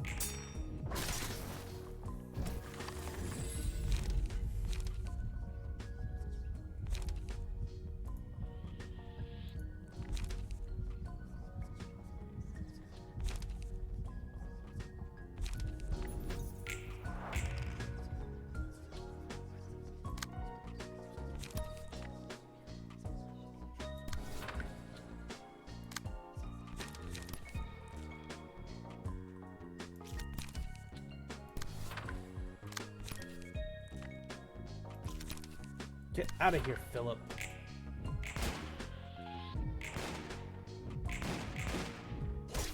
Ah! Ah!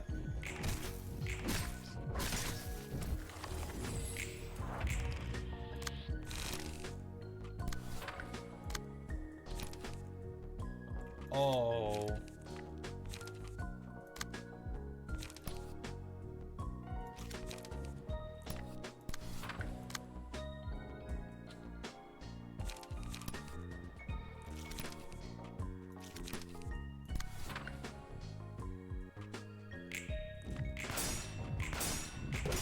Oh! Oh! Damn! Oh! Well, there goes the random.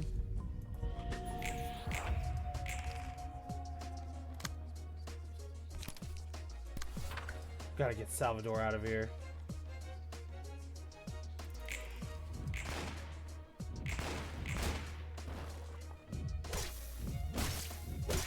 No, to suck! It's only the boogie left!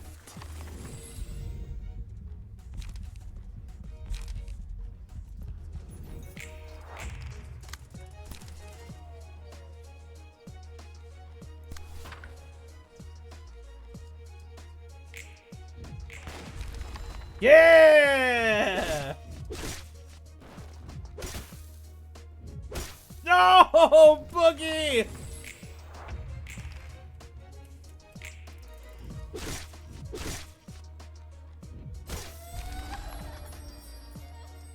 Philip died too. Oh! We actually lost! Oh, because Salvador hits like a frickin' truck!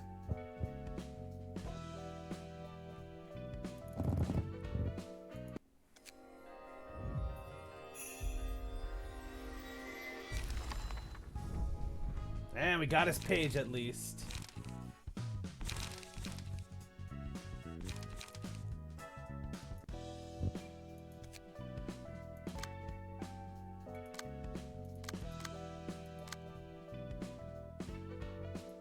That means we can upgrade this floor.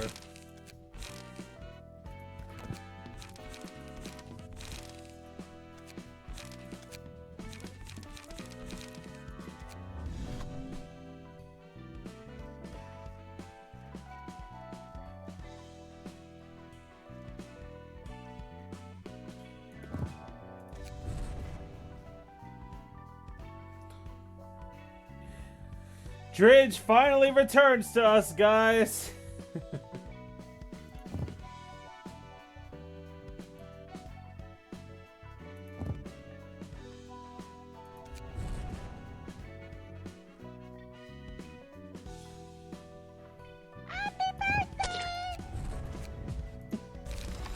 Welcome back, Dridge.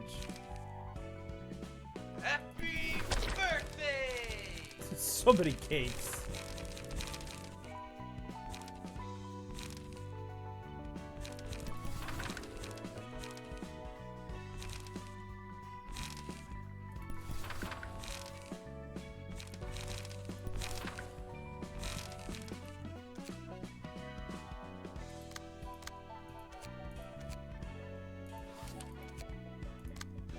The Book of Walter and the Book of Isadora. Alright. We almost won that one, but Salvador hit us all like a truck. So here's what we're gonna do. We're gonna give Oates what he would usually use, which is gun.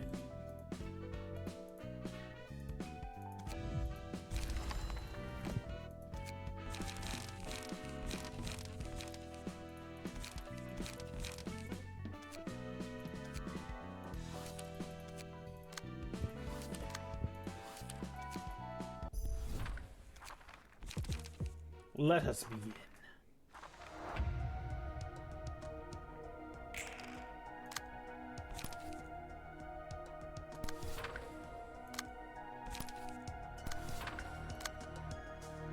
Oh my gosh. Old man, you hurt so much. I hate it.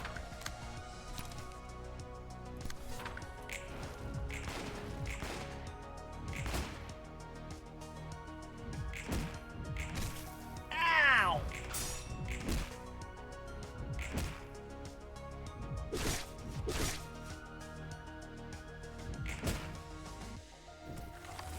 All right.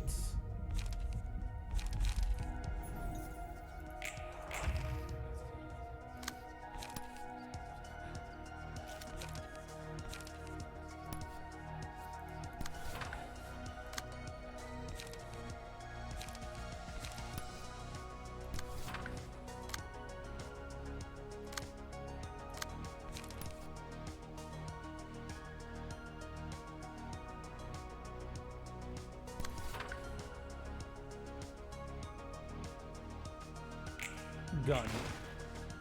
Gun.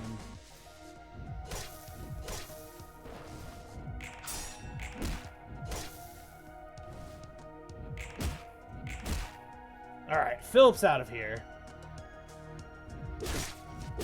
Now we can deal with his mentors.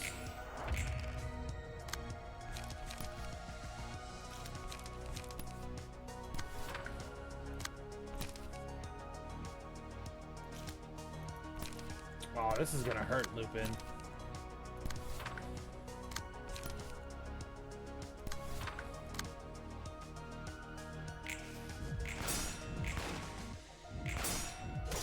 Oof. Ooh. Okay. Good job.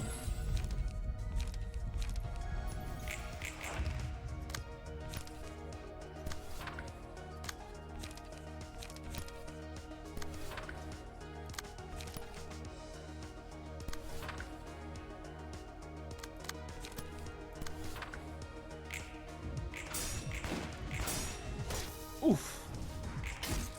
Ooh. Damn, taking a hit from Lupin hurts.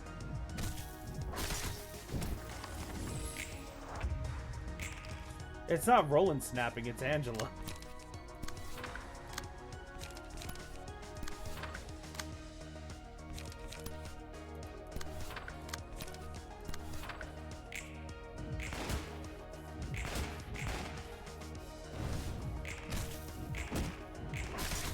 Ooh.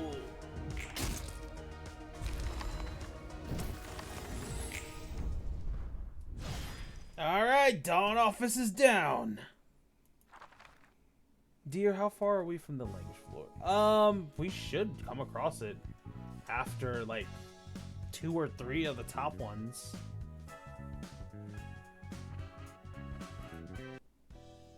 Because we're in Urban Plague. We're supposed to get natural sciences, and we're supposed to get language soon. I think we get it in Urban Nightmare.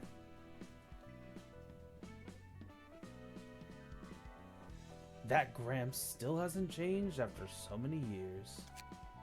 He didn't seem to recognize you, though. Fixers meet so many people in their lives, it's pretty much impossible to remember them all. And Gramps knows even more people than most fixers, so there's no way he can recount everyone he'd meet. Not like he needs to, though. And he's old, so his memories probably got shaky. Why didn't you say to him that you knew him then? I just didn't want to make a scene. Giving him the time of day would only make both of us uncomfortable. Imagine walking up to your enemy in battle and saying, "Hi there, we were friends 3 years ago, remember?" It'd be awkward for sure, and bothersome too. I don't dislike how you try not to leave any loose ends in relationships. I guess so. I gave up caring about bonds long ago. And as I say from time to time, you never know when anyone will backstab you in this world, even those who you casually joke with. Gramps knew that better than anyone, I'm sure. Okay, now that we have this and this, burning their books would be very helpful for us.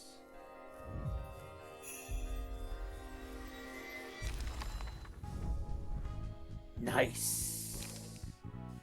We didn't get all of them, but we definitely got most of them. What does the next battle need? The Book of Yuna and the Book of Salvador. Okay. We need to fight them again. But for now, it's fine.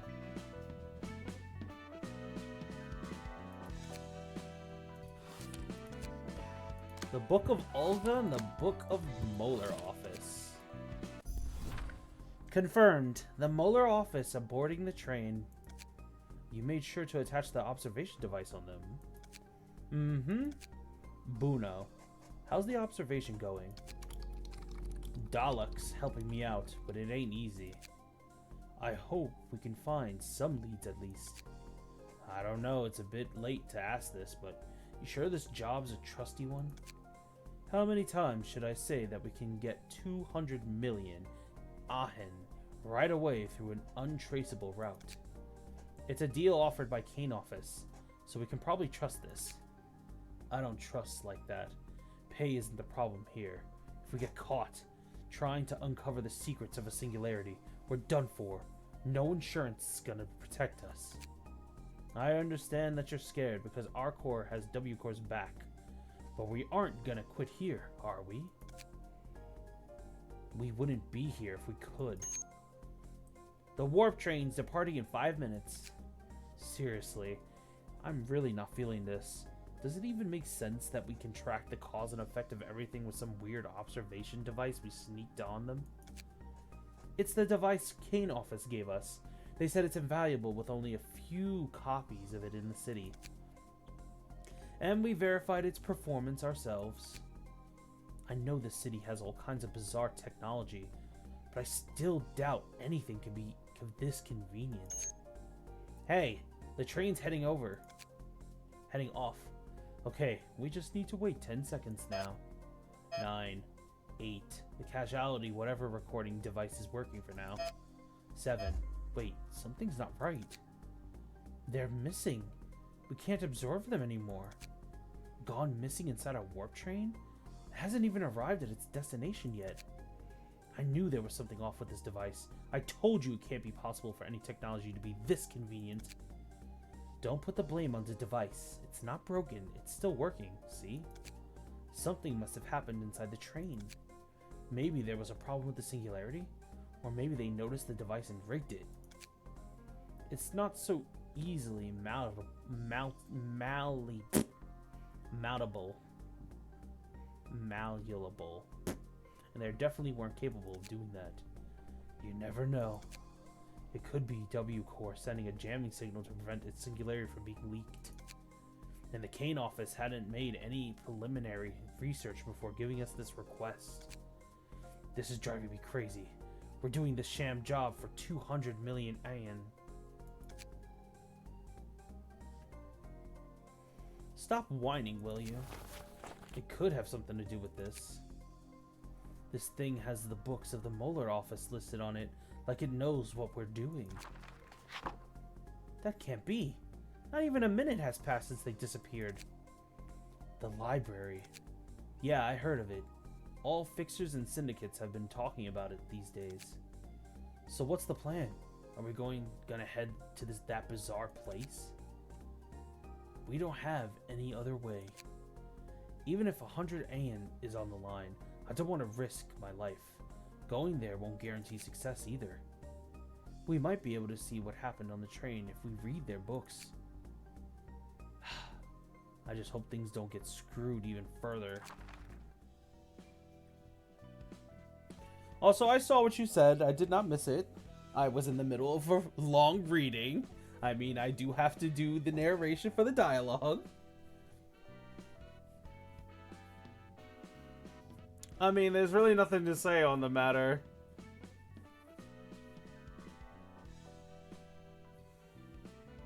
There really are people trying to investigate singularities. Duh, of course. It can bring tremendous amounts of money. I'm pretty sure Elcor put a lot of effort in keeping its singularity secrets too. The eco-friendly energy company, founded after the smoke war. We were freed from that suffocating smoke thanks to your core. Didn't I tell you already? All I did was recite the script. Trapped underground. Can a singularity be stolen if its secrets are exposed? No, that's not how it works. Those guys are probably just looking for some clues to how the singularity functions, so they can sell that info to another wing or a big syndicate. After that, the party with the secrets will use that to extort money and stuff from the wing. Singularities are patent, so it's too risky to just use them even if you know how to make it work. Especially since those patents are all managed by the head. It's all about money in the end. Anyway, I'm kind of curious about what happened to that warp train. Let us receive our guests first. I can't seem to make any clear observations of this place either. The result can be seen, but not the process. It's just like the distortion, the talk of the town lately. What a bother. Greetings, dear guests. How did you get the books of the Molar office? They were supposed to be in the warp train for only a few seconds. Well, how did we do it, I wonder? Unraveling the secrets of the library must come with a heavy price, like how digging into the principles of singularities is a laborious affair, no? That was a stupid question from us. I have no idea what's going on. If the library and its books are just as mysterious as the singularities, then hopefully they're worth just as much. May you find your book in this place.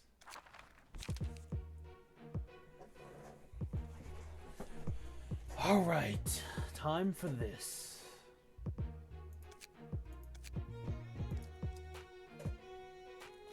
The paralyzation focused team. Oh boy.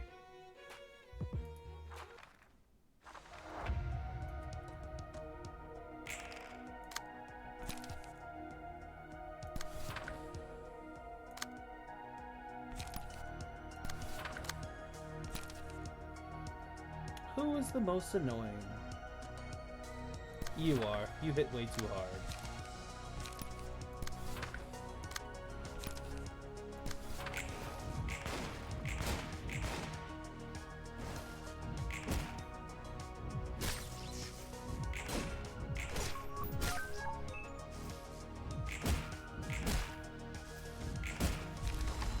The gaze office.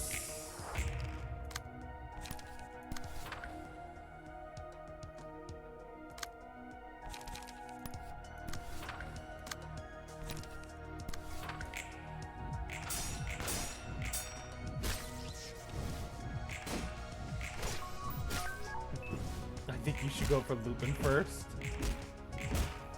Damn. I don't know.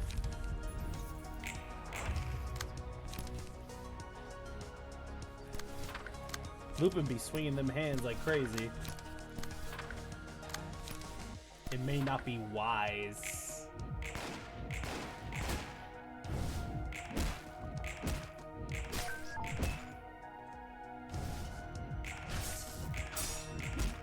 Ooh.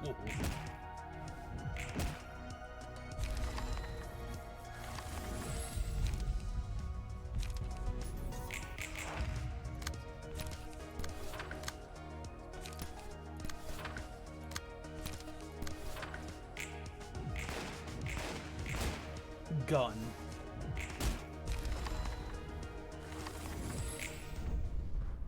The gaze office is beaten.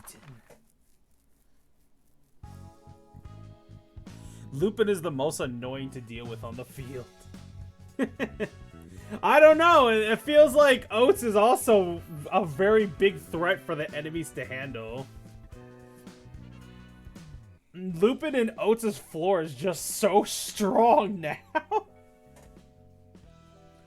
Though Lupin is definitely stronger because Oats still has ammo to manage. Once he uses his 9 cards, it's over. As for Lupin is getting stronger as time goes on. Which, yeah. The power of science augmentation. L-Core produced clean energy. W-Core operates fast and surefire transportation. What do you think R-Core's singularity is? I bet it's something that pumps out efficient killing machines. Don't you know more about it since you used R-Core services? As I've said multiple times before, such details are beyond my knowledge. I had little interest in finding out back then. Still, from what I observed from them, considering the amount of their rabbits and the combat power of each unit, you're probably correct. They were not exceptionally strong, but they did a fine job at grazing the grass inside the facility. I wonder what the principle behind it is. Hell if I know. I'm not an executive at R-Core or anything. Every wing keeps its singularity under tight wraps. Take the distortion and abnormalities for instance. Only the results are seen, not the process. Same goes for other singularities. So everyone simply consumes the end results without knowing the process. It's easier on the mind that way. There's no point in asking questions about technology unless they encounter problems with it. People just spend money and get its worth. There's no real reason for questioning how things work. Wasn't it the same with L-Core? You're right, it was the same. All we needed was the result. It didn't matter how many were sacrificed in the process. See? The other wings aren't going to be different from that. Alright. We got the gaze office now. Hell yeah.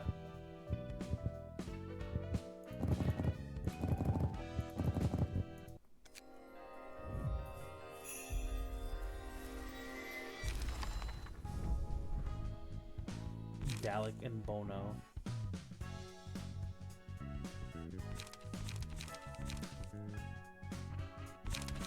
The gaze office is actually one of the really strong office if you use it the right way.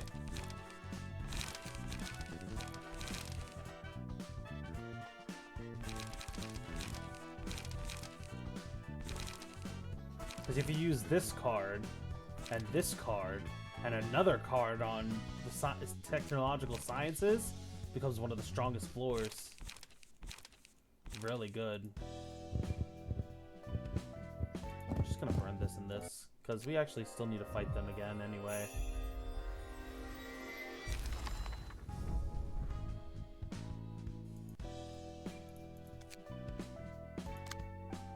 Let's see.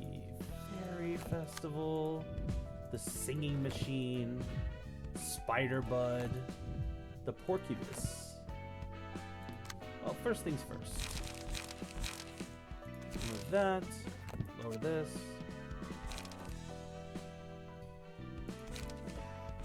Yuna.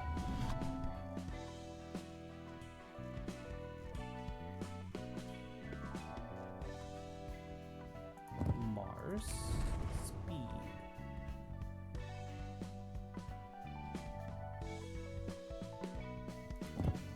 Lulu.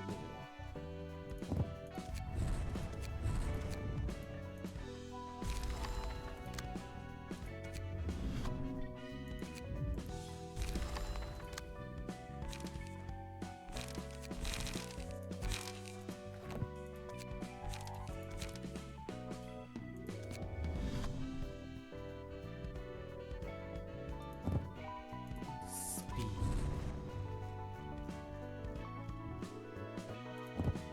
Burn. Healing.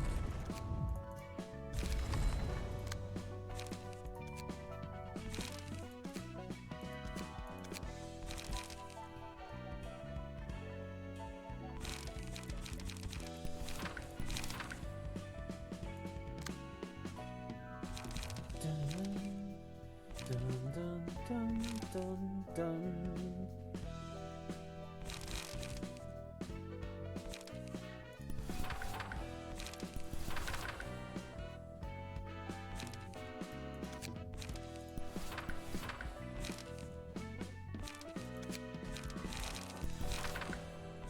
Hell yeah! What a deck.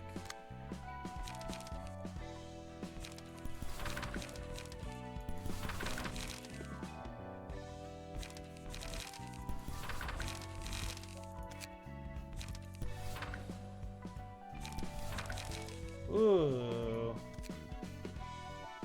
The Fairy Festival. I'm sure you guys, those who have played Limbus Company, probably recognize this.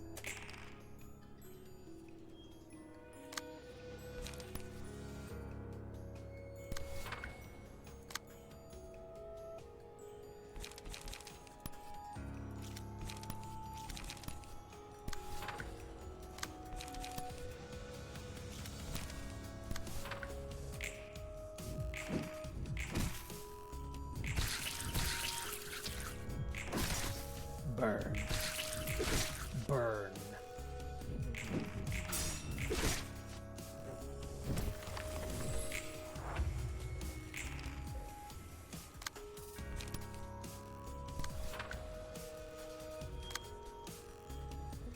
Oh!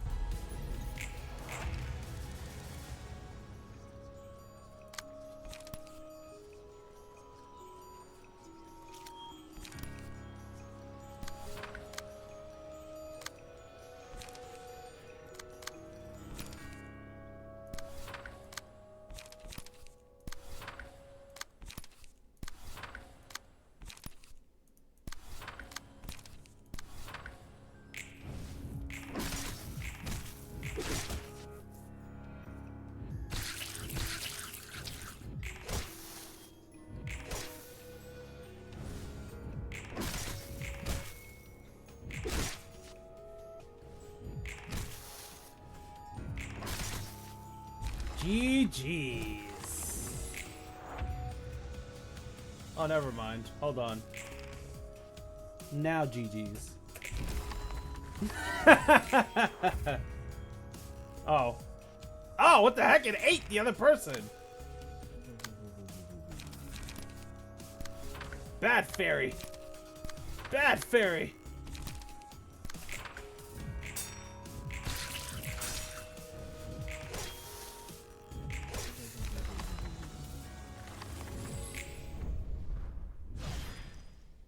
Fairy Festival beaten. Good work, everyone. Cheerful as always, Malkuth. What are you up to?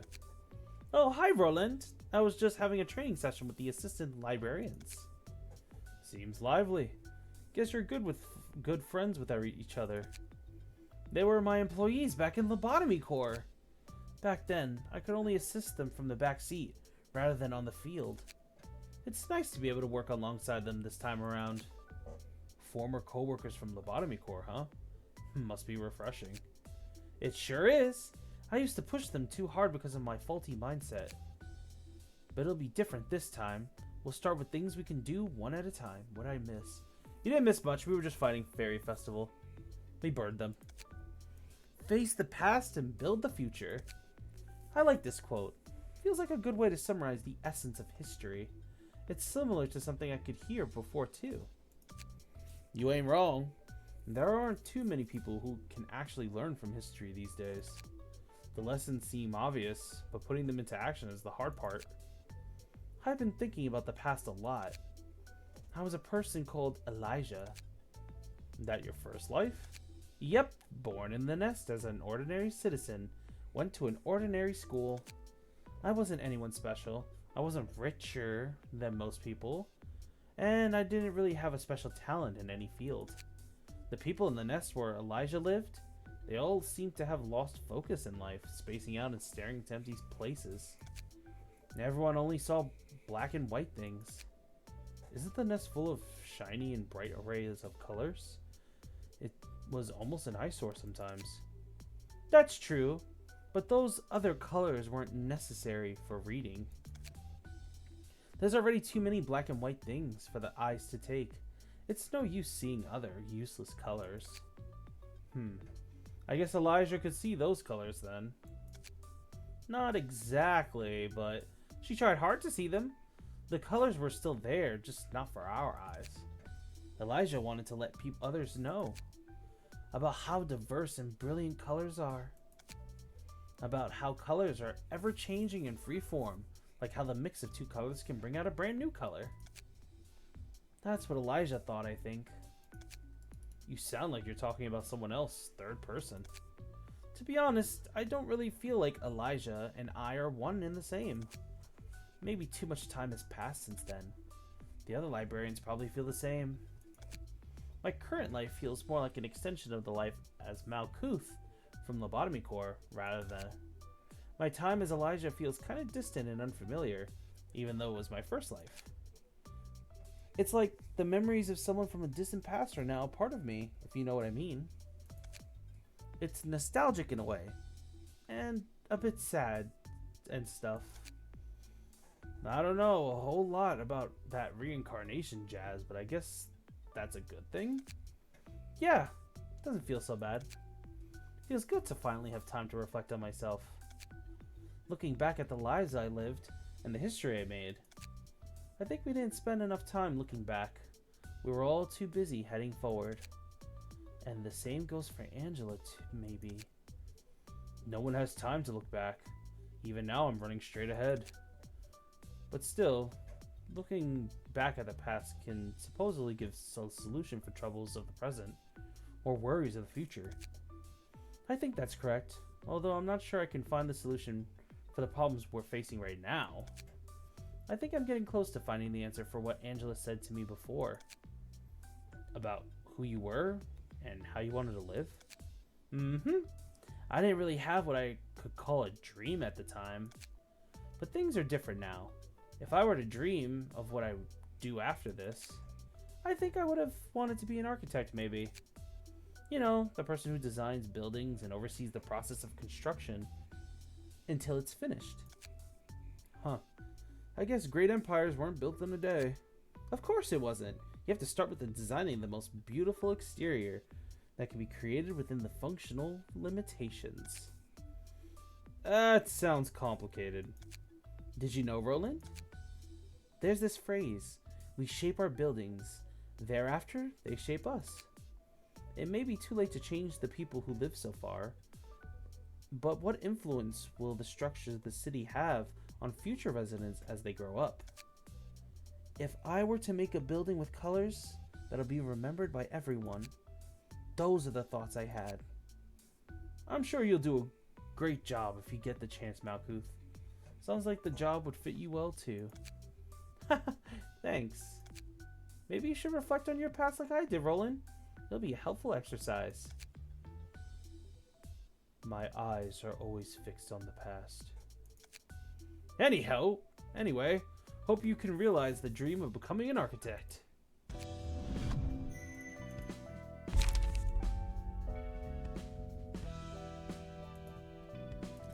Yummy. Whataburger. Yummy. Berries.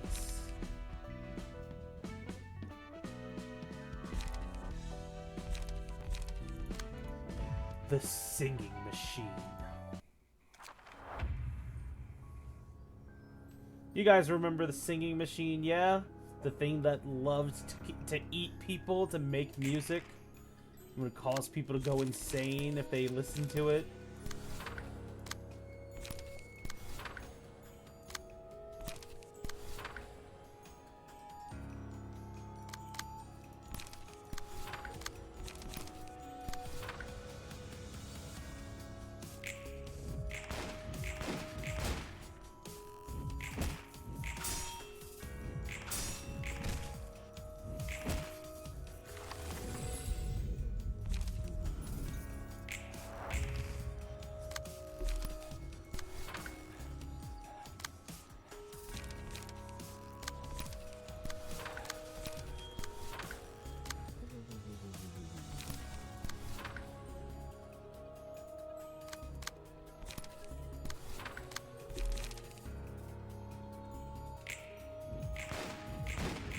Oats and his gun.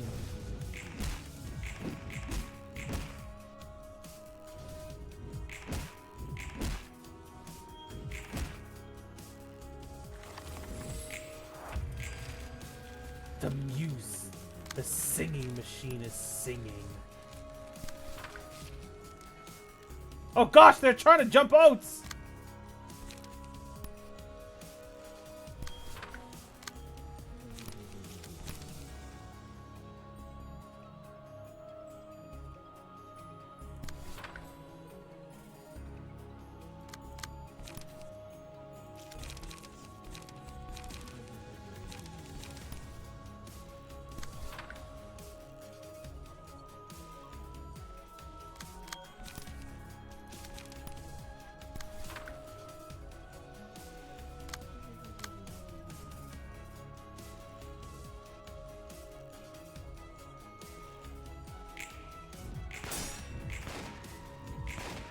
Gun.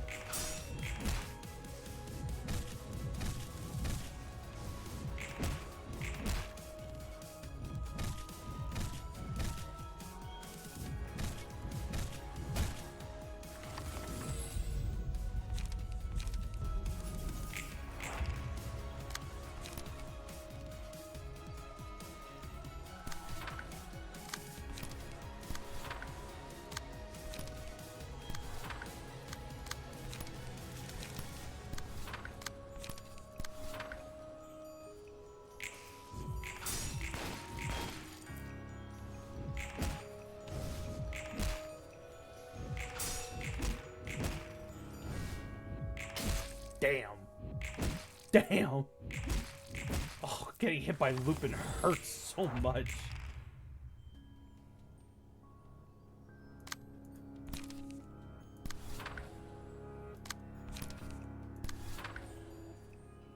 Happy birthday! Happy birthday! Yummy. Deer treats. Let's go. Done. Punch, punch. Chained Wrath.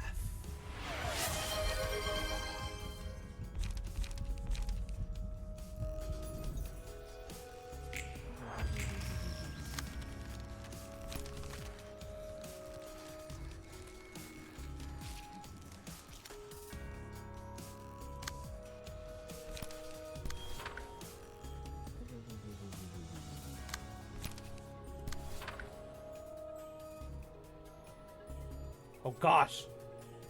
Yazad!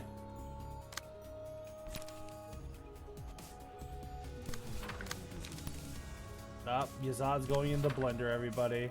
There's nothing we can do about it.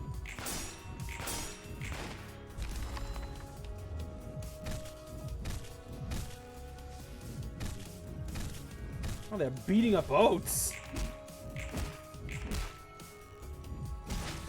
Oh!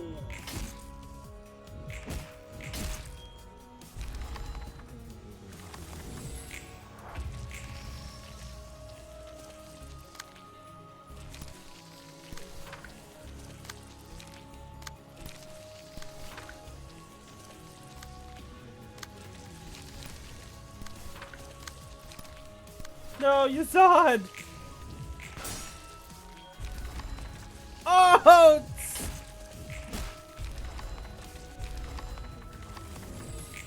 Oh, gosh. Singing machine defeated.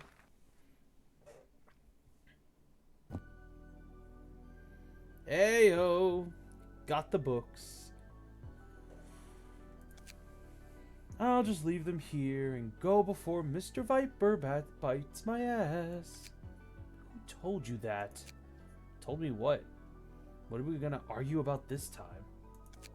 You referred to me as a viper just a moment ago. Well, I called you that because you act like... Well, I called you that because you like to spit venom at others with that sharp look. You know, there was one guy I used to know who was kinda like you. He was nicknamed the Viper. That's funny. I was also nicknamed as such a long time ago. See? People all think in similar ways. You're a bit milder than that guy, though. Is that supposed to be a compliment or an insult? More of a compliment. In any case, you're upright at heart. There was a time when I would pressure myself and others with paranoidal obsession to order. Back in the lobotomy corps? Correct. Back then, even a small mistake could lead to substantial casualties. Doesn't hurt to be strict when caution is needed. I wanted to remain level-headed at all times. I tried to conceal all my emotions, even when I felt anger or sadness. So I treated others in a frigid manner under the pretext of rules and discipline. Discipline. Is that why you're being so cold to me as well? No, it is the opposite, in fact. I am upset at your compliance with Angela precisely because I cannot stand to tolerate what we're doing with a cool head. In my first life as a person named Gabriel, I wanted to make the world a better place. Oh, if there's a new science member, can I make a request of Gustafson's return? Yeah, I intended to bring Gustav for you back, don't worry. I wish technological advancements would bring comfort to people. But look at what we got into. In the Lobotomy Corporation, we turned people into abnormalities, and sacrificed even more people to the abnormalities, all to generate energy as part of our singularity. And what are we doing now? What we are doing now isn't any less ruthless. For the sake of retrieving the light, we are killing people yet again, and turning them into books, inflicting pain on others in favor of information.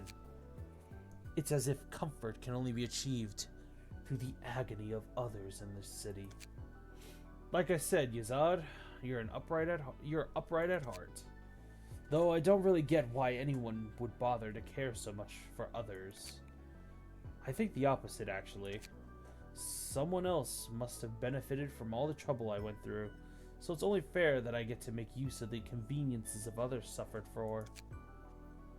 It's very much like you think so. Does that kind of mindset truly ease your mind? Nothing I can do about it anyway. That's that and this is this.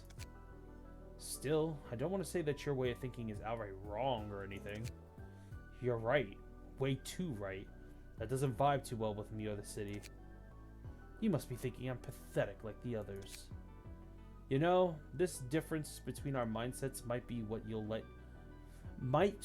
what'll let you do things I couldn't dream of doing.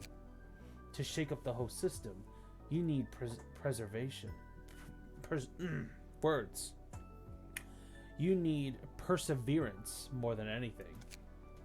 Who knows? You might actually create technologies that don't need sacrificing others to run someday, right? I'm already endured for so long, and you're telling me to stay silent yet again. Just this once, man. Just one more time. Things could turn out differently this time around. And besides, some things did improve over your time in Lobotomy Corps, right? That is true. I can, at least, be with my former employees, who have always been loyal to me.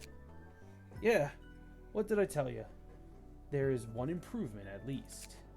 Change up stuff one at a time like that, and you can make a huge difference eventually. Don't force me to do the same, though, since I'm totally not up for that. You're quite the foolhardy individual, aren't you? But you do have a point, Roland. Some things have gotten better, as you said.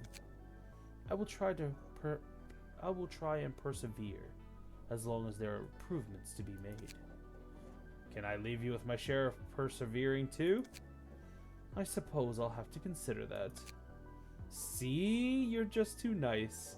Angela would have instantly shut me down with a bullshit.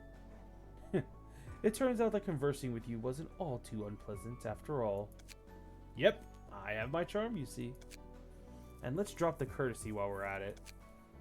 I am more comfortable speaking this way. Figured. Cheers then. It was nice talking with you. Music, rhythm, addiction.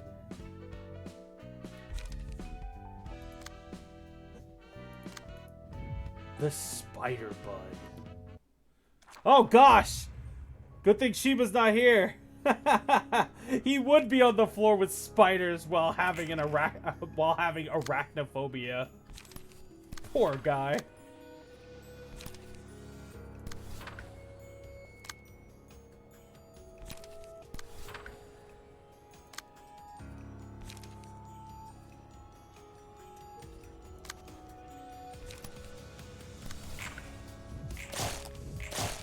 Ow.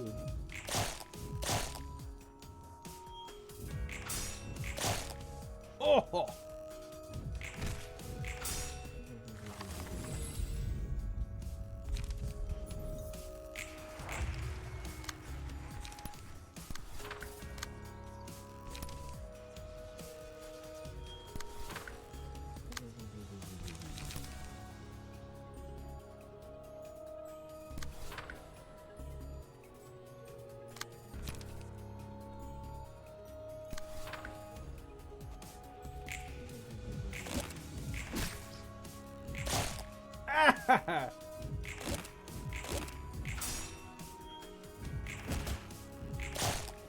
Oh, Sheba!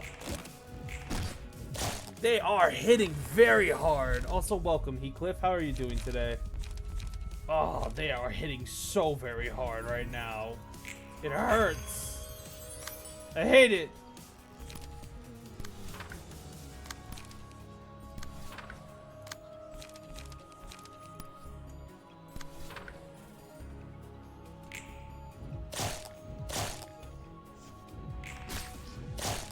Anyway, how are you doing, my friend? Welcome to the stream. We're always happy to have new faces amongst us.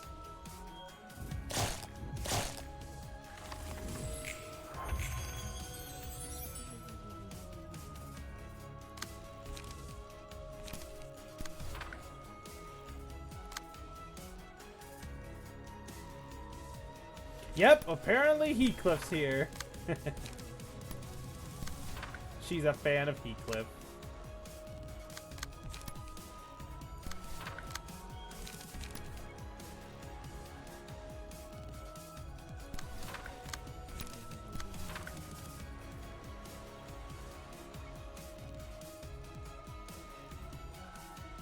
Oh, come on, come on, come on. Angry face. No, that's the happy face! Oh, man.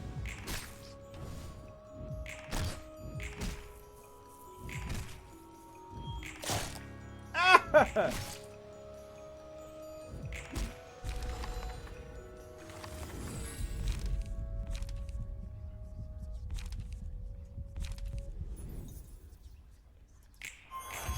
None of us have any guarding skills. And Shiva is now going to be going into a cocoon.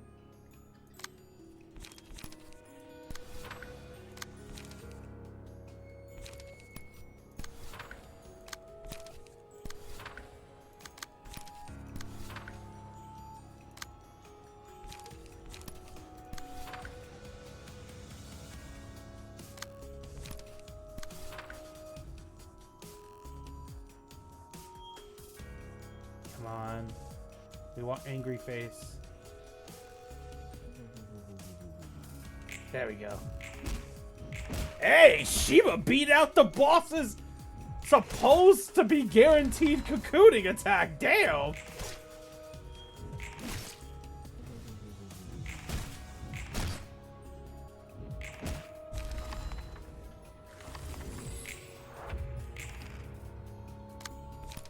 He punched Spirebud's lights out.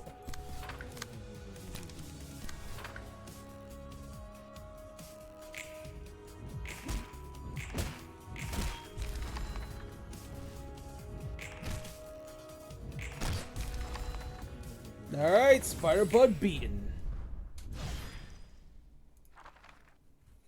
Welcome back, Dridge. I like how quiet and peaceful this place can be. And the librarians here seem calm and collected, just like you are, Hod. Oh, hi, Roland. They may seem meek and quiet, but when they work hard. I rely on them a lot. And I'm relying on my librarians quite a bit too. What are you guys doing anyway, all gathered up here? Doesn't seem like you're sorting books. We were having a meetup of our book discussion club. We pick a book that catches our attention, read it, and then talk about it. Not exactly the kind of meetups the librarians on my floor would like to have. I'm guessing your librarians are all gladly joining in with you then? Yeah, they are. They're helping me out with this more passionately than I expected. Now, I was thinking at least some of them would protest out of laziness. Imagine if you asked Nazak to join. He'd have run away before the meetup even started. You've got that right. He totally would. Still, I can tell things have changed from the past. I used to have similar meetups back in Lobotomy Corps, you see. Really? I suppose those weren't the peaceful book club meetings you have now.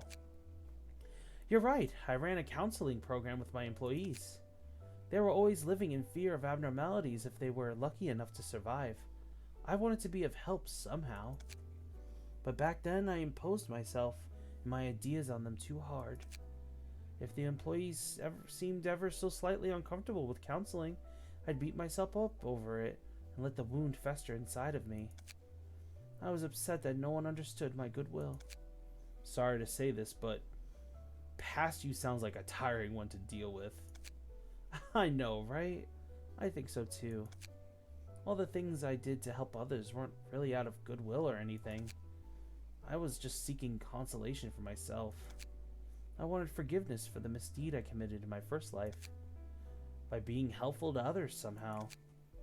So, did you get to be a helpful person? No.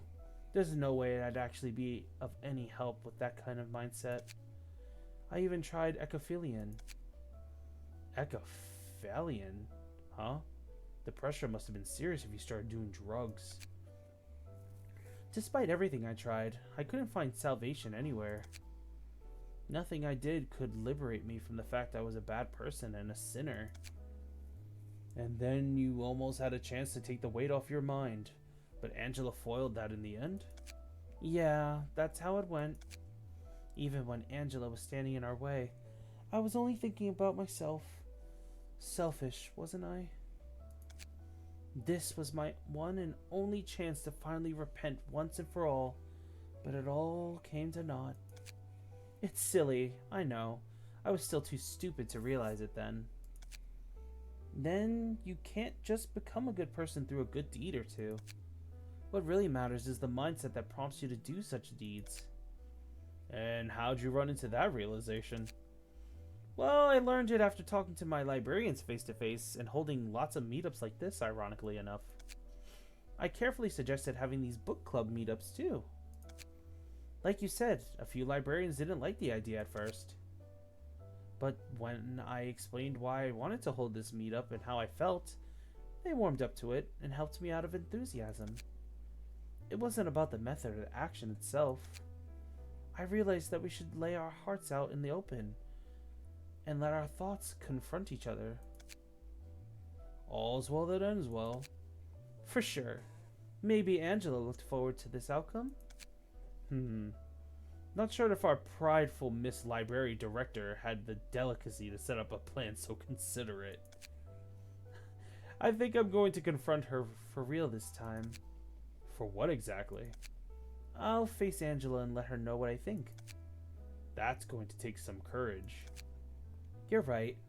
Angela still feels a bit distant and scary to me, but I'll try to approach her nonetheless. And I'll be rooting for you from the sidelines when that time comes. You might end up losing your limbs again if things don't go well.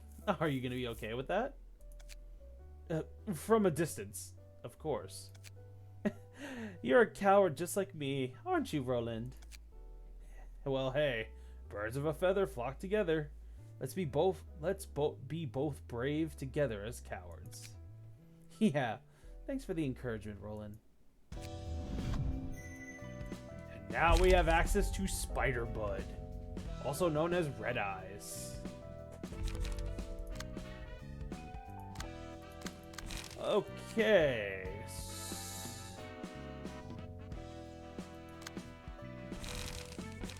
This next entity we're about to face requires us not to use ranged stuff. He's quite the particular individual.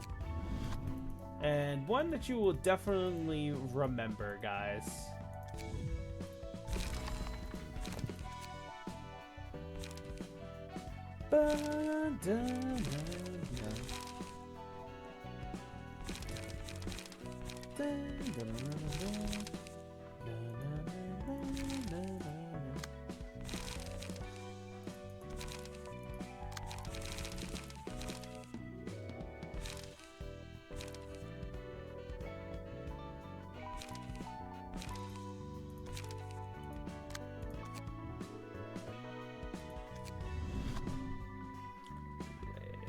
Bono. Offense. An ally dies.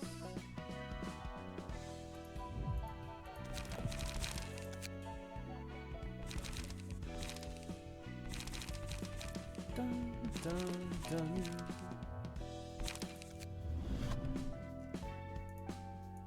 Speed.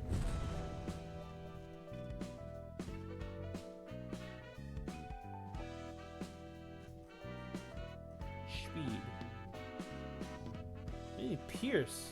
Where is it?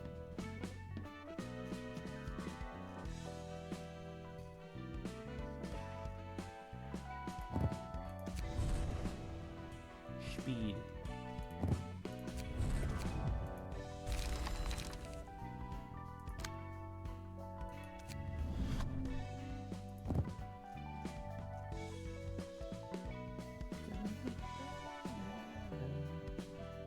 Dun, dun, dun.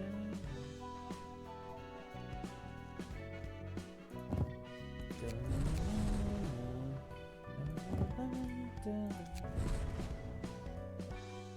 rage speed.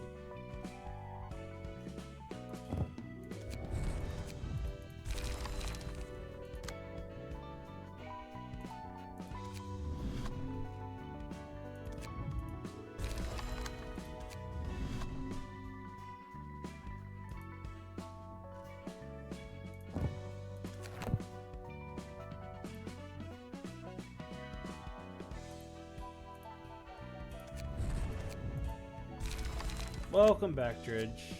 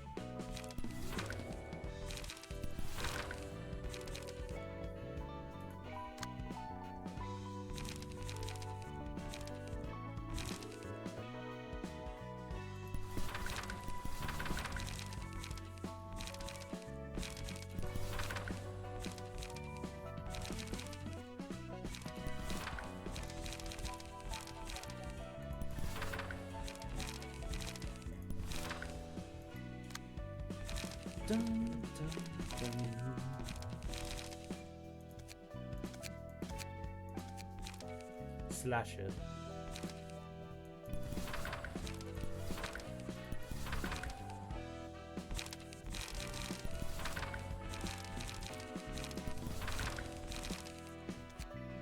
All right, time for Porcubus. You guys remember Porcubus, right? The flower that makes you so happy your head explodes?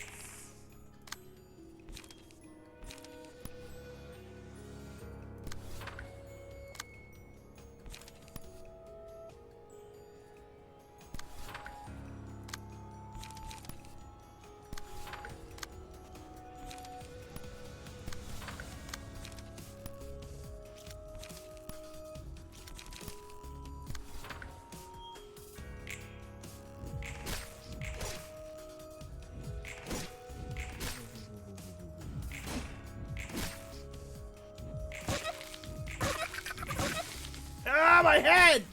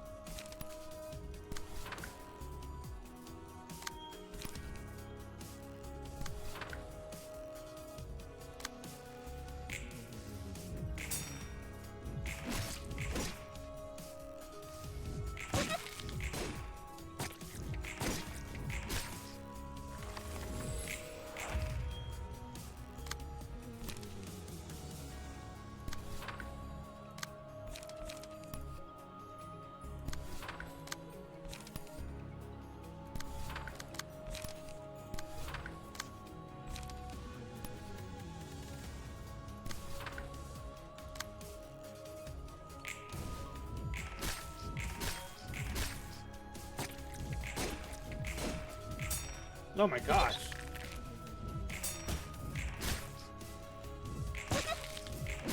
Don't you tee-hee me, Mr. Flower.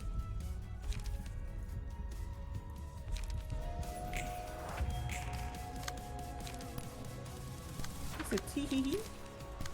Evil Flower.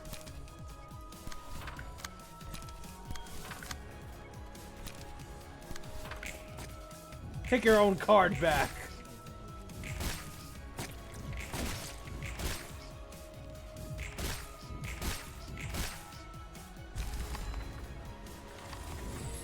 Gave us the means to beat it. Evil flower. You don't reek of alcohol today. What's up? Because I didn't drink. I just wanted to stay sober today. It's gotten into you.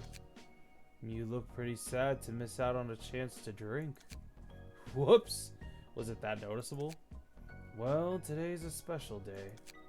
The day I died and perished from this world. Really? What's the date again? It's hard to keep track of time staying here. The date doesn't really matter. It's this exact moment I'm commemorating.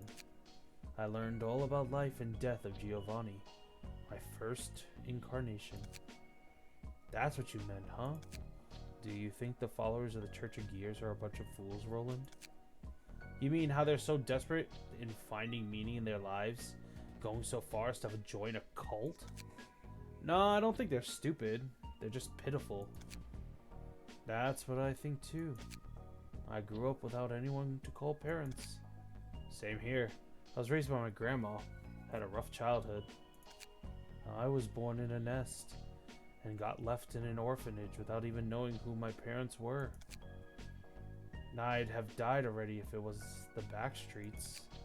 I was lucky to be born in a nest, and unlucky to have lost my parents so early. What nest was it? K-Course. That's one of the more decent ones I've heard.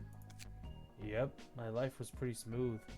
Slightly more unfortunate than others, and slightly luckier than others. I never really starved or got bullied by anyone.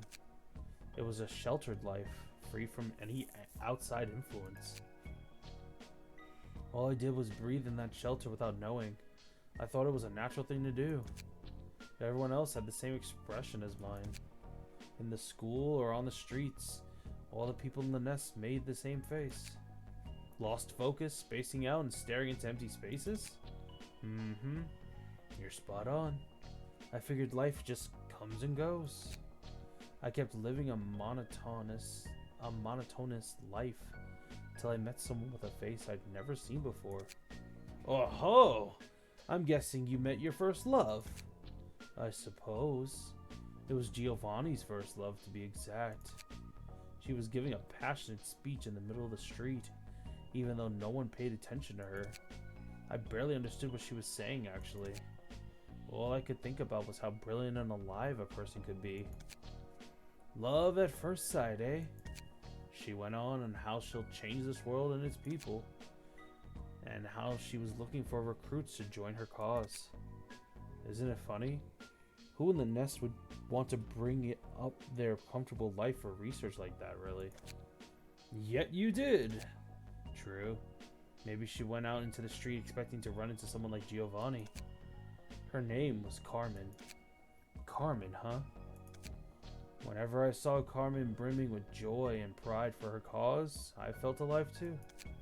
I wanted to stay with her forever, though she probably just saw me as a good friend or colleague and nothing more. Ah, the heart-rending agony of unrequited love. It didn't matter to me that much. I was content with living like that.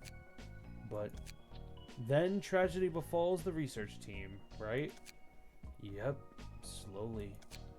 Progress of our research stagnated, and Carmen gradually lost her liveliness. And then, when a kid named Enoch died during an experiment, it was as if something within her snapped. I wanted to cheer her up somehow, but seeing Carmen's lethargic face scared me so much. It's like I was erased from the world. And Carmen ended her own life soon after that. That sure sounds tragic. Must have shocked you hard. I could take it somewhat well. I was actually pretty calm about it. I thought even the person who was more alive than anyone could meet such an early and miserable end. I decided to stay in the laboratory to help out with completing the research Carmen started. Her colleagues were still there, and they didn't lose hope just yet. Then one day they said we might possibly be able to save Carmen. A tempting offer, wasn't it? It was, and I'm guessing it came at a price. It was a risky experiment. The subject could slip into permanent coma if it went wrong. No one was willing to participate, so I volunteered to be the subject. Carmen coming back would have been the ideal outcome, but even if it failed and I ended up sleeping forever, I was okay with that. In a world without Carmen, I lost my light anyway. So I can understand people taking desperate measures to find meaning in their lives, like the Church of Gears we recently saw. I participated in an experiment that could get me killed for a similar reason, and its result was a failure, huh? Yeah. Then I was given a second life, woke up in a lobotomy core as an Azak. Even though I had already abandoned all attachment to life before I died, in the midst of confusion, I could hear a nostalgic voice. It told me to try and live on. After all those twists and turns, I finally got here, now with the fearlessness to keep on living. That's a commendable spirit, Neds. And now, I want to actually live, rather than just barely existing while doing nothing but breathe. If I get the chance to, that is. I'm starting to think it might actually be possible this time around. The world's bigger than I thought, and has a lot of hideous sides. There certainly is a beauty to be found. I guess your drinking habit was a coping mechanism to get you through the day, each day. Pretty much. I do enjoy alcohol for what it is, though. Same for me. I feel like drinking now. Shall we? I'm all for it. Cheers for today. We got the happy flower.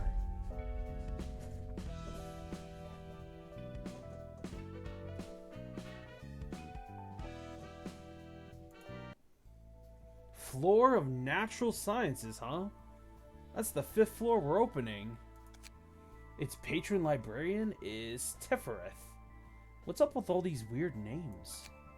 Hello? Tifereth, are you there? Shut it! I'm standing right in front of you. Where do you think you're looking? What? You're totally a kid! I'm actually a lot taller than I used to be, you know.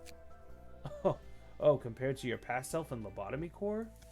No, I mean compared to my first life. I was an actual kid back then, but it looks like I woke up with an older body this time. I'm not sure if it was the library's power or Angela's thoughtfulness, but this body should be better suited for librarian work, so I'm cool with it either way. Although, if it actually took all the years I've lived into account, I'd have to look a bit older. Putting that aside, isn't it a little rude to punch someone you just met in the face? This is giving me flashbacks. Well, it's because you were being such a clumsy dork. What's your name, anyways? Roland. Previously, fixer scraping at the bottom of the barrel. Current status, helping Angela. I suppose you've already met the ones of the upper layer? Upper layer? Thought I was going up, not down. Right, it would be the lower floors this time around. Still, you get what I mean, so just roll with it. Sheesh, aren't you the sassy one? I'm Tefereth, in charge of the floor of natural sciences. I thought doing science required actual thinking, though? Oh, no you don't, you silly little thing. You're pretty brisk with throwing punches, but it's not quite as quick as someone I used to know, eh? Brrrr. Stop looking down on me, will you? I heard a lot of stuff about science in my past workplace, you know. I'm probably a lot older than you in actual age, too. What's the point of being older if it doesn't reflect your words and actions, little miss? How's Angela doing anyway? Curious as ever. She's almost like a child sometimes. That's understandable, I suppose. Angela lived her whole life in a basement after all. Yeah, said she never even got to see the outside. I'm guessing you aren't holding some deep-rooted grudge against her like the other librarians are?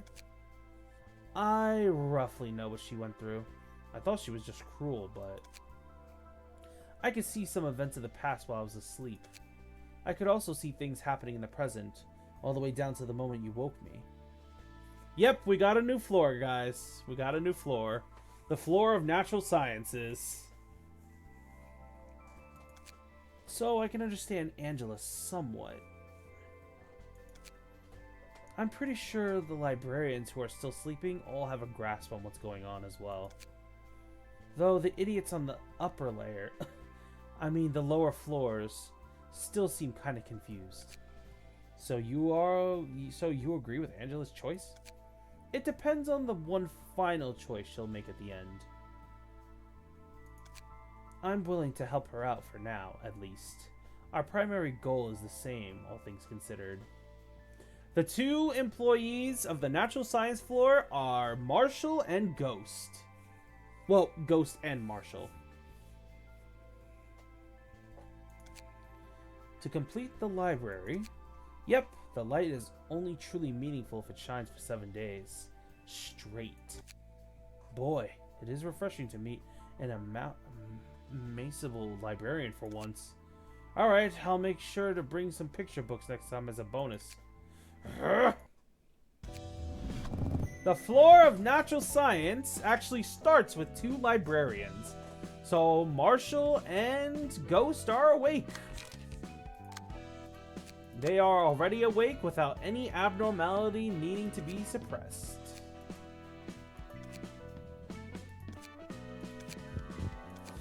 Good morning, Ghost. Good morning, Marshall.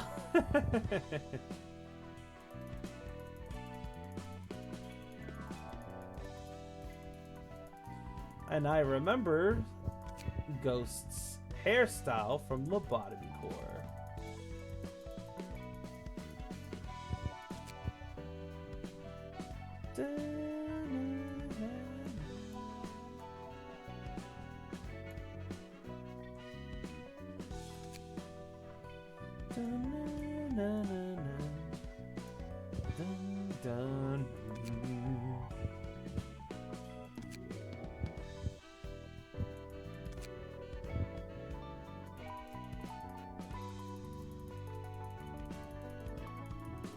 Ghost, do you want your eyes to be purple, I'm assuming?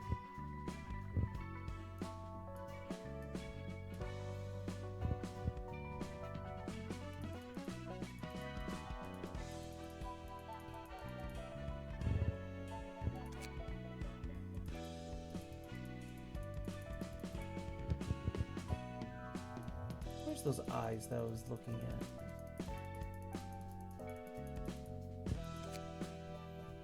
There we go.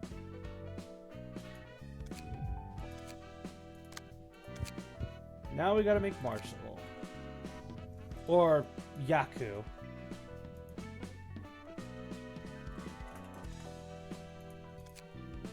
As he likes to go by. I'm just going to use his avatar as an example for this.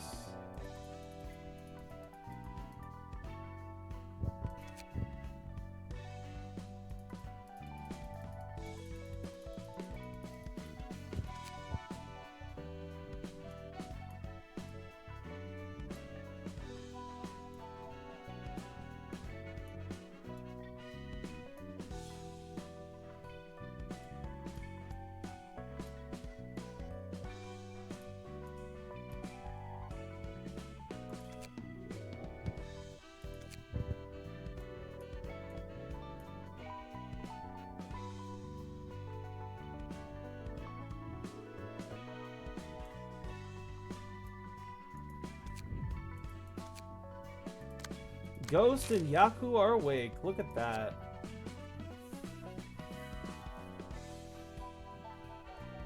About time you guys woke up.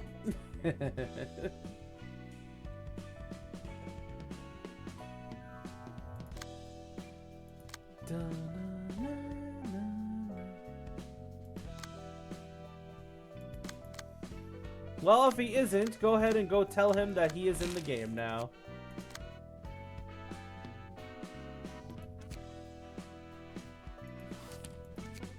How much time do we have? It'll be fine.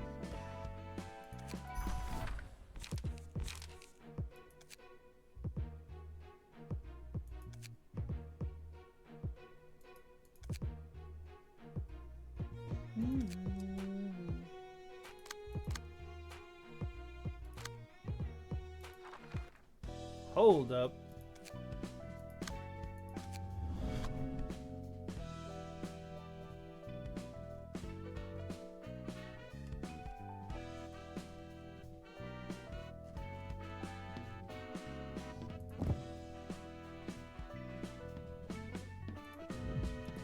Snatch.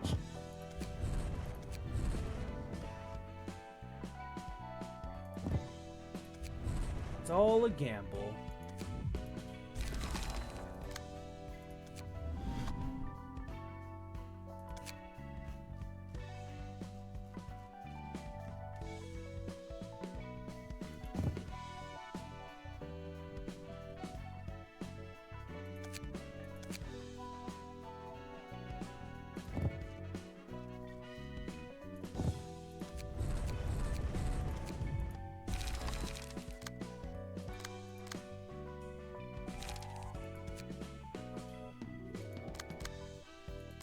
Super's awake as well. Look at all of us gradually waking up. Oh wait, this needs to be Pokey. Pokey's also awake, guys. We can't forget about him.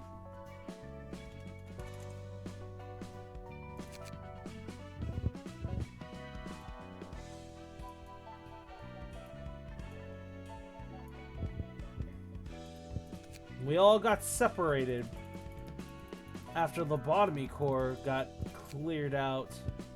But now we are slowly returning.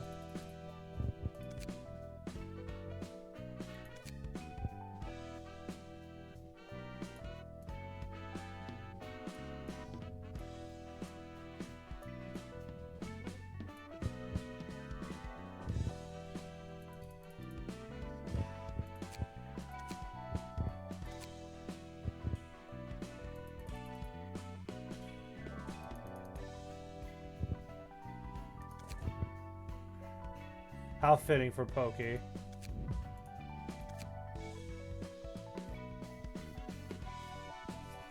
What the frick?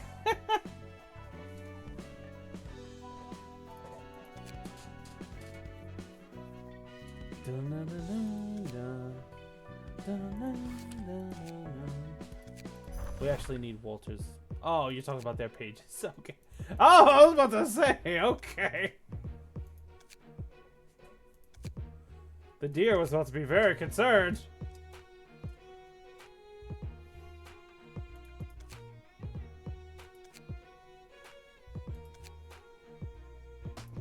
You know what? Technological science gets to have so much fun. What about us?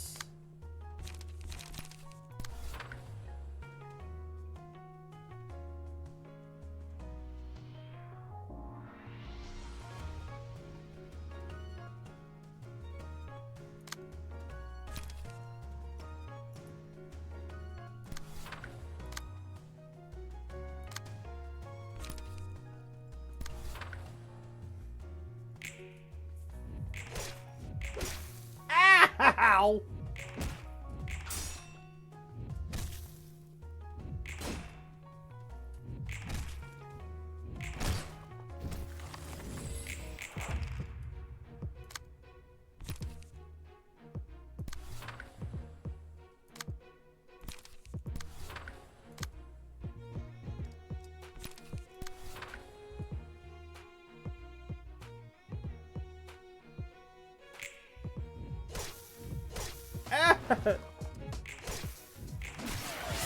Oh my gosh, Shiva's getting wrecked!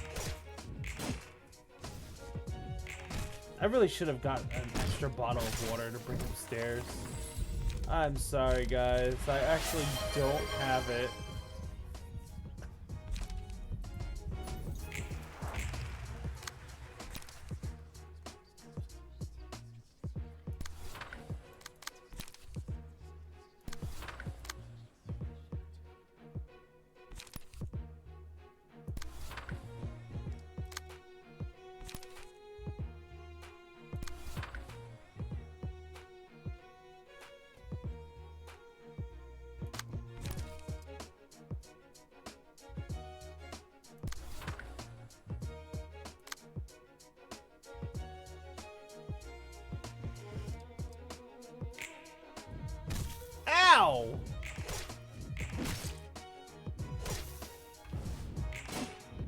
My gamble shall pay off.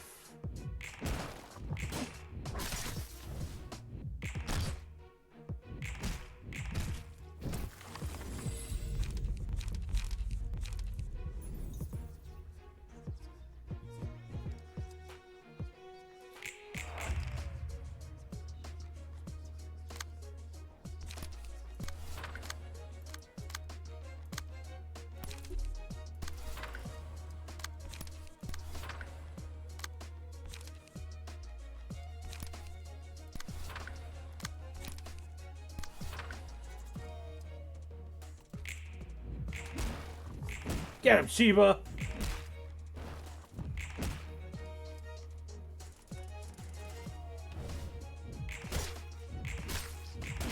You lose, old man.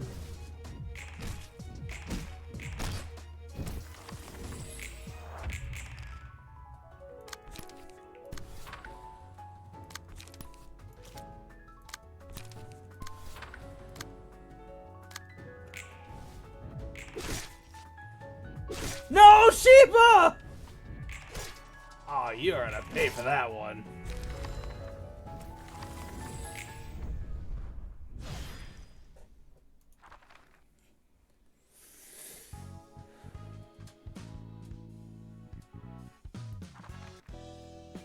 Huzzah. Taken care of. Oh yeah, I can finally add these now. The equipment stuff. Which has beneficial passives. Lone Fixer. Hi, how you doing, Peanut? Welcome, welcome. We also have to defeat these guys. Yeah, at least we won.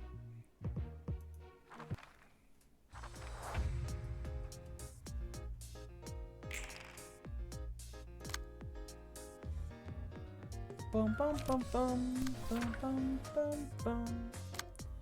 Dun dun dun dun dun dun dun dun dun dun dun dun dun dun.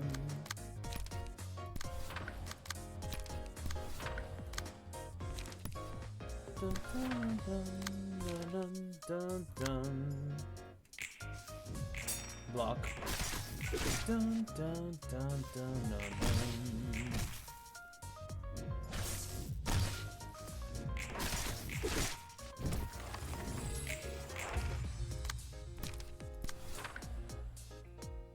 Oh. Bum bum bum bum bum. Dun dun dun dun dun dun dun bum bum bum bum bum bum.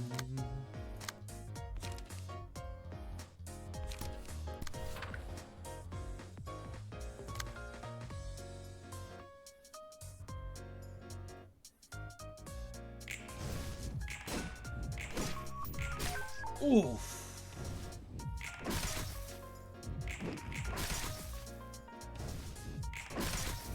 Yeah, it is.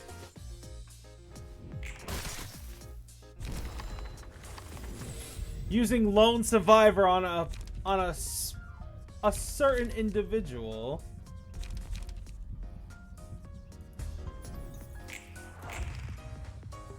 Is definitely very rewarding.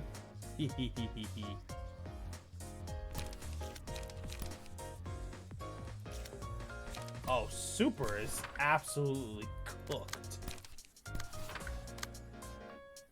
Dun dun dun dun dun dun dun dun dun dun dun.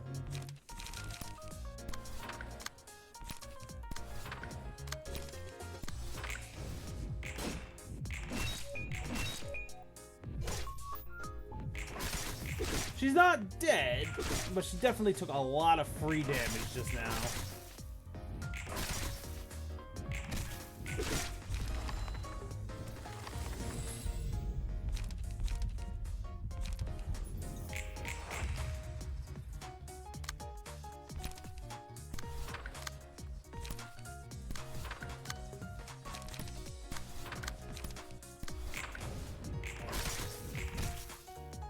Oh, +3 is such a fantastic buff, man.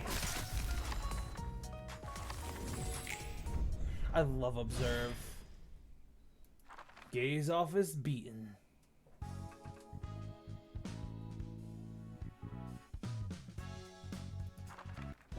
Not the mustache.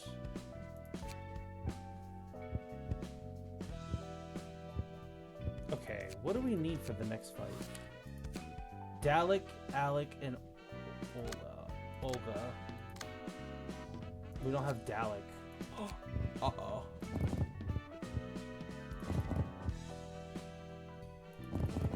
Oh, we gotta fight them again? Oh, gosh.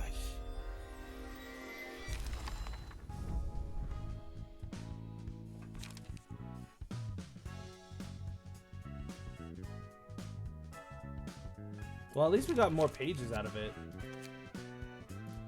And a lot more cards.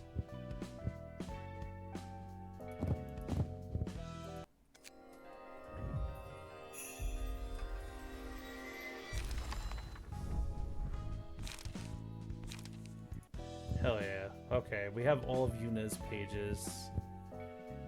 We have all of that. We have all of that.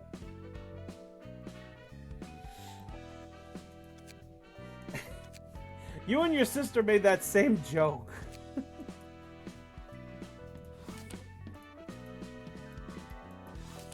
We need to fight the gaze office again and leave Dalek by herself. Super got absolutely wrecked.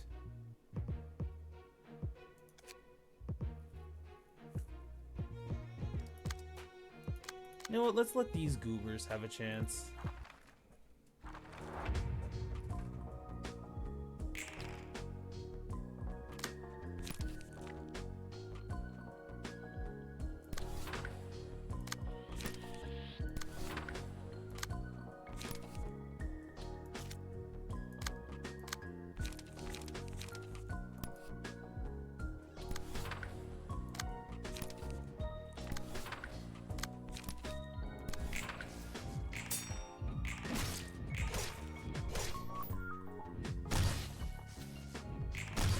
Oof.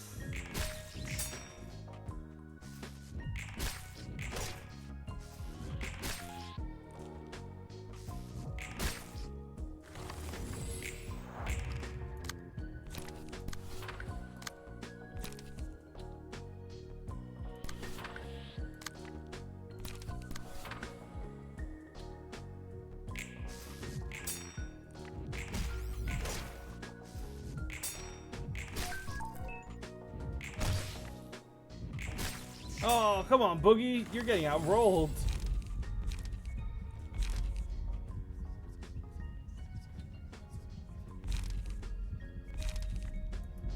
Laughing powder.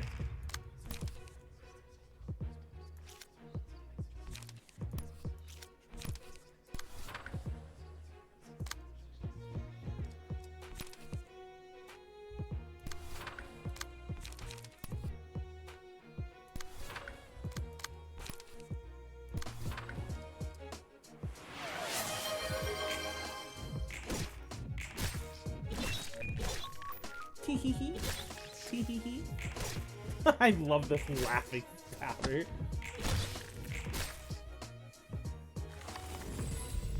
Yummy tomato.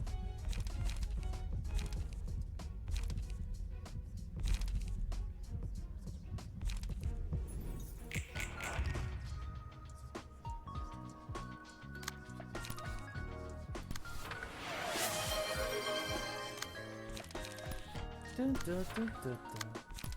Dun, dun, dun, dun. Ba, ba, ba, da, ba, ba.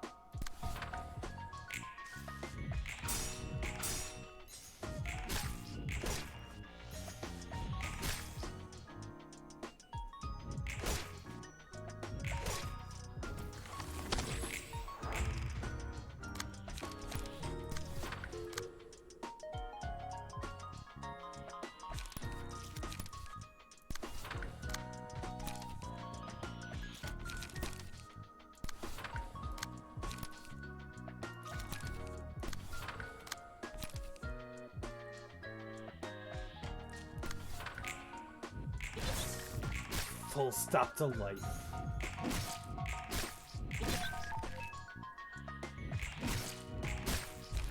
Okay, Bono's down.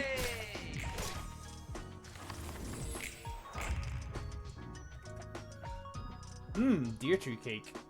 Yummy. In the mouth.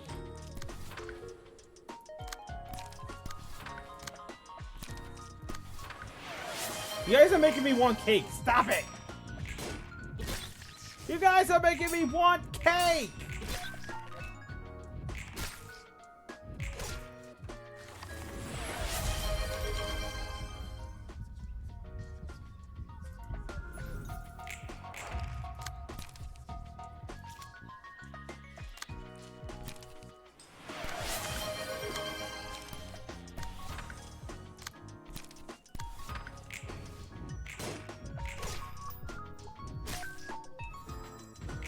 Why'd you spend so many points to throw stuff? Don't forget about the community goal, guys. That is still present. If you guys had forgotten.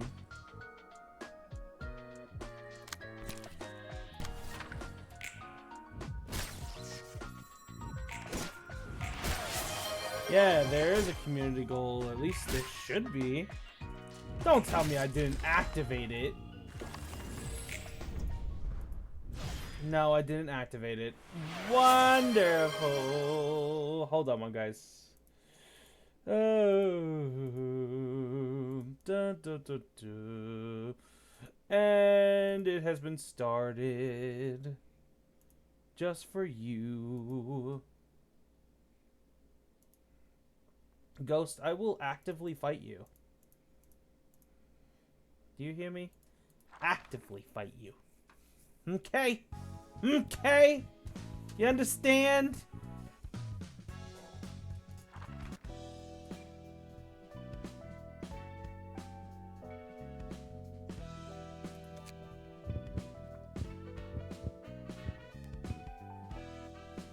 Alright, we have Dalek, Alec, Olga. What do we need for this? Book of full stop and distortion. Okay.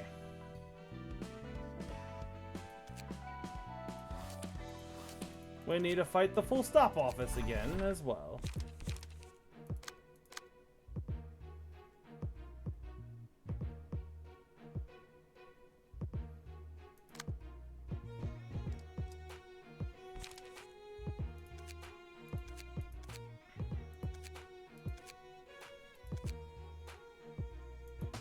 Alright, let technological sciences have their fun.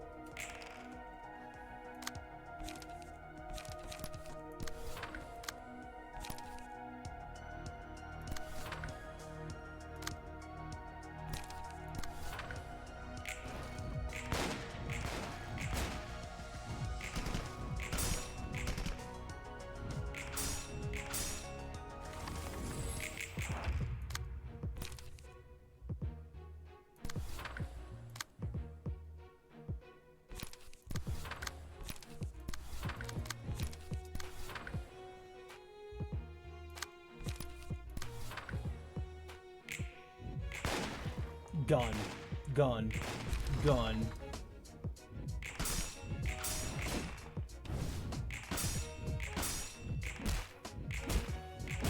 Isn't that crazy, guys? Lupin is so strong he can punch bullets.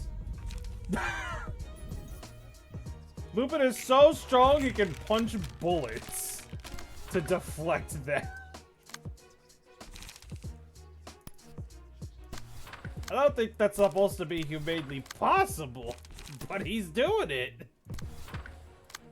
I catch him in my teeth. What the frick?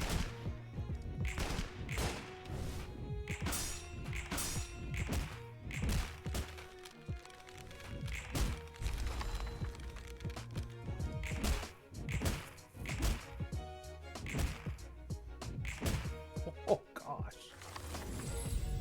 Full stop office is just getting wrecked right now. Oh, let's get the last shot.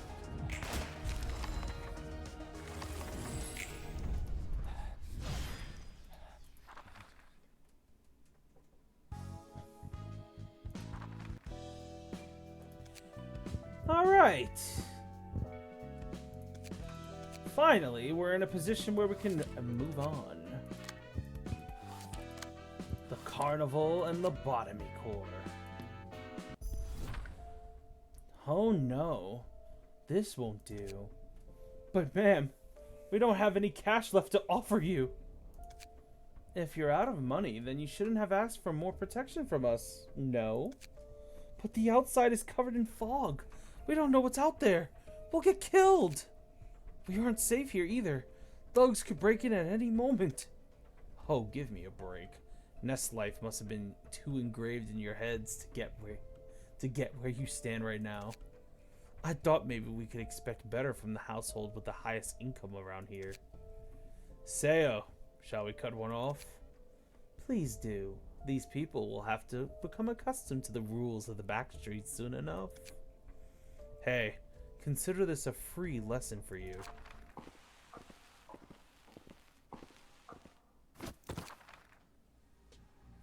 Oh, he cut off one of their... Oh.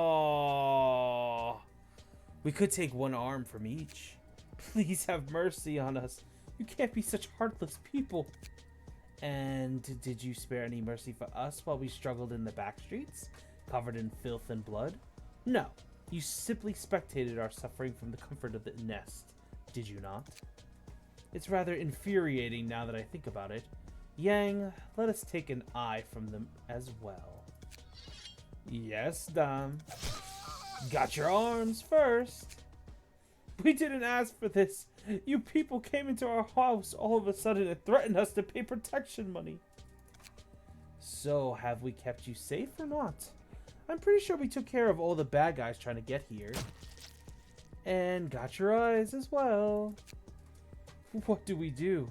How are we gonna live now? The nest fell so suddenly.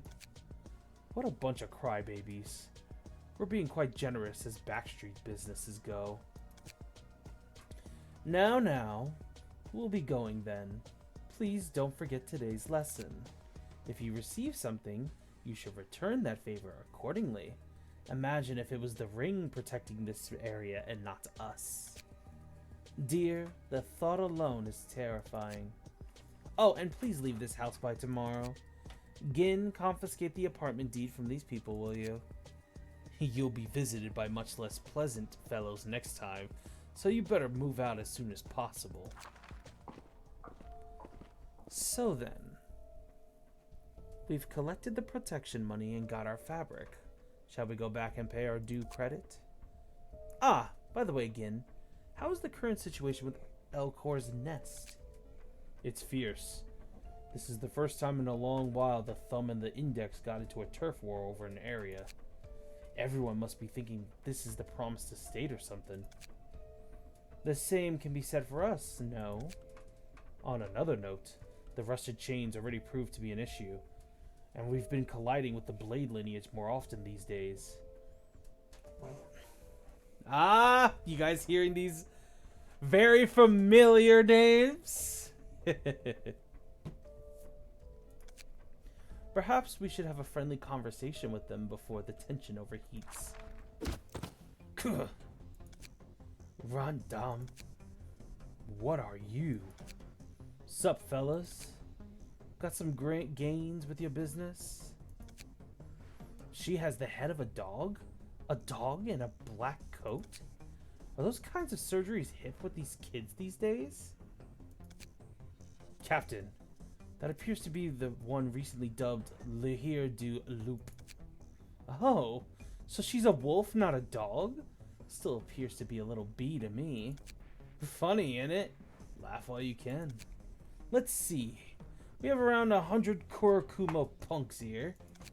You speak as if you could take us all on. That's the plan, yeah. Let us teach this pup a lesson.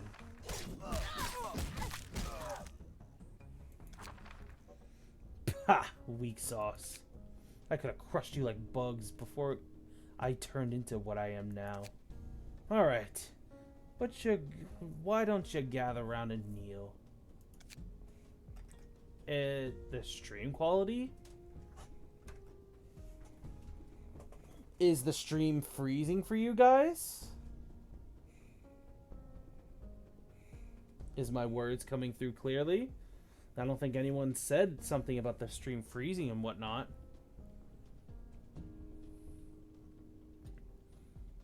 The dead, well, they can't be helped.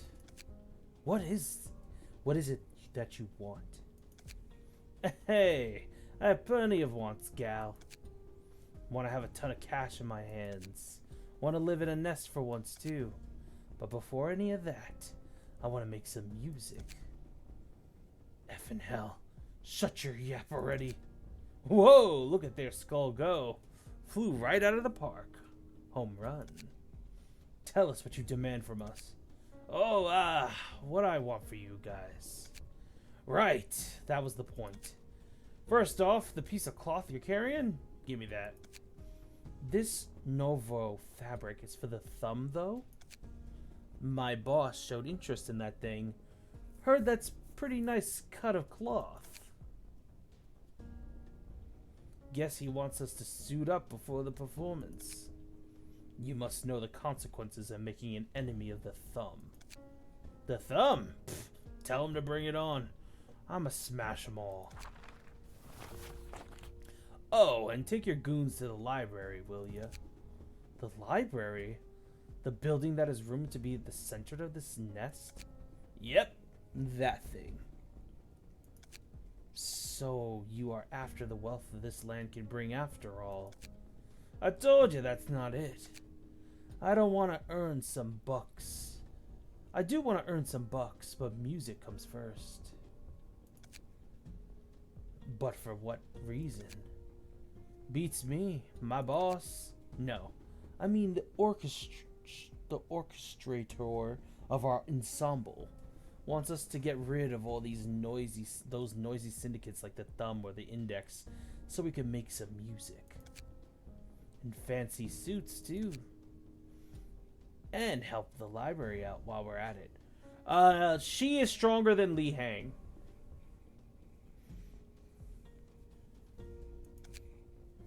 Help out the library?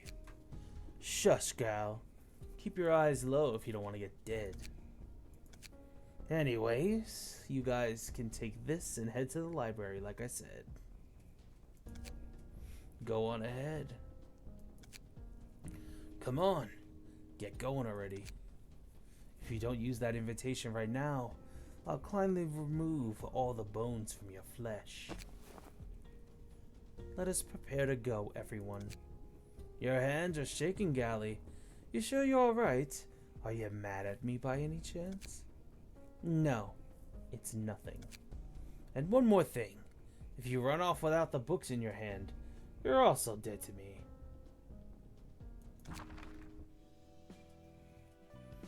That's quite intense. If she was so strong, then why wasn't her that fought him? Because the Reverbal ensemble would never care about any lowly syndicates. The Reverberation ensemble works under a color. And everyone under that certain color, aka the blue reverberation, is far more powerful than most fixers and syndicate members that exist. They are distortions. People who are on the halfway mark of becoming abnormalities. And you guys already see how powerful abnormalities are. To put it into perspective how strong Tanya is almost a rival for Gebra in terms of physical strength and speed. If that puts it into perspective for you guys.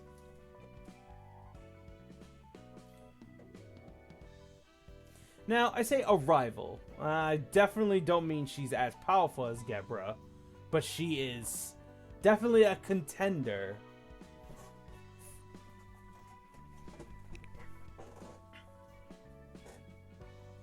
That was quite intense. Looks like the fingers are fiercely wrestling for the ownership of the nest that Elcor once had reign over. Why would they, though? Ever heard of holdouts?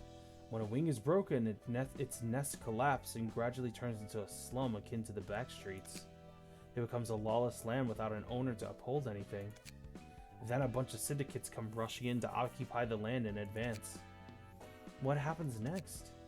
The vacancy in the wings won't stay open forever. When a new wing rises and gets assigned a nest, the syndicates resell that land to the wing. Of course, the wing can choose to hire fixers or other syndicates to kick out that syndicate with force instead. But that's another story. What will happen to the feathers living in the nest? Those folks? Well, they're all on their own. Hire a fixer or get evicted to the back streets. Or try and join another wing or anything. A nest without its wing is no longer a safe haven for its residents. That's typical of the city. If you can't grasp whatever opportunities you find with your own hands, you're bound to fall behind. I wonder what's up with that little puppy, though. Anyway, that looked like the case of a distortion. Distortion? It's not exactly what I imagined. Indeed, she appears to be highly rational. You call that rational? She seems much more rational than you are, at the very least. This was not meant to be. Where the hell did that bitch head come from? How dare an impudent whelp like her bite at us superior beings? Calm down, Captain. Let's report this to the Thumb right after we take care of this. Whew, yes. Let us do that.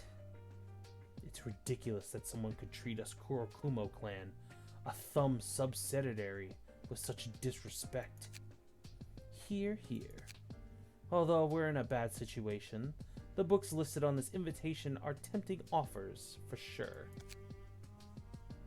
It seems that the carnival has ended up turning into books. And this book is related to the nest of the Elcor, too. Greetings, dear guests. How did you manage to collect the books we need the most? Such is the role of the library. This place exudes the smell of blood. And you reek of blood as well, dear guests. Oh my, do we? Let's hit up a bathhouse for a warm one once we finish this. Good idea. There's nothing like a good bath to blow off some steam on a bad day. Drinks are on me. Are there even any bathhouse or pubs left in Elcor's Nest anyway? That's a fair point. We have so much to report and take care of. So much to think about. Are you done with your chit-chat now? How pushy. Now then, shall we head inside? May you find your book in this place.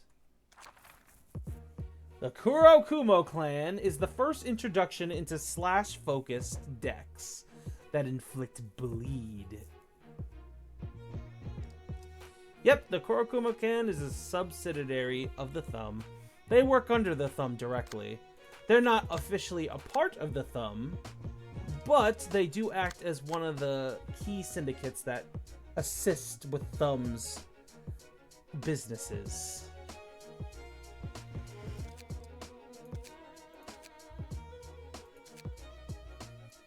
Dun, dun, dun, dun, dun, dun. Let's let Super have this. Let's let Super have the spotlight.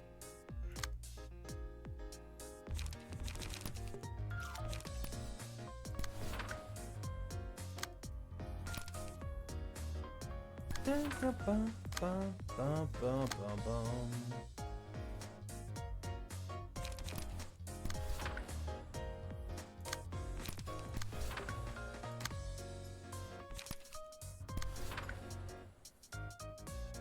Dun dun dun dun dun dun dun dun dun dun dun. Hi, Pelby. You missed quite a bit, but that's just the story of the library and of Ruina in general. Welcome, my friend. We're happy to have you amongst us. It certainly has.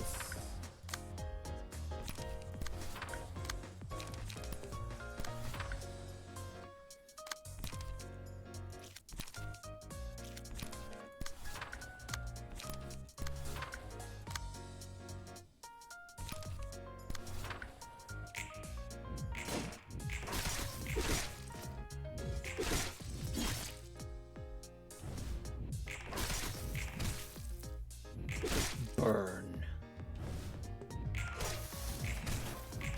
Is it? We're gonna have to handle the Kurokuma clan and probably just wrap it up here. I didn't realize how late it was. My goodness.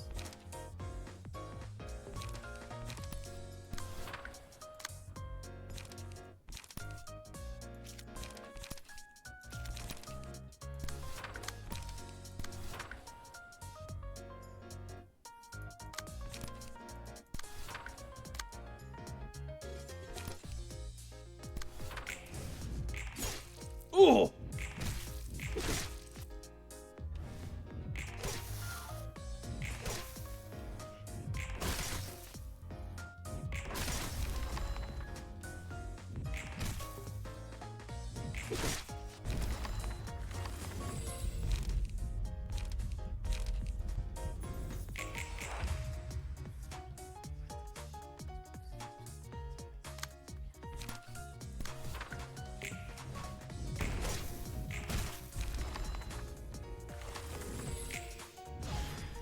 Huzzah. I don't think Pelby actually voted on the poll.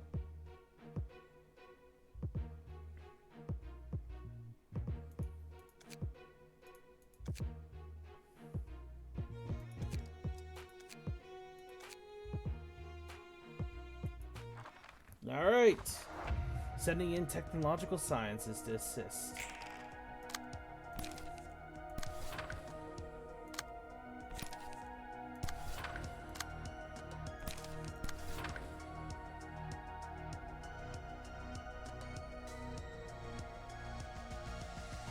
Oh, that's gonna hurt.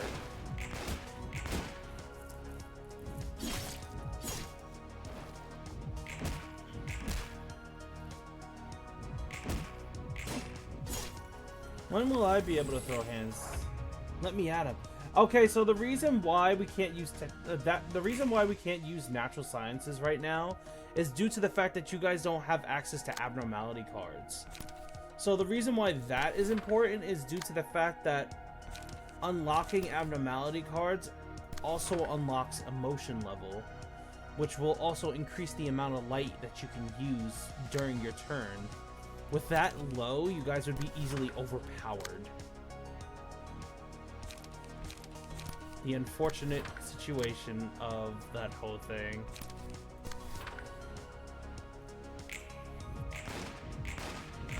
That's why we're using the floors that have established abnormalities and whatnot.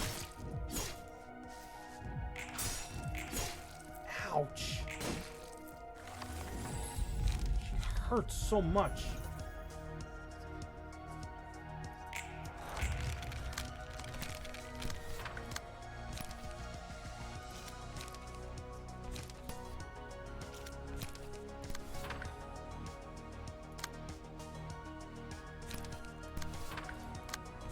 Ink over.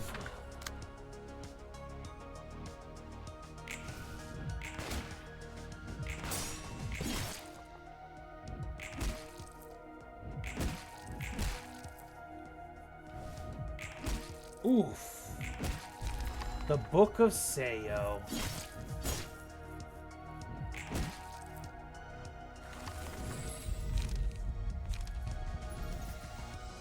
Helby, I would recommend go to my announcement tab real quick and look over the floors to see what subject would interest you. That's what I would recommend.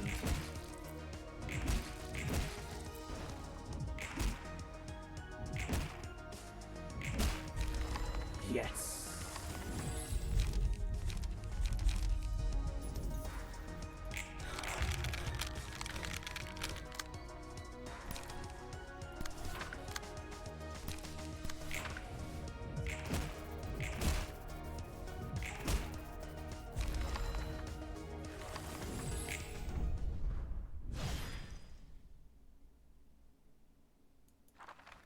Let Pelby choose himself.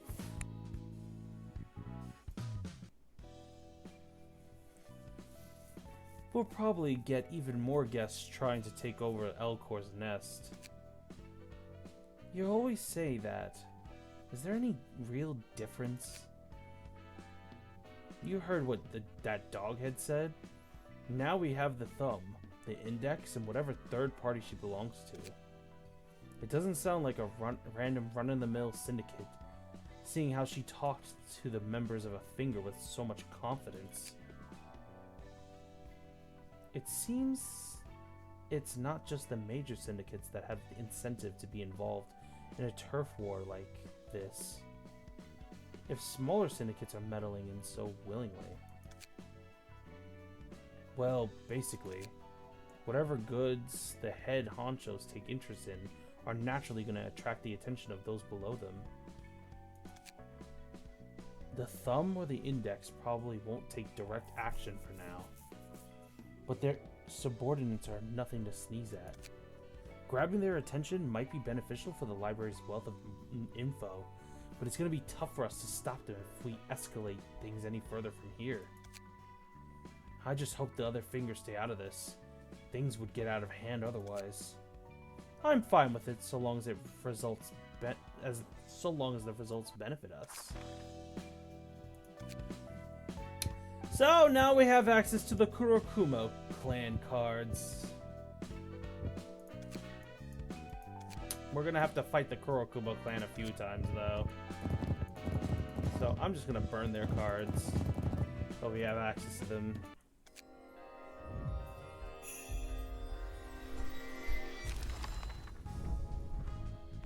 Ooh, yes. We got all of their...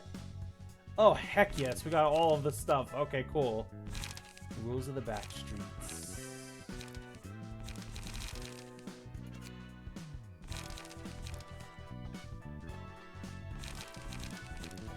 Oh, I'm so happy.